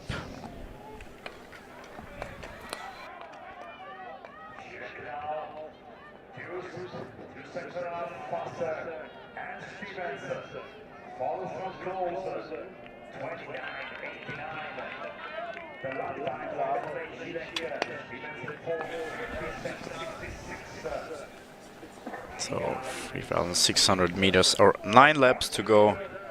Do you count in meters or in laps? What's Laps. easier for you? Laps, okay. Maybe some people count in corners, like 500 meters is 2 corners, 1,500 is actually how many? 7 corners, I think.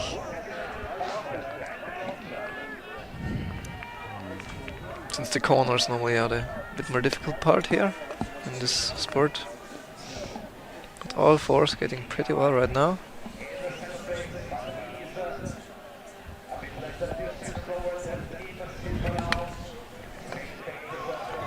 They're staying on 31.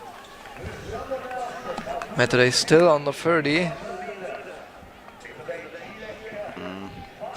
Pretty strong.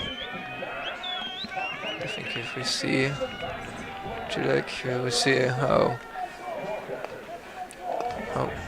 not easy, but relaxed he looks, maybe.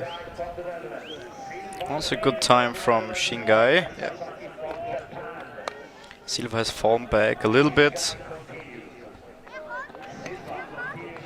Wow, okay, 30.08.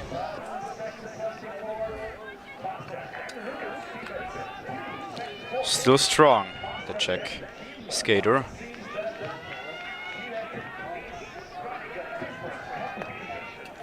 You see, it looks exactly the same as 2 or 3 rounds ago. It doesn't really change much. Taiki's still going pretty good. Also Silva caught up a little. And still below 30 again. Wow. I mean, you told us that he's the long distance guy, but He is the long distance guy, yeah.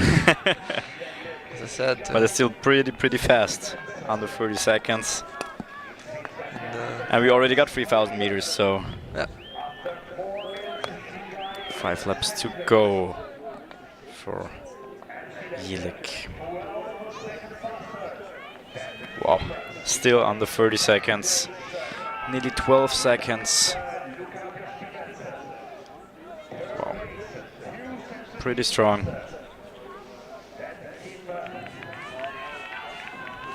As I said, on the last World Cup in Calgary, he skated with the senior men, and the only one who beat him was Davide Giotto, who that race had a new world record. Oh, okay. So, World track and PB. yeah. So right now, But there was a big time gap between them, 12 seconds. but still, this is Yeah. extremely good.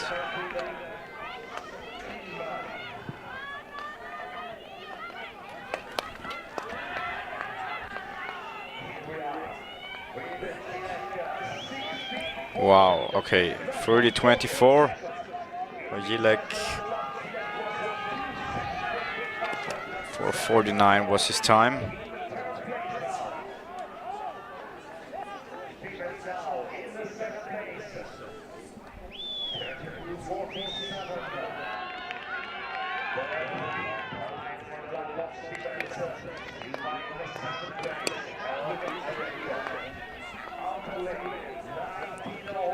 .30.05. He's getting faster since the last round. And is he still looking like in the third round? Has it changed a little? Maybe slightly, but he's still. Amazing. It's still incredible how he skates. Yeah. Just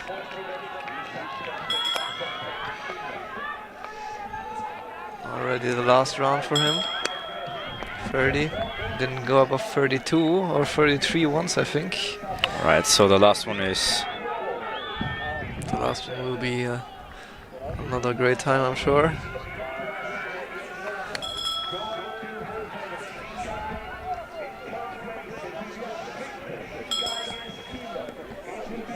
Alright, this is Matteo Stevens, the time for him.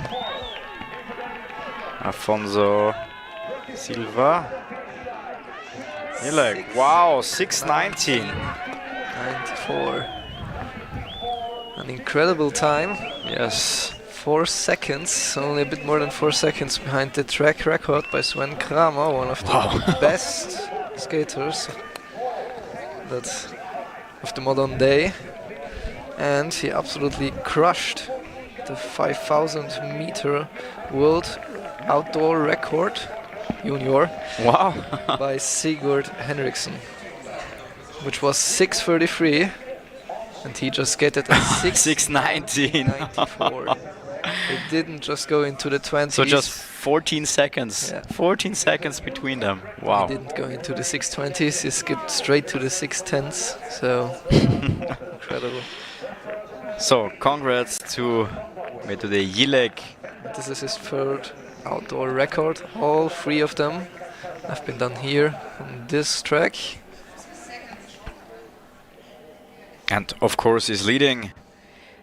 But we have a new second place. It's Luca Matteo Stevens from Germany.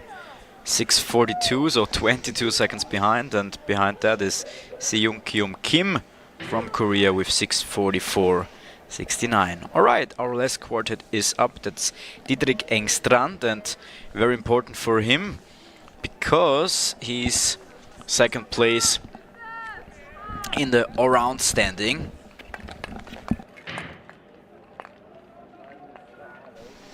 Next to him we have a Dutch skater, and also after him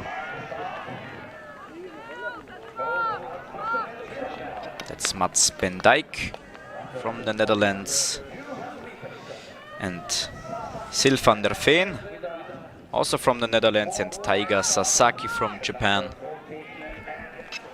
This is our last quartet of the day.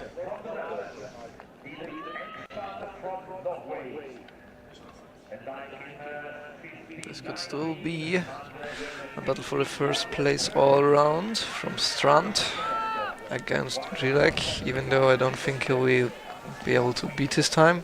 Yeah, it would be difficult because he's had such a good time. It just has to be below 6:30, I think. For the overall win. For the overall win. So for the all-round standing, it's better if you're a good middle distance to longer distance runner than to be a sprinter, or it's easier Yeah, normally. because you get more points for the longer distances. Normally the middle or long distance runners who are still decent at the other distances are able to get all around the win. Being too specialized is it's not good for the all round, but we have to see after this category. Yes, I mean Sonic Alps right now is 5th place, but there are 4 pretty good races on the track right now.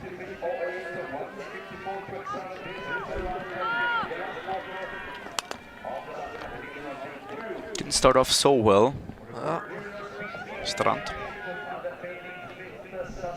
The Dutch skaters though Van der are Veen. doing pretty good. 5th and 6th. 6th for Sasaki.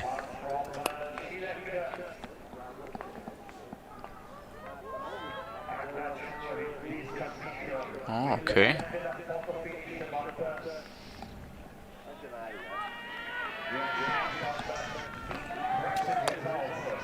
Mats Ben Dijk is also the current leader this year of the 3000 meter men's standing in the World Cups.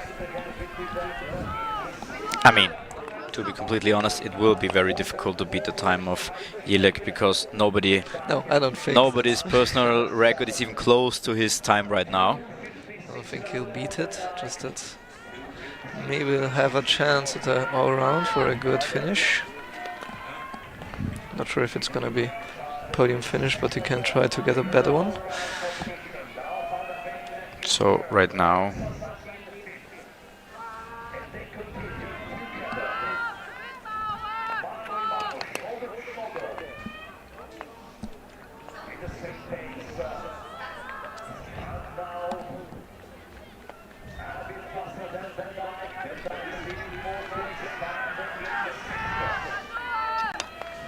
let's see. We will see. Around 1.5 minutes more, 90 seconds.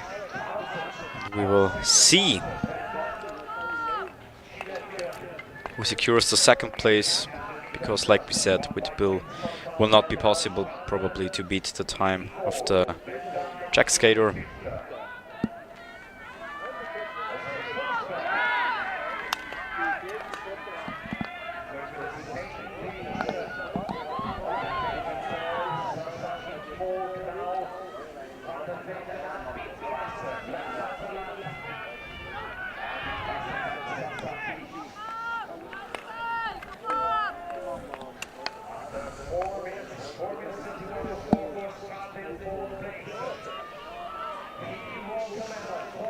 Andafin maybe being able to grab himself up podium place and the medal.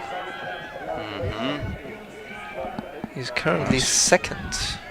Van der Veen and Sasaki. Splits are currently really hard to trust since they're all red.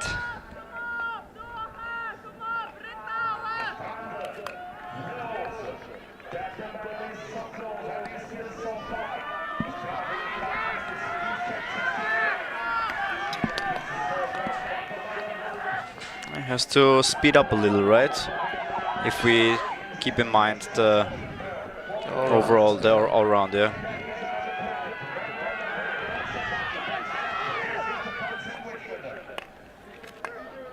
So the time to beat, which won't fall, is 6:19.94. It's getting slower. Yeah. And there isn't much time left.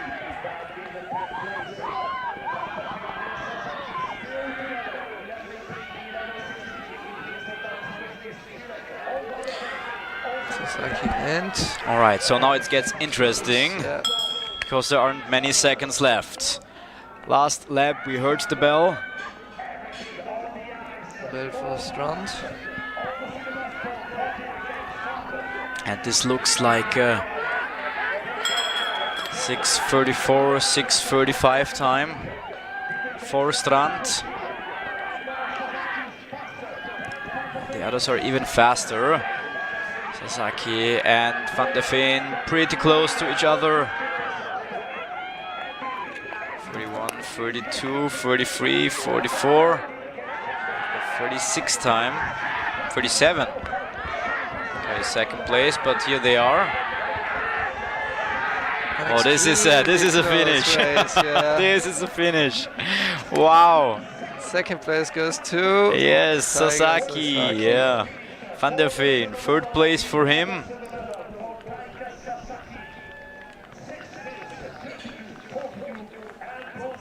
All right, so Strand only managed to get fourth place. And we have to wait till all the results are matched together, because of course we want to know what does that mean for the all-round standing. So not to discuss, Metode Jilek is the world champion over 5,000 meters with an incredible time of 6:19.94. Behind him is Taiga Sasaki from Japan, 6:32, 42 seconds, so around 12.5 seconds behind.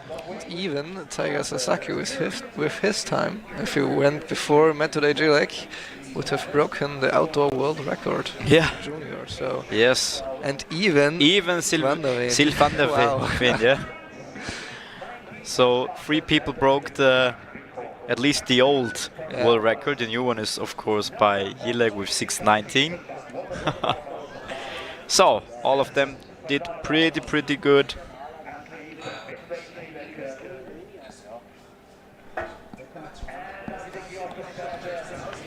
So, and I think we have the final results. We do, and we can tell you that Collalbo is the all-round world champion, and just 1.40 seconds behind is Metode Jilek. With a point difference of 0.081 is Strand behind Metode Jilek. Incredibly close. Yes, they were so close. Wow, but in the end it was a close one, but Collalbo managed to stay on top. And this is the unofficial result for the man. The gap is incredible between the first and the second one.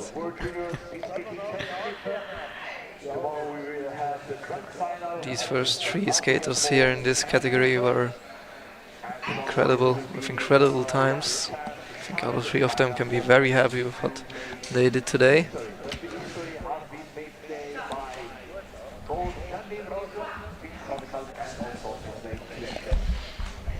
All right, and while we see the last of skaters here on the result list, we take a look at the timetable. And we will start in a few moments with the prize giving ceremony. Of course, we're a little behind with our time schedule, and we talked about it because, yeah, we had some problems with the ice. Few holes. Yes, few holes. Cuts because of some small incidents, and that's why we will have the prize giving ceremony as fast as possible. But of course we have to give the skaters some time to change and to take a few deep breaths before they go onto the podium.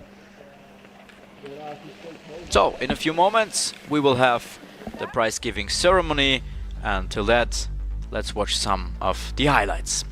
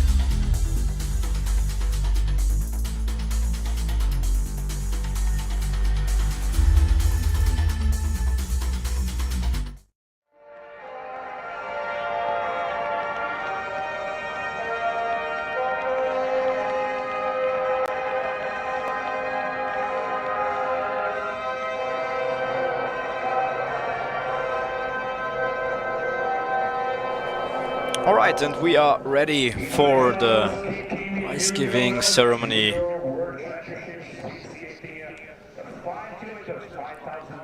For the men over 5,000 meters. ISU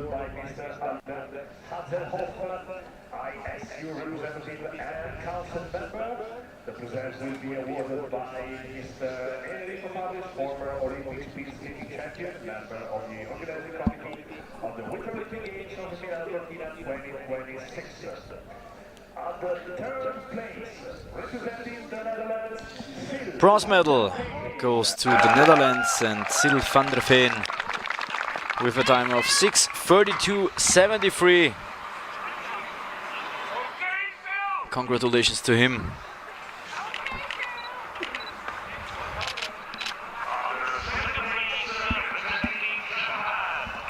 Second place goes to Japan and Taiga Sasaki. Just close before him, he has the time of 6:32.42. Incredibly close race. Yeah, just remember both of them also broke the old junior outdoor record over this distance. But there is one winner and he's from Czech Republic. It's Metode Jilek with an incredible time of 6:19.94 and over nearly 12.5 seconds before the second place, before Taiga Sasaki. Incredible time. It's really over 10 seconds faster than the previous world junior outdoor record. It's incredible. I think it speaks for the skater and it speaks for the ring, I hope. So we're now gonna hear the Czech anthem.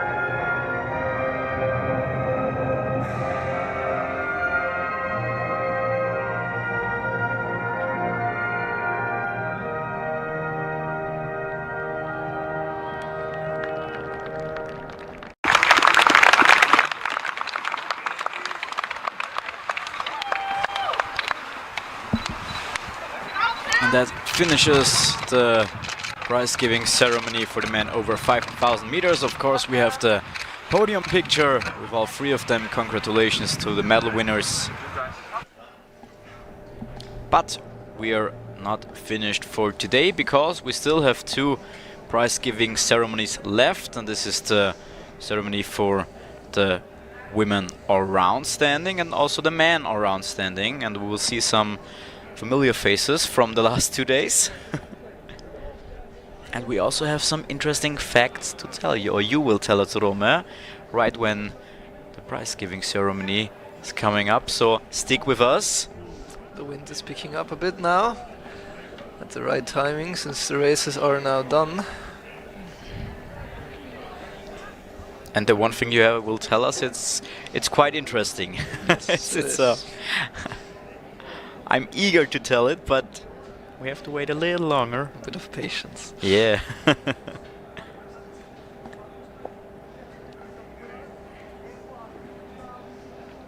All the flags.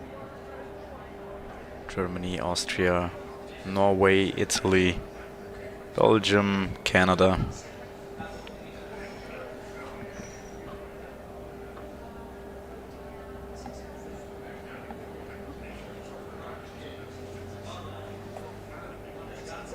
Yeah, we see Finn Sonnekalp.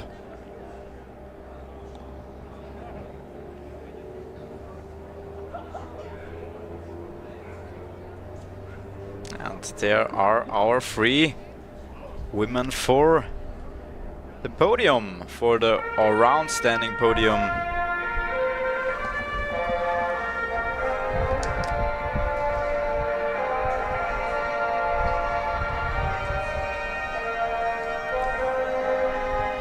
And we know this podium. Very well. It was our last podium for the 3,000 meters. Was the exact same podium, Same yeah. podium, yeah. International Skating Union Junior World Championship Skating. This is the victory.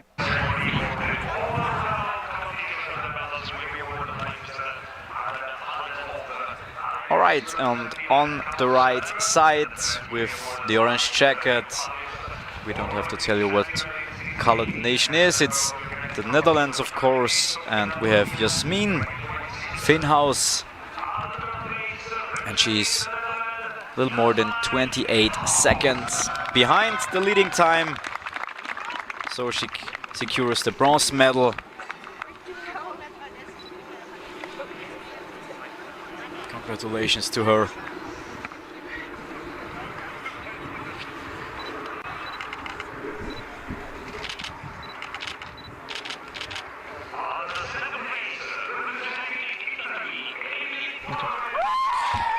Second place from Italy, it's Emily Torman, our PB crusher of the last 2 days. A very respectful second place, around 4 points behind Janine Rosner. And to remind you, 1 point is 1 second on the 500 meters.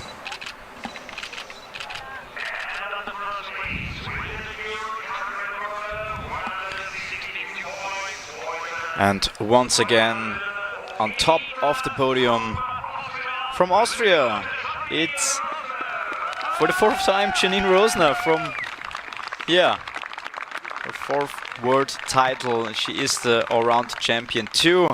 With a total points of 162.508.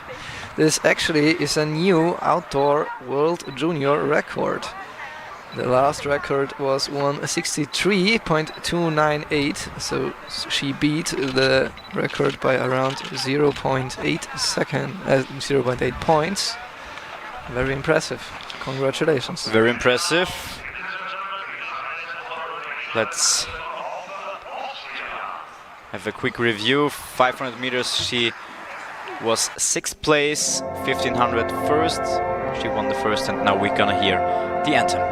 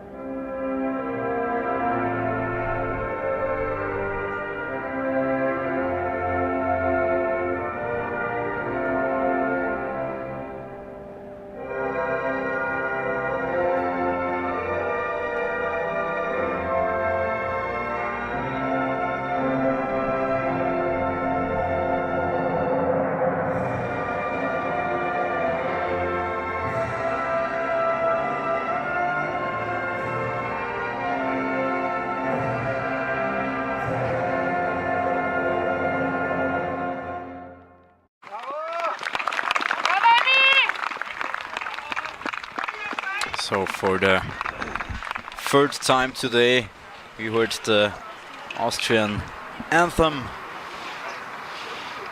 played for Janine Rosner, our 4-time world champion of these Junior Speed Skating World Championships in Collalbo, Italy. There once again is the all-round standing, the all-round points. 2nd place Emily Torman and Jasmin Finhaus.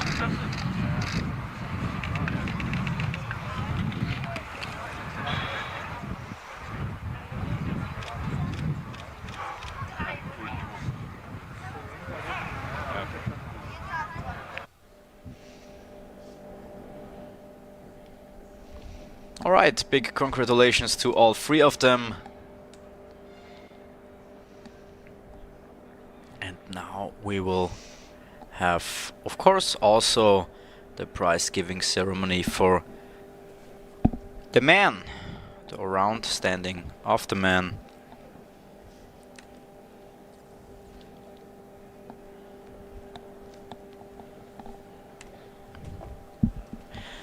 There's one of the three skaters who's on the podium. That's Finn Sonnekolb from Germany. There we have Metode Jilek from Czech Republic. Somewhere next to them has to be Didrik Engstrand from Norway.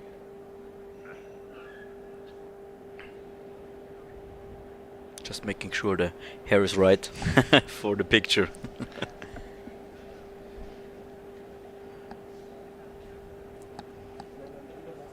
Yeah, you want to look good for the family, obviously. Yeah. And this is also the last point on our schedule, because this prize giving ceremony concludes our day number 2 here in Ritten, the Ritten Arena in Collalbo. We are very thankful to the weather gods, because everything held. It started to snow a little heavier for around 5 to 10 minutes, and then it stopped again. For one quartet, yeah. Somebody must have angered the weather gods there. But after that, it wasn't us. It wasn't us. It wasn't us. No, no, I'm sure about that.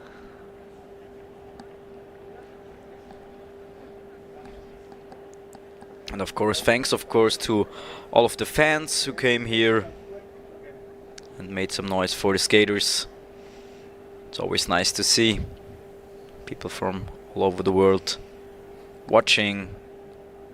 And of course, greetings to all of you who are watching us over the stream from wherever you're watching or listening to us.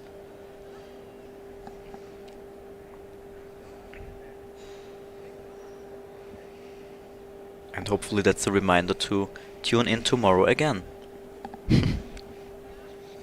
Tomorrow with all the team distances and the mass start. Very exciting races. Yeah, that's true. Races you don't see every day, which aren't that common.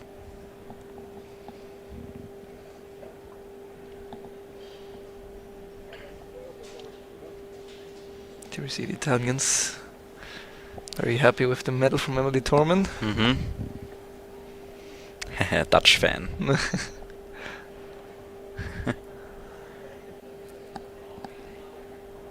So, still some fans here. Even though the weather now. Yeah, the weather is, it's quite windy. Yeah. I think that's the problem. It's not that cold, but it's, the wind makes it even colder.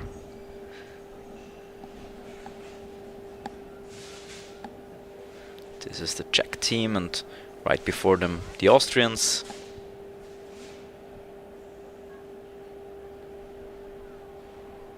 And of course, there are the young fans too, maybe the future ice skater.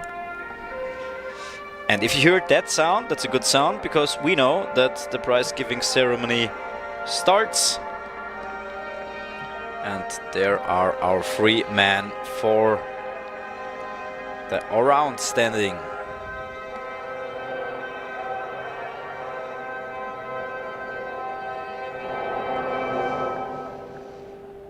These 3 had an incredible races, all 3 of them.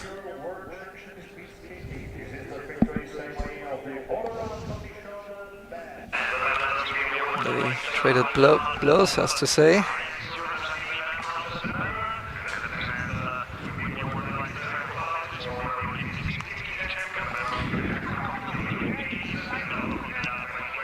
And on the right side, he secured the bronze medal, and he is from Norway. It's Didrik Engstrand. Total points of 148.086. He came in 3rd.